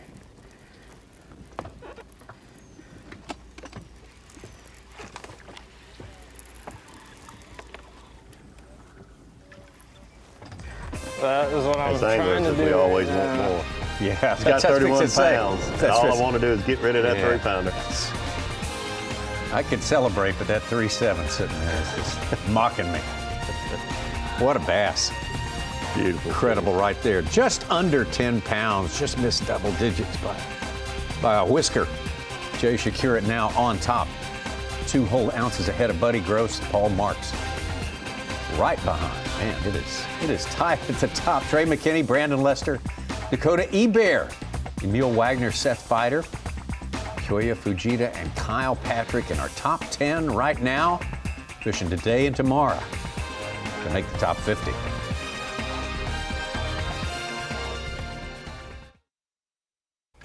Things have been popping here on legendary Lake Fork at the Progressive Bassmaster Elite Series Tackle Warehouse Elite. This legendary body of water here in East Texas, just about an hour south and east of Dallas-Fort Worth. A lot of pressure here, no matter. It kicks them out. It's been kicking them out in the past hour for sure. Jay Shakeup almost cracking the double digits there with a giant there that puts him on top by 2 ounces ahead of Buddy Gross. Paul Marks and Trey McKinney. Second there, Brandon Lester, Dakota Ebert, whom we're with all day long. Wagner, Fider, Fujita, and Patrick. Why don't we take a look at everything that we've seen today that you might be interested to see? It's our Lose Midday Report, starting with Ben Milliken. Yeah, we definitely need to start with Ben Milliken. I'm pretty sure this was his first cast this morning. Ben Milliken, obviously a big bass assassin in the state of Texas. 6'4", I'm pretty sure I remember that fish being. His first cast, a great way to start it out. He lost a fish or two, and then he catches this one. It's another about a 5-pounder or so, I think. Nat Davey was the second fish out of the 4 first bites he had because of those 2 losses in between. A little bit of a frustrating morning. He had an area right beside Paul Marks, had other anglers in the area trying to get in there as well, and he said at some point, I've got to leave here, and I know someone else is going to take my spot and probably wreck him. 6'4" is what he started with. He got a 5 after that, then a 6'10". Looking really good. And all he's had since then is 1 3-pound, 1-ounce fish. So Ben Milliken, 20 pounds, 15 ounces without the benefit of a 5th fish. Yeah, we need, certainly, we don't need, but we're pulling for Ben to catch his 5th fish and hopefully be able to cull a 3-pounder. Dakota Ebert got off to just the opposite start. He got off to a slow start getting these fish to bite. He was marking them, but could not get them to bite. But when he got it going, he told us they're big ones down there, and certainly did. Currently in 6th place with 27 pounds, 7 ounces. Not a lot of fish, but he is certainly targeting the right ones. Catching a couple of the fish on the crankbait, but most of them on the minnow. Sees a 7.6 come in the boat, Davey. Looks like a pre-spawn 7.6. About an hour later, he catches one that's 7.5, teetering on 7.6, and it's post-spawn, big-eyed, longer, and it is actually an over that will be at the weigh-in later today. Yeah, I think I remember him. One of the anglers that said this is a a staging place for pre-spawn and post-spawners, and we have seen him catch both, no doubt about it. Big one. Really big one. The E-Bear just sort of been shut out of making a cut for the first 4 events in this elite season. No bombs. No bombs, just missing it by 10 or less. Yeah. This will help big time. That's the big post-spawner you were referring to there, Ronnie. That fish. 27.7 for E-Bear. And now Jay Shakurit. Well, Jay, as always, has been catching them steady all day long. I mean, what else is new? Yeah, he's certainly been doing that this year, but this isn't the only year. But boy, everything has been coming together for him this year. His first stop, he did not catch anything. When I talked to him last night, he said, hey, I got one spot offshore that I really think I could do well. He started there, didn't catch anything, moved, and this was his first cast on his second stop this morning, 7+ pounder. But then a little later, he started leaning on some bigger fish offshore. Went back to his starting location, and man, things got going there for Jay Shakurit, no doubt about it. Like I mentioned, he caught that first one on a drop shot. We've been seeing him do that a lot this year, drop shot, wacky rig. Here he's got a spinning rod in his hand, catching a good solid fish. I think this fish was actually on the bed, using his electronics to fish for. But this is the place he started this morning with no luck, but boy, aren't we all glad he came back? This place had loaded up. A couple 3.7s and then a 9.14. Tommy, all of us, the 4 of us in studio all thought, has he snagged a catfish? Is it something wrapped up? Because the way it was pulling him, no, it was just almost a 10-pounder. Well, that's your Lose Midday Report. We cracked the Derby 30 with the help of a near 10-pounder. And I have one 3.5-pounder in the box that I really would like to get rid of before the end of the day. I'll probably end up sitting on this place right here where I just caught that giant for probably, I wouldn't say the remainder of the day, but most of it. Just to kind of, give it some time and hopefully put one of those 7 or 8 pounders in the boat and catch a giant bag today, because I'm gonna need or anything. So we can. They're not in the greatest of moods now. When I first pulled up, it was obviously better. I had 2 3.5s, and then I caught that giant one. But they've seen my baits now, over and over. So I'm gonna try and give it a little rest and just fish nearby, and then come back in a little bit, take a few more casts on it. But yeah, I mean, that was just an unbelievable catch. I'll be thinking of that catch for a long time. Right there. That's what it's all about.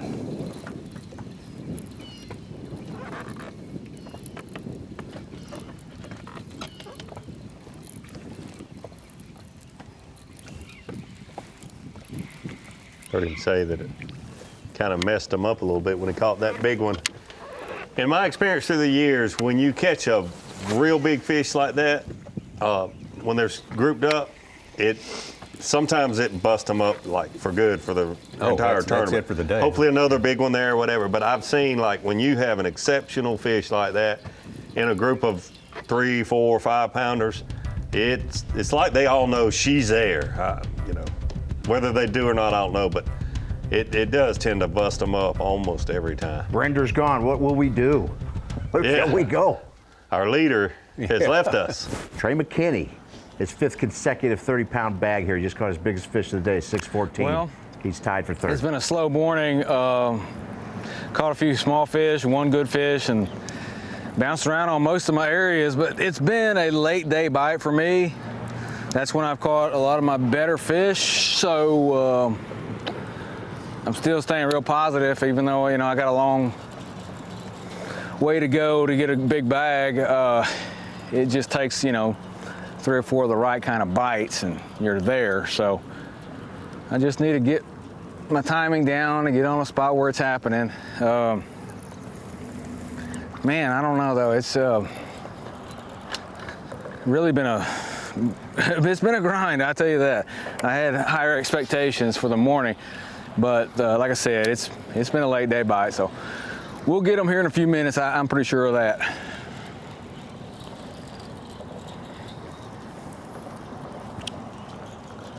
I agree. The later bite does tend to be in his favor, where he's fishing and how he's fishing. You just say to yourself, some of these guys already got 30 pounds. If they keep leaning on them, what are they going to have by the time they weigh in? No kidding. Far from done. Combs is one of the later flights of our 4 flights. He's in flight 3, due back at 3:30 Central Time, so an hour after the first flight checks in. He is, of his days, this would be his longest day. He says it's been a late day phenomenon for him, so.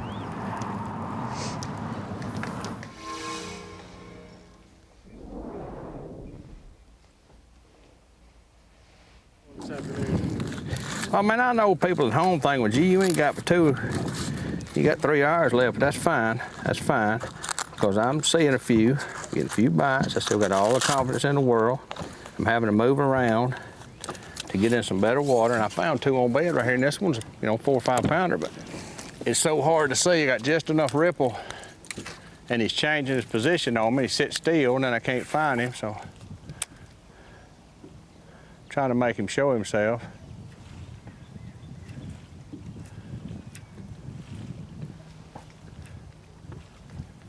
Then we're gonna go back here and try to catch this other, and then we're gonna keep doing what we're doing. We fine. We're just gonna keep running new water.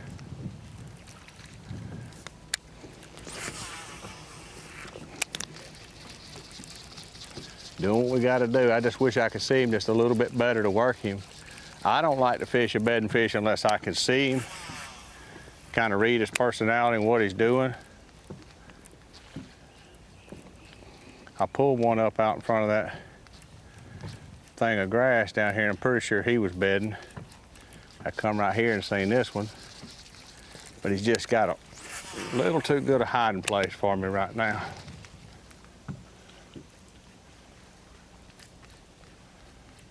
So I'm gonna flip it another time or two, then I'm gonna ease right down here and throw my drop shot where I pulled that up on that jig, and then we're gonna ease back around there and keep doing what we're doing. I think it just got to find some better areas. Everything, this whole dirty water thing, I don't get.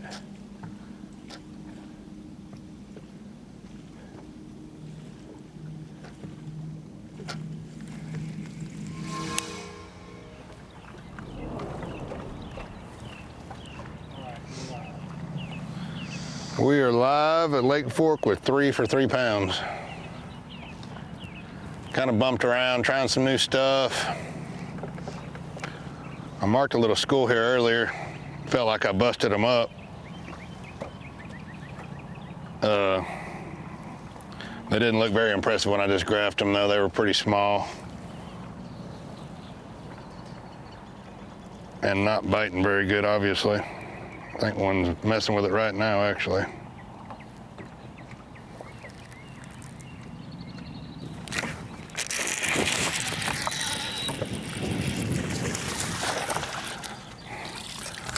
That's exactly what they were. He ain't a keeper. No. Just running around, just looking. There's a lot of people offshore you can't really fit in. Tried some scoping stuff, that didn't work. I just hadn't got a clue all week. Just trying to keep everything fresh. I tried to go back and bed fish, nothing was sitting up right. Brosnick was in there and where I wanted to go, and I ain't gonna fish behind him. Eagle eye. So just trying to get a little clue right now. I mean, I'm kind of at the point in time today, it's 12:30. I have to hit a school to get right. I don't think I can catch 5 good ones swimming a jig or frog in this late with what I've found. So I'm jumping around some of these schools I find in practice, which people are on everything, but trying to find a fresh one, somewhere I can catch 5 big ones in 5 casts.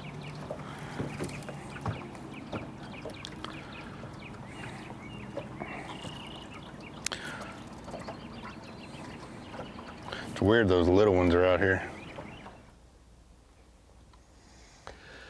And I never would have thought we'd see this. Still got lots of time to fish. I mean, he really does. But it's surprising for Lee. And he said, I'm not lying. I had a terrible practice. He told everyone he talked to that. And I think we're seeing that he certainly was telling the truth if you did doubt what he was saying. But I didn't. You could tell when I talked to him yesterday, he was not having a good week so far. It's not, guys don't automatically say they've had a good practice when they have a good, it's a default position to say, I had a bad practice, but apparently not so good for Lee Livesay.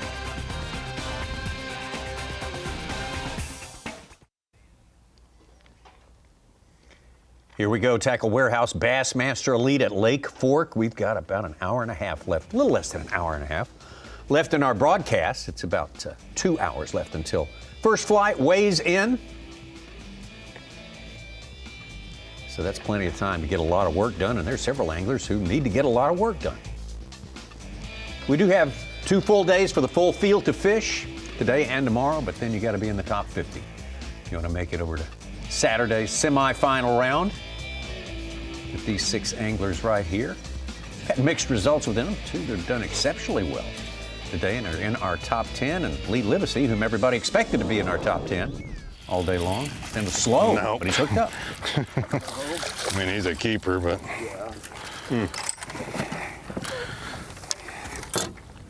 not what we're looking for at all. 0. I don't know what to go do.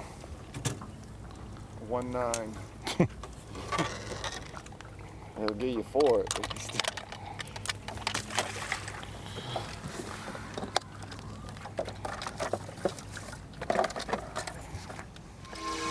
I feel his frustrations. I've been on big tournaments on my home waters before too, and a lot of pressure, a lot of pressure.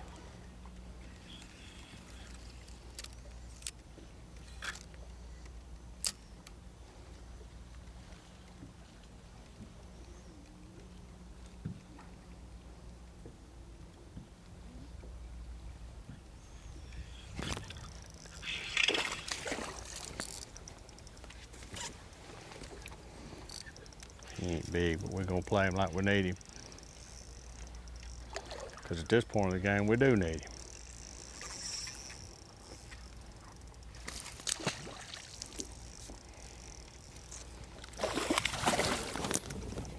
We do need him. Oh. Hey, we gotta get to 5 before we can do anything, get nothing in the box.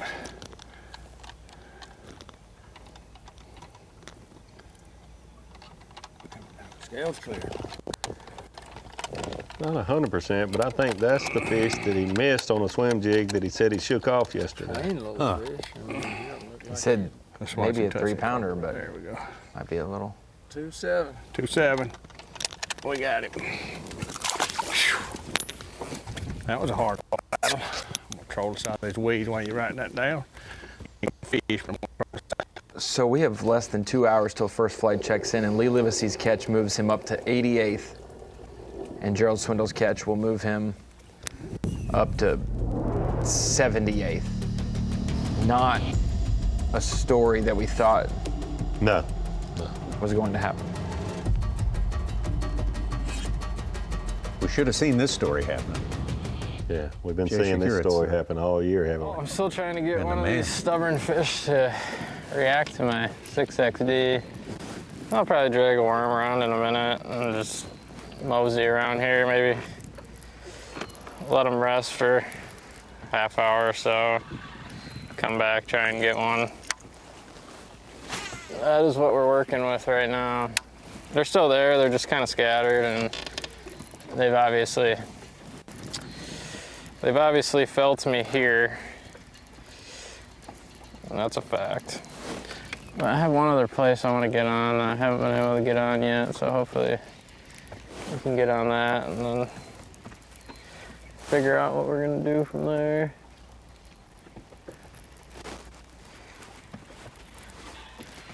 So probably gonna pick up that worm. Actually, I want to pick up the Carolina rig. We're not far off currently, Davey. 32. Isn't that crazy? We started Over here, 20 didn't pounds even, right now. not even a sniff, not even a nibbler, nothing. Come back.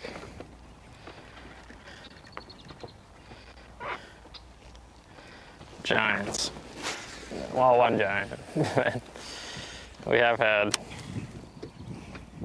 a few other bites. And that one I don't know what the heck that was. I hooked something in the back there. Probably a catfish, but it wasn't small.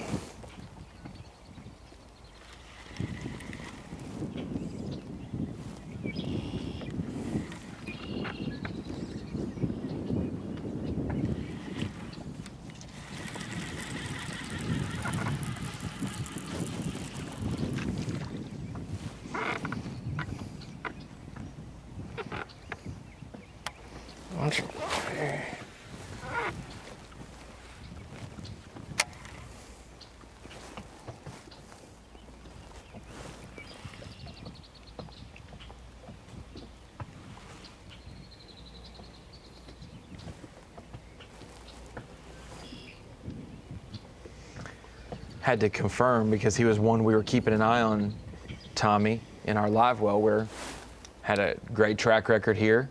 Needed a big finish this week, Kenta Kamira. Yeah.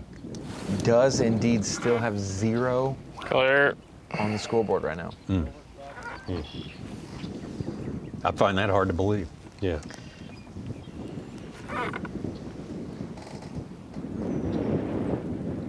Corey Johnson. Same. Yeah, I need to check with Corey's Marshall as well.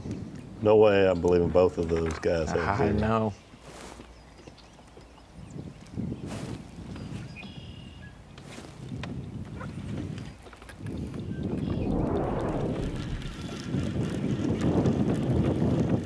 Heard Jay say something just a minute ago about there's still one more place I want to get on. I haven't been able to get on it yet, which tells me there's another angler there. Yeah. But luckily I've been in, leading angler a year before. I just want to speak to the mentality you have.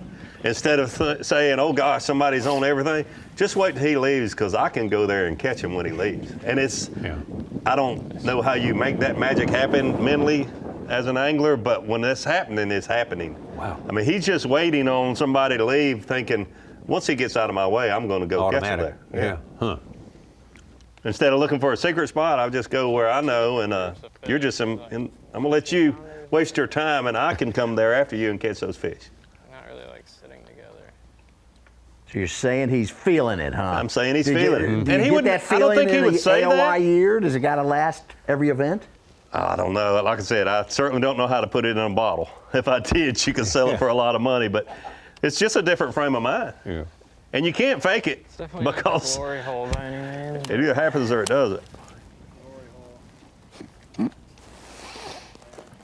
There's a few here.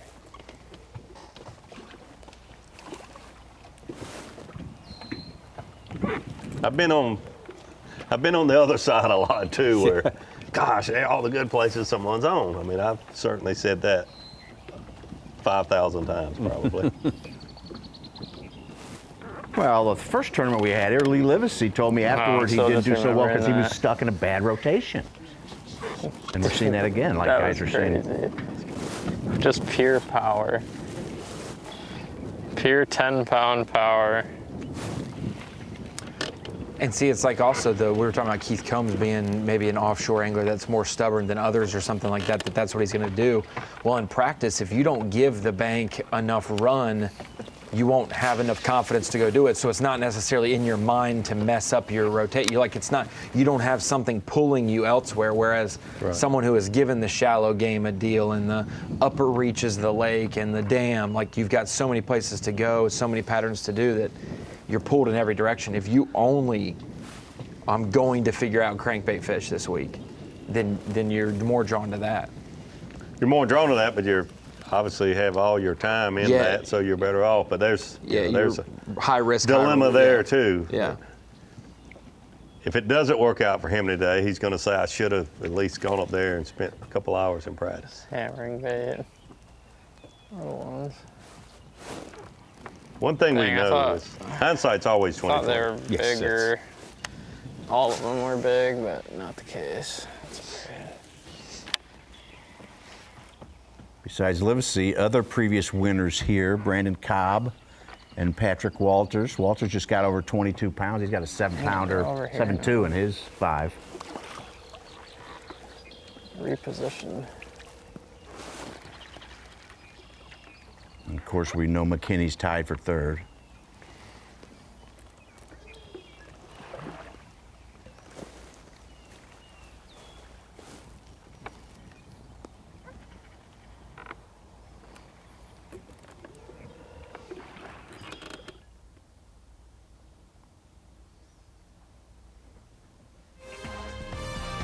Our leaderboard was changing fast and furious for a good long while today, but it has not changed so much in the past, so let's call it an hour. Right now, it's still got Kyle Patrick in 10th place, Fujita in there. Seth Feider spent a lot of time on top of it earlier today. Neil Wagner and Dakota Ebert, 6th and 7th. Lester McKinney, Marks, Buddy Gross, and Jay Shakura. Jay Shakura on the strength of a 9-pound, 14-ounce largemouth bass sits on top of it all here at Lake Fork.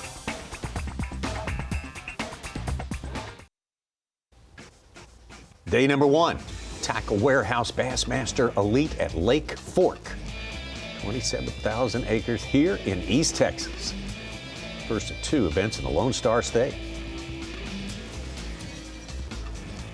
We talked about it last week or the last event at Lake Hartwell, where the heartbeat of Lake Hartwell was. Well, if we had to classify the heartbeat of Lake Fork, it's got to be one of these 3 regions, guys, on the lake. It doesn't ever seem like in our 5 previous times at the upper reaches, and when I say the upper reaches, we're talking about these parts or the lower reaches, that these are the areas that factor to win. It was our first circle. So the heart of these lakes that we're starting to see with past history, it's really dominated, or at least a lot of good success is happening in those. But today, our anglers are all over the map. We've seen them as far up as the bridges and in between. But the heartbeat, that has congregated a lot of our anglers today, this general region. But we'll see as the week goes on, Davey, how they kind of spread out. Yep, you're exactly right. The only one I can think of, and it was because it was a different time of year, that 2020 tournament, it seemed like we saw a little more action in the upper ends of these arms. But that was when we mentioned, we mentioned even, I think in the February event, we saw some guys in Birch, sight fishing and Mustang and stuff.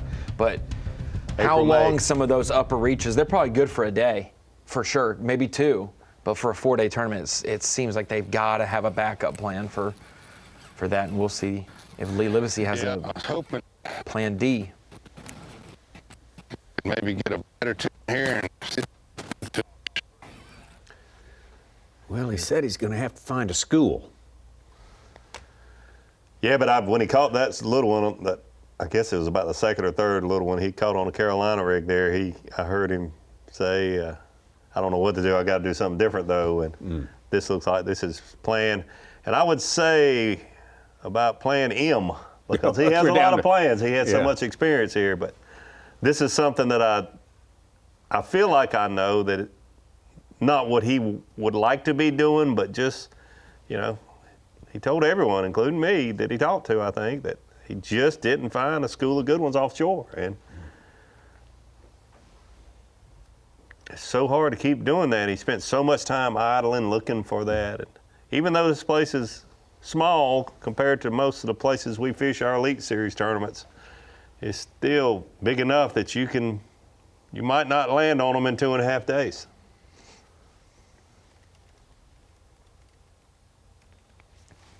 The other thing that is worth talking about is you may graph or fish a place on day 1 of practice and write it off, because you can't just go back and look at the same places, but then someone checked that same place a day or 2 later, still official practice, and those fish were there. Yeah.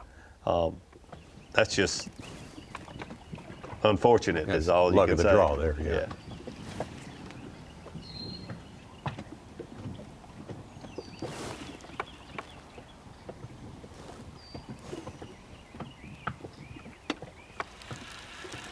Jay fished this place where he caught the 914, where he's at right now this morning. Nothing. Yeah. had he not known or had enough confidence in it to come back later in the day, it would just be a nothing place. There's so much about timing, time of day on your practice and competition.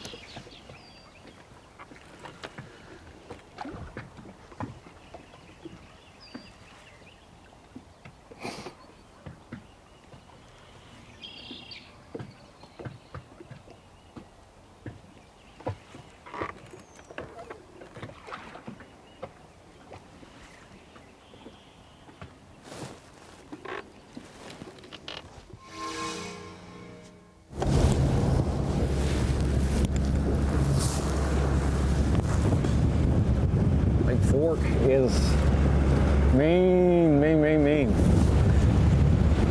But I know it don't take long. It's just getting to the time when they'll bite, man. I mean, mornings have been tough on me.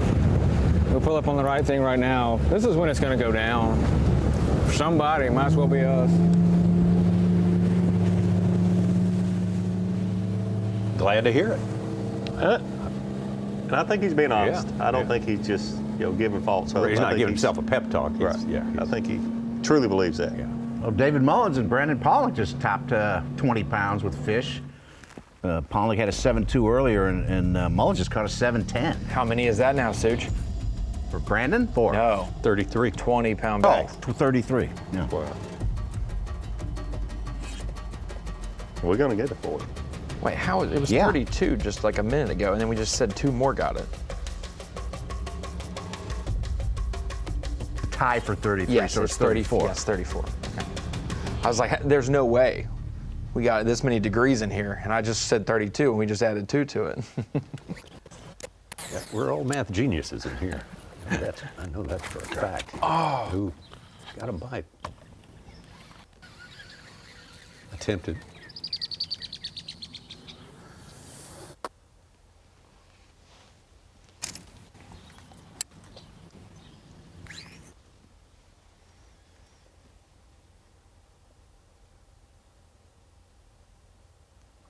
Right about there is where the fish was. Right where he's at right now.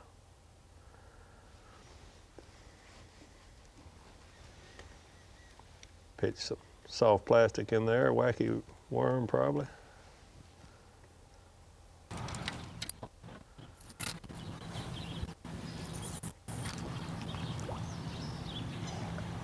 Right there.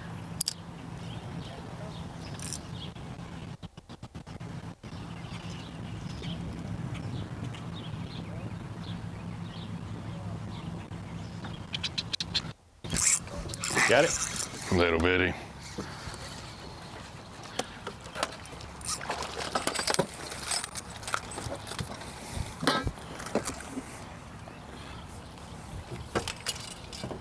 God, I don't know what to do, dude. I ain't never not caught any big fish for 4 days straight in my life here.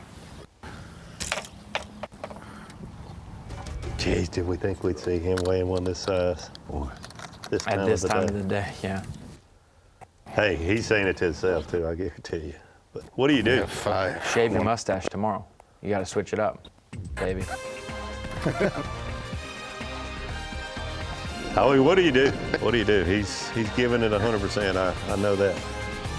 Well, the Newport Bassmaster Kayak Series marches on, coming up at the end of the month, which is not that far away. Not too long after we finish our trip down to the southern part of this waterway here. Down on the Sabine. It's going to be Lake 10 Killer, Cookson, Oklahoma, for the kayak event, May 31st and June 1st. Hit the QR code. Get started today.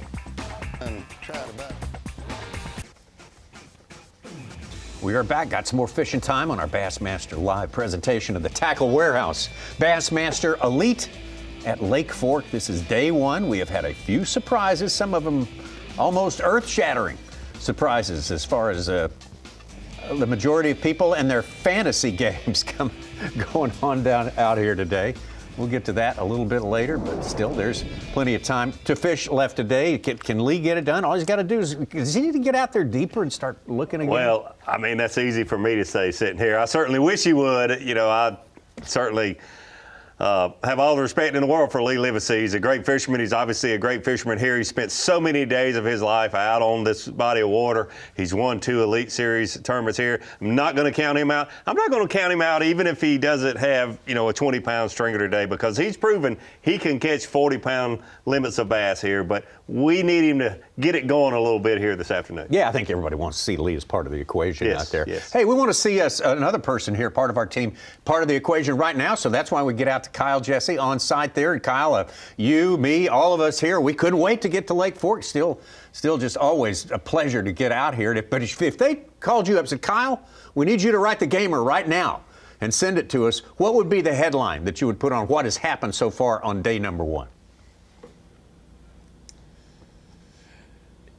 Tom, it's a great question. Obviously, the headline would have to be determined based on the leader, which I don't think that's going to be, that's far from being determined. Obviously, a lot to go, a lot of time left to go today. But Lake Fork shows out again is what I would have to say. I mean, Lake Fork is doing it again. We heard reports this morning that, given all the conditions and everything that's going on, that this could potentially be one of the worst days. And once we've got into the afternoon period today, obviously it has really turned on. We're seeing a lot of those bigger than average catches, especially the ones offshore. So I'm going to say Lake Fork shows out again. All right. So, Kyle, I have to ask you, and maybe you haven't looked at it lately. I know you're busy there, but we've got 35 anglers with over 20 pounds. 20 pounds, 1 ounce is 35th place. What do you think an angler has to have today, minimum, to be in contention to win? And is that number higher than maybe I would think or lower than maybe I would think, and why? That's a great question, Davey. You just mentioned it just a moment ago. I mean, when you look at a guy like Lee Livesay and some of the massive bags we've had here, 40 pounds, Taku a few years ago, 39 pounds, it's hard to say that anybody's out of it, but I would say probably that 23, 24 pound range maybe. 20 pounds, you could definitely do it still. I'm going to go a little higher than what some may suggest, but I'm going to say probably 22, 23 pounds, and I think you'd still have a really good chance to, elevate your day 2 and still have a chance to win. Kyle, we talk about all the possible anglers who could do well this week. I am quite shocked that Kenta Kamira at this time of the day is still sitting on 0, but there are quite a few anglers that are making hay that needed good events this week. Buddy Gross, I saw Matt Robertson over 23 pounds. Tell me about the vibe that we're now halfway through the season. This is a do or die for a lot of anglers coming into the weigh-in today.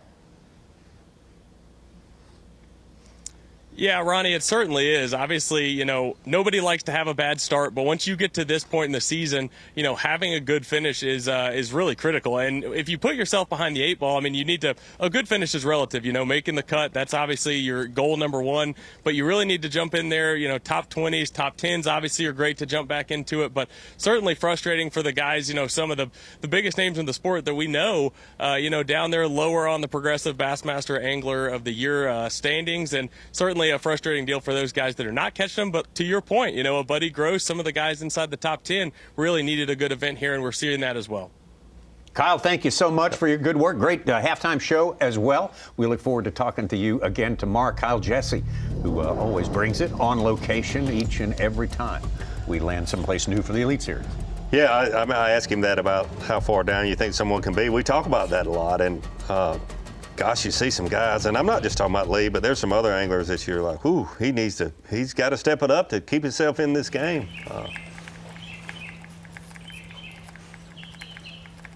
But I think we will see an angler or two come from down there, that's below 50th place and be top 30 before they have to weigh in today. 50th stands at 18-1 now. It'll be more than that. Like Scott Canterbury just caught an 8-11. Yeah. To get up to over 20 pounds. Yeah, that's a quicker way to do it for sure, catching 8-11. Well, Brandon Palnick was stuck on one fish. Oh, that was... Gosh, it wasn't big like I thought it was going to be, but it's a bass.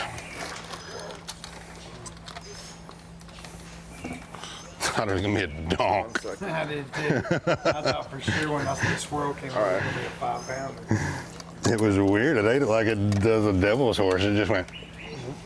Well, it didn't even make a noise. I didn't know he was on there. 110. What, are you kidding me? I'm not. I'm serious, dude. You want to weigh it again? Yeah. I feel like every fish I've weighed has been 110. No, you had a 1.6. Yeah, you had a 1.4 too. Oh, he had a real salt in the wound. No, you got a 1.4. He felt a lot bigger than 110 on a frog. I know that. 110. Come on. I'm about to Bobby Lane him. Weigh him 10 times.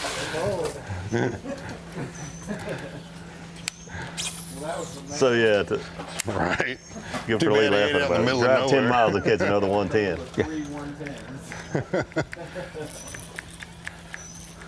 One thing about catch, weigh, and release, these guys love getting rid of small fish. I mean, they they whip them out of the boat as fast as they can get out of here. I don't want to see you. I don't want to think about you. You're just a figure on a phone now. Yeah, hopefully that they never have to use. Yeah. But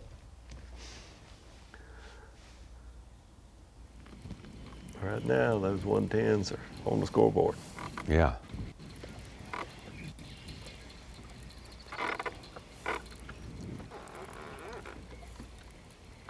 Jay Secure, if you're just picking up with us, is start of the day, the leader, Progressive Bassmaster Angler of the Year points. He is still right there because he is the leader in this tournament.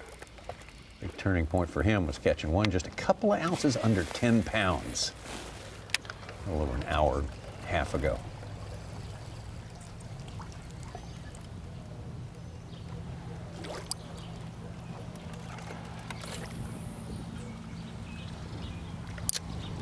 AOY updates on Bass Track was secured first, and Trey McKinney climbing up. He's still 61 back. Yep.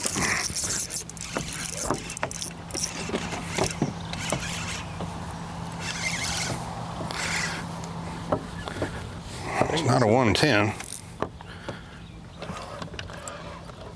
Maybe it's one that weighs 10. How about that? That'd be way better. That would help his day with one fell swoop. Oh, he just spit up a big old worm. That's not the one I saw. That's the female. Damn. It spit up like a 14-inch power worm. Yeah.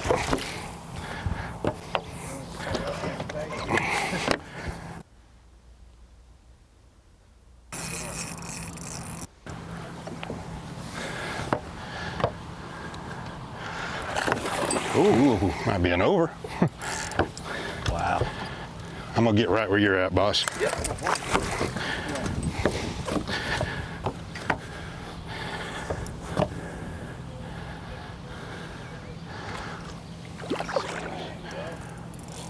It's like a 2-pounder that I saw. No. No. When she dug at first, I was like, oh, Made he does double not his feel weight like with the one one I fish, saw. with him having around 8 pounds or more. Yes. Not a 110. I might be in last place today, but we finally got one. Jeez, Lake Fork, you're so mean to me. I think we get to weigh one in too. I'm gonna have to weigh her first. All right.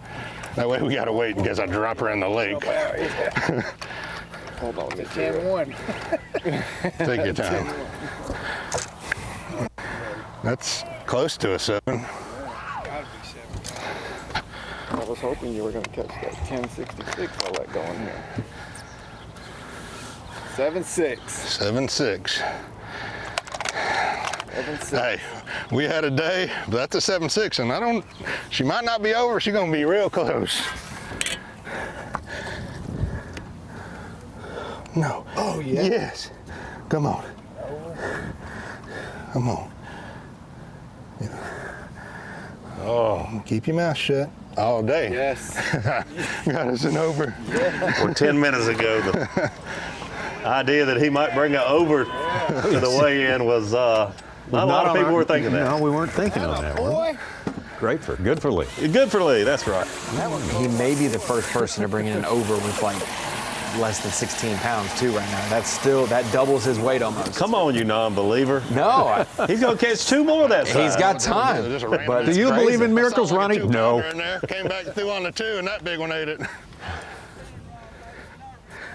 Well, I was expecting it to be about that big. Wow.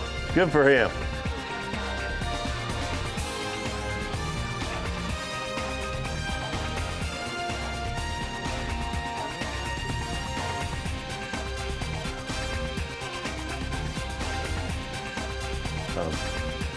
Big old elephant just got off his shoulder. Ooh.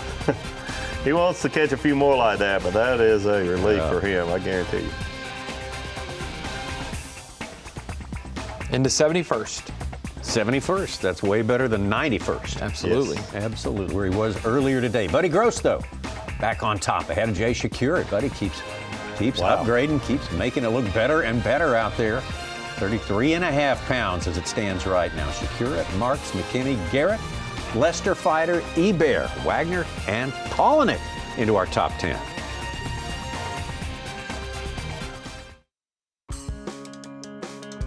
Texas, we just have it. It's the best bass fishing in the world. We live in the mecca of bass fishing. We've got lakes from East Texas where I live, all the way down to South Texas and West Texas on the border. Man, they've all got them. They've got 10-pounders in every little lake in Texas.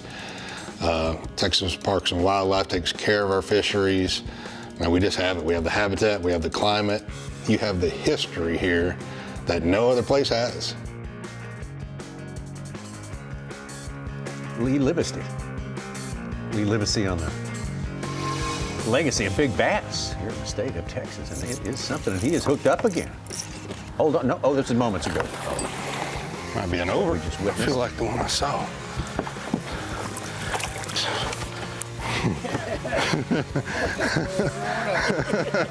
Seven, 6.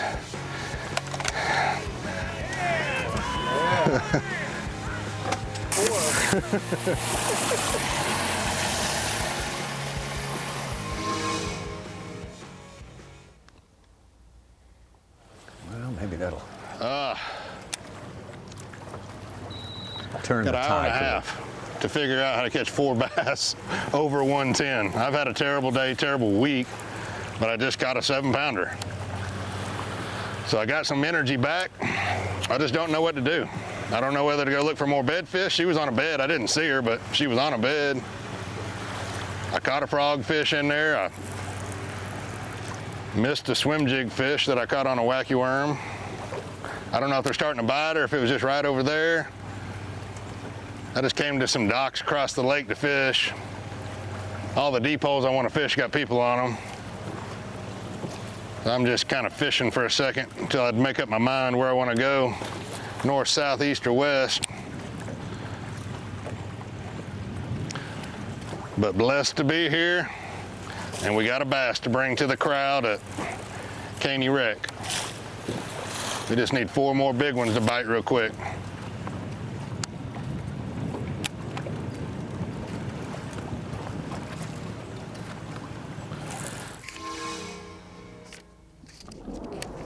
Not very many of them here. A couple giant ones though. Man, we're still sitting on 4 fish, and that's painful. We've lost 2 good ones, obviously, earlier. Just went and tried to do a bed fishing deal, man, and I could not get them to bite. Ended up wasting a lot of time on that. We did get a 3-pounder, just a kind of a random one in there, and that's kind of sucks, man. We're just trying to get back in our starting spot here and see if we can get 1 more of these giants to bite. It was pretty much try to sit out here and catch a giant and try to get somewhere in the tournament, or, you know, go try to stay up shallow the rest of the time and try to get a 2 or 3 pounder. And it's Lake Fork, man. You can't come in with 20 pounds each day and expect to be up there. So we're going for 25 plus right now.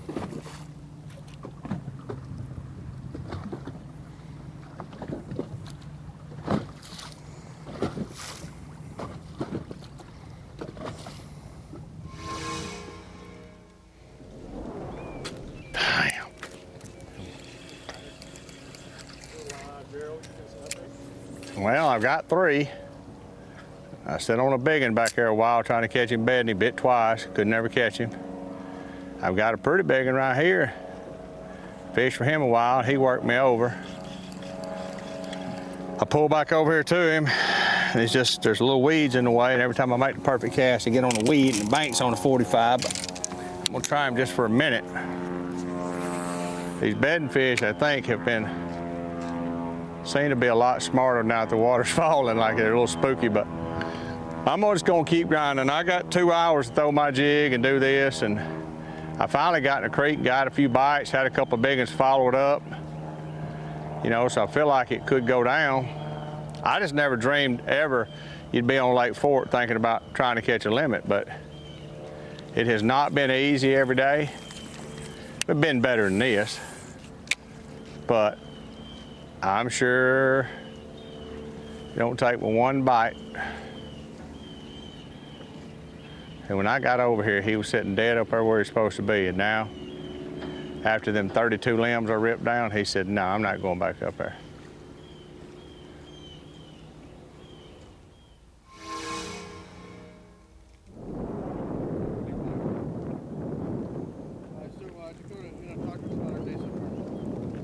Yeah, man, haven't had a lot of bites, but we've had the right quality at least on a couple of them for sure.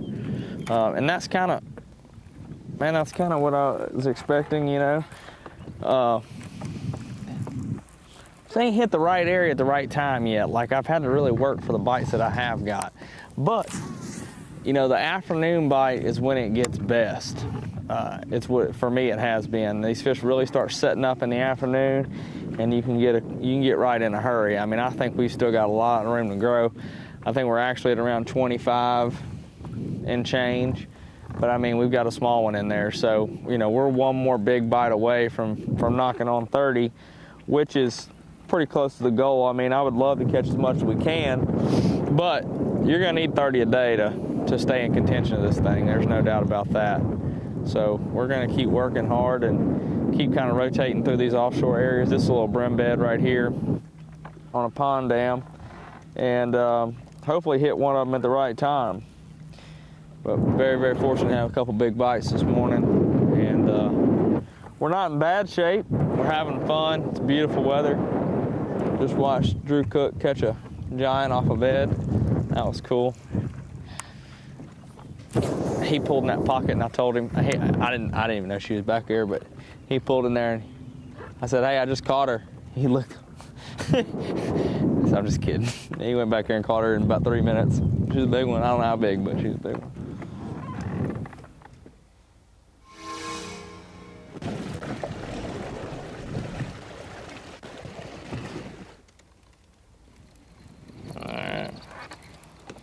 Well, still sitting on my 10-pounder hole, trying to trick another one into biting. Obviously, there's flurries when they want to bite, when they don't want to bite. Stuff like that. When we first pulled up, they were ready to go, and then honestly, I haven't caught a quality fish since I caught that 914, so we'll give it another half hour or so if I don't get any bites. We'll mosey on out of here, graph a little bit, fish a couple other places quick. See if we can upgrade that 3.5 we got. I'd really like to get rid of that one. I'm not sure where to do it at the moment. I'd like to just do it right here, but I've drug a worm a little bit. I've caught a couple small fish. I don't know why. I've gotten them to react pretty good recently, but they're still being pretty weird. Some of them are behind the boat now.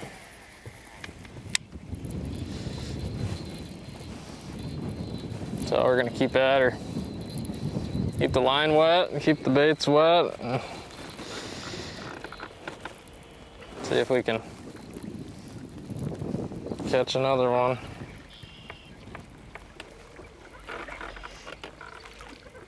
That was second place, Jay Shakeup. Ninth place, Dakota Ebear. 91st place, Gerald Swindle. 32nd place, Ben Milliken. Talking about the state of things as it stands at this moment on Lake Fork. 31 pounds with a 3.5 pounder. That's what a 10 pounder will do for you. Yeah. I understand his wanting to get rid of that 3.5 because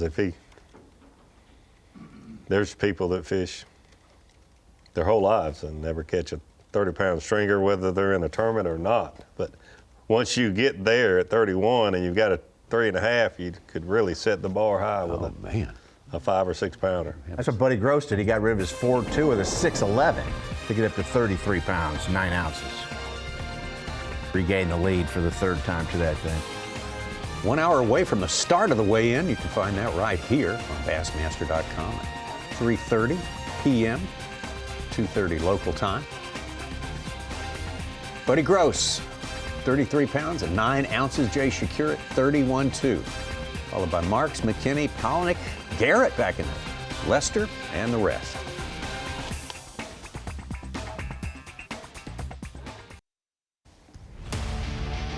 The Tackle Warehouse Bassmaster Elite on Lake Fork, sponsored by Ranger Boats.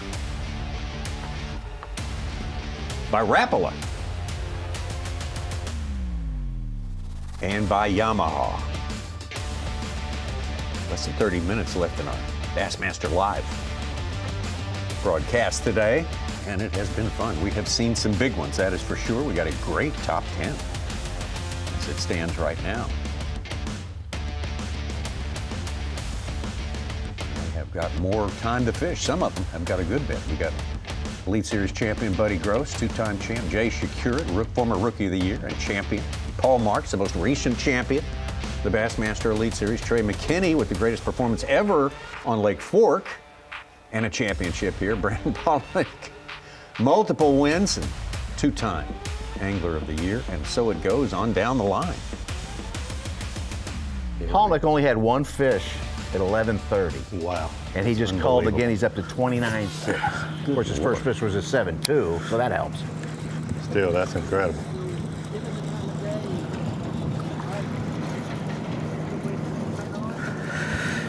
Yeah, I think we're in the prime time. You know, I'm just cycling back through a lot of places I've already hit and caught small fish. It just doesn't take long, man. That's the thing about Lake Fork. You can pull up and catch 2/8, or you could catch, you know, a big one every cast. It happens out here. We've had a tough day, but I'm still feeling good, man. We're gonna pull up on a place and catch a big one or two.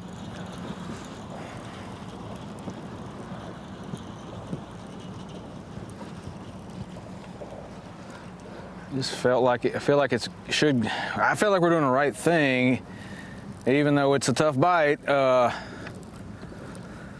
win it, I don't know any other way to do it on this lake than what we're out here doing.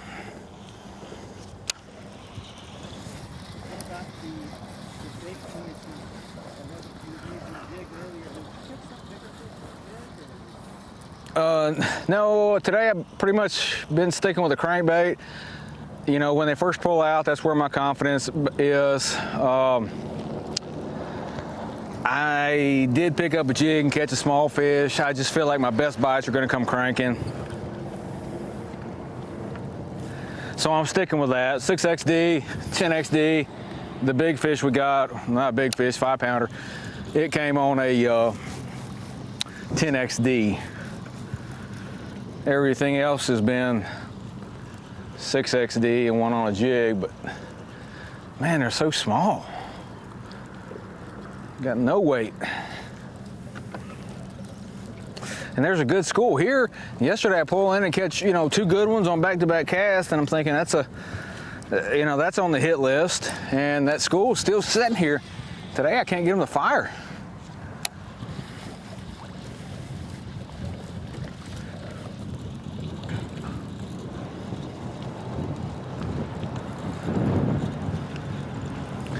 I'm seeing fish now that it's later in the day. This morning, you're just not even seeing it on your electronics. Now I'm seeing fish, I'm just not getting them to bite. Yeah, you had to know he was seeing fish to be on these places, but he's fishing more main lake than anyone else we've watched today. Among our 10 for sure. I think Lee Livesay spent most of his time not fishing main lake. Mm-hmm. Oh, no, little. Bigger than a 110, though. If you tell me it's a 110, we're gonna fight. That's a 111. I'm going to tell you a 111 then. I think I know what I'm about to do. I'm about to go to Little Canyon in them pockets and skip whack over the walkways on the docks. All right, go ahead. He ain't far from 110, but he's bigger. He's 113. He's bigger than 110, don't lie. 114. That's what I'm talking about. Freaking whopper. Crisis averted. I was going to say 110 too. He was a keeper. We could have ate him. I wanted to see a fight.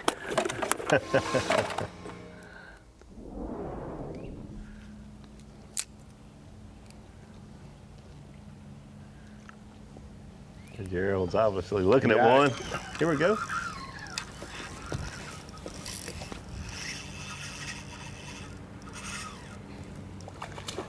I'm gonna need your seat right there, boss.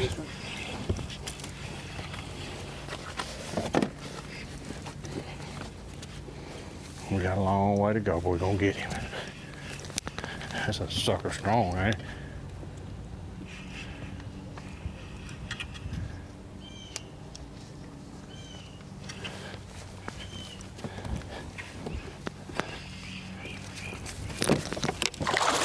Oh my God, not back there.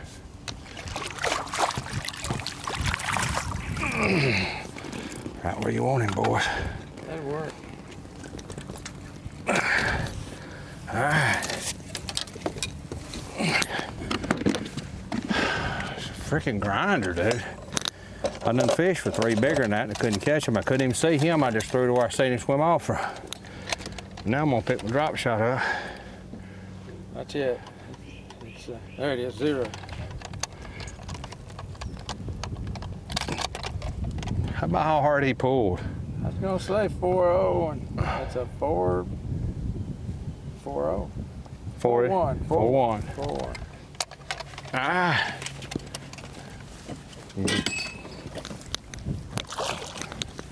Dude, he left with it, didn't he? I said, he got it, dude. I thought he was gonna run the bushes, break me off. I was like, dude, I can't do nothing else. Like, I'm giving you the justice of the slack button.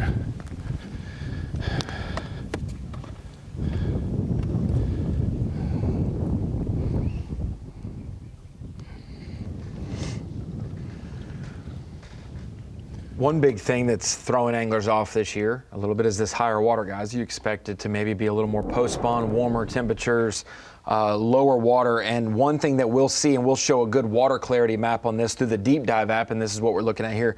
On the Deep Dive app, you see the stream inflows. So let me draw on you real quick.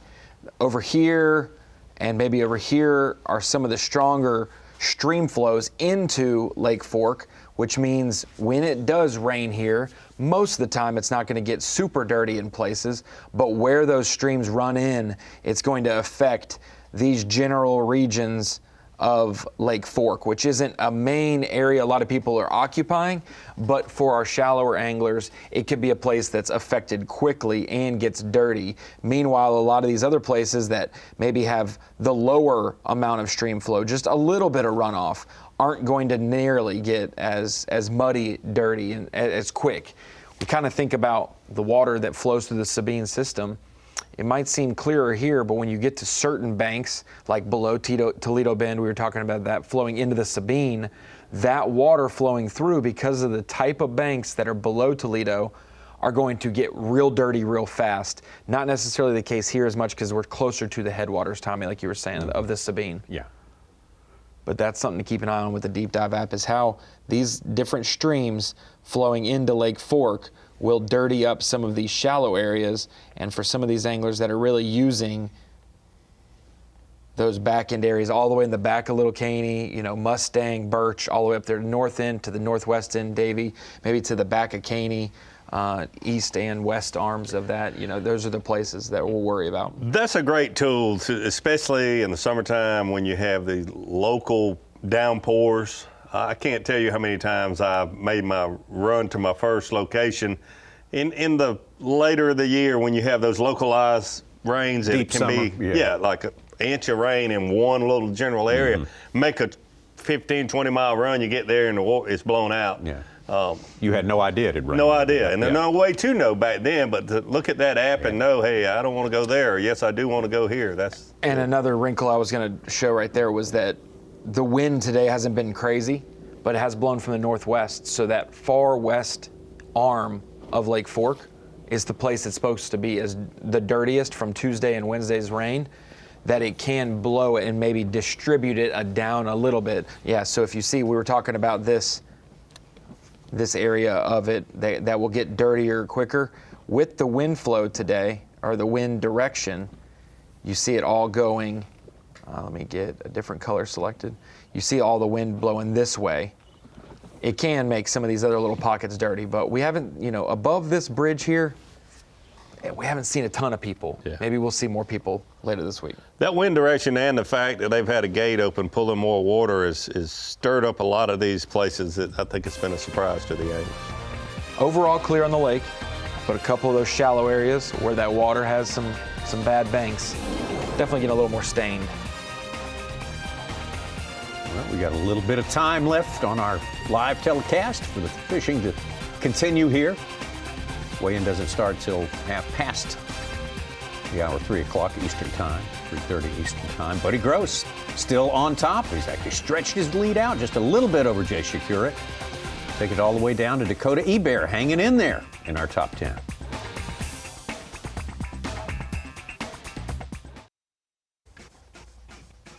We fish on into the afternoon. The weigh-in getting very close for at least our first flight guys. We got about 40 minutes, including travel time, to get back to the beautiful facility here.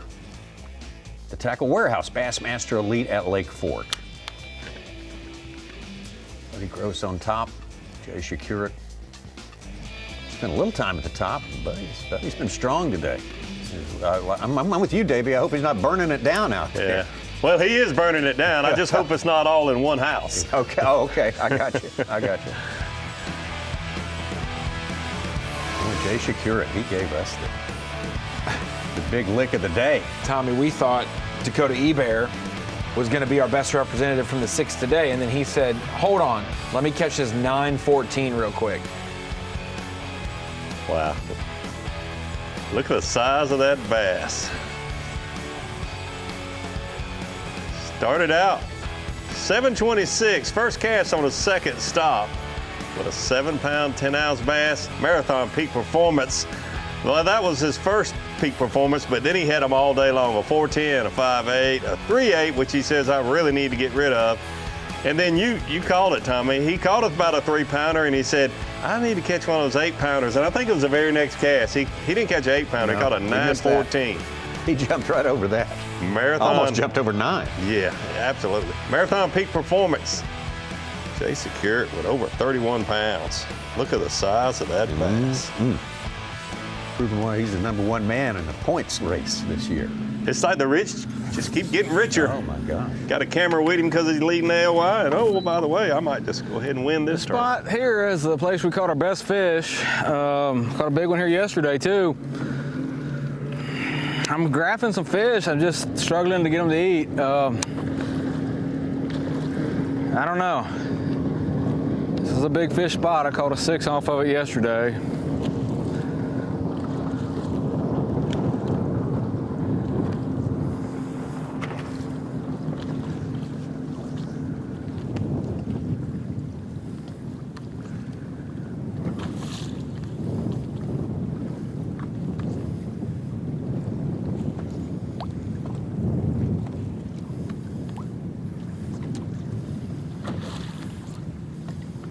Talked about 2 guys who were down at 0. Kenta Kamira confirmed that he was at 0 about an hour ago. Corey Johnston, we were waiting for confirmation he does have fish, about 16 pounds, puts him around 61st, still below what you would expect him to catch, but he's just below the cut line with 16 even, featuring a 5'10", a couple in the 2.5 to 3 range, and one under 2 pounds.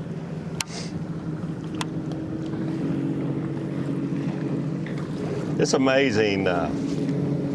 Buddy Gross has had a little rough go of it. I don't think that's a surprise to anyone. He's done so well, got a couple of wins, and you expect to see him do well, but he's had a tough few tournaments, but it's not a surprise at all to see him leading this tournament. I mean, it's just like, yep, that's where he should be. That's where he should be. A great, yeah, I mean, I'm working great pre-spawn and immediately post-spawn angler. Can't get him to eat.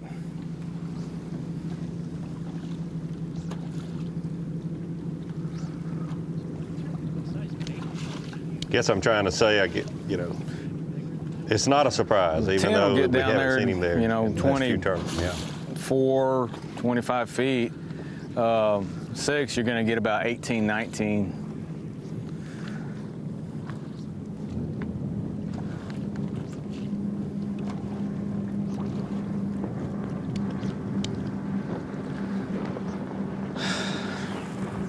We got to know Buddy in June of 2020. Started up the Bassmaster Elite Series, first event after all the shutdown early that year of all sport. What do you got on Alabama's Lake Ufo? Made it look easy. Come on, Biggs. I was out on the water that day, was able to watch a lot of it go down on that final day. I think he was in 10th place, came back to win. Yes, he did. He only made it in with, I think Shane LeHue had a culling infraction and had fallen. I don't remember that. And was just below. He would have been in the top 10 and Buddy would have been at home. Wow. Yep. And the thing with Buddy, and I can't explain it. He can't either. I've asked him. He's asked me, what am I doing wrong? But when I've been on site and able to watch him, the days that he doesn't weigh in stringers that maybe you would expect that he would, he loses them. And he's not making that up. I've seen it, and it's just like, on a bad run of just not being able to put them in the boat. I think he had that issue here last year. Yep. Should have weighed more than he did, had some big fish on, but got it all going for him today.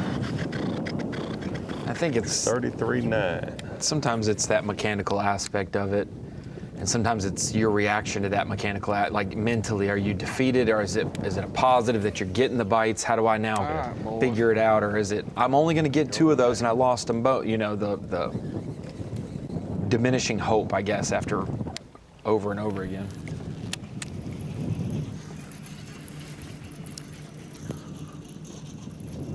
I don't know if it's going to be right over here. Yeah, I didn't recognize Lee Livesay when he was down with just 4 1-pound fish. He seemed not himself. A little pep in his step with a 7-pounder. Yeah, just a lot of pressure, a lot of pressure. You don't want to let your friends and family down, and you're not going to, but you feel like you are. Well, they're going to pull for you just as much either way. You've won twice and 5 shots are already here, so you've kind of don't have to prove anything. No, what have you done lately, huh? Ben Milliken sitting in 33rd place. Had a pretty good, quick start today. Well, he did. 4 fish. Lost some. Well, it'd be a shame to see him just weighing 4 with those 3 good ones. There. Will she eat? Got the foundation of really good stringer.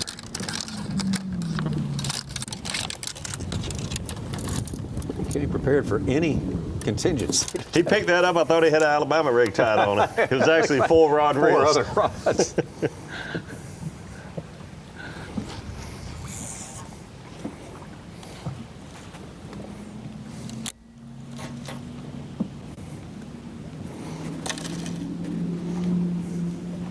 Catches one, Ben.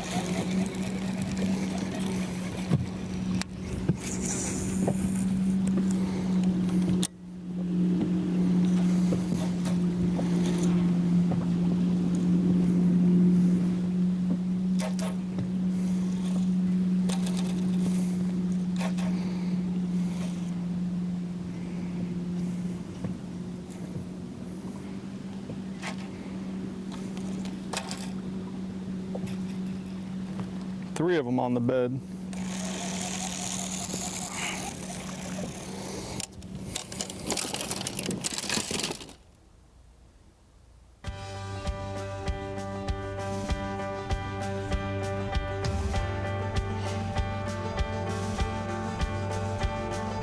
Close to the end of our time today here on Bassmaster.com. Got the weigh-in, don't forget, coming up immediately afterwards, right here.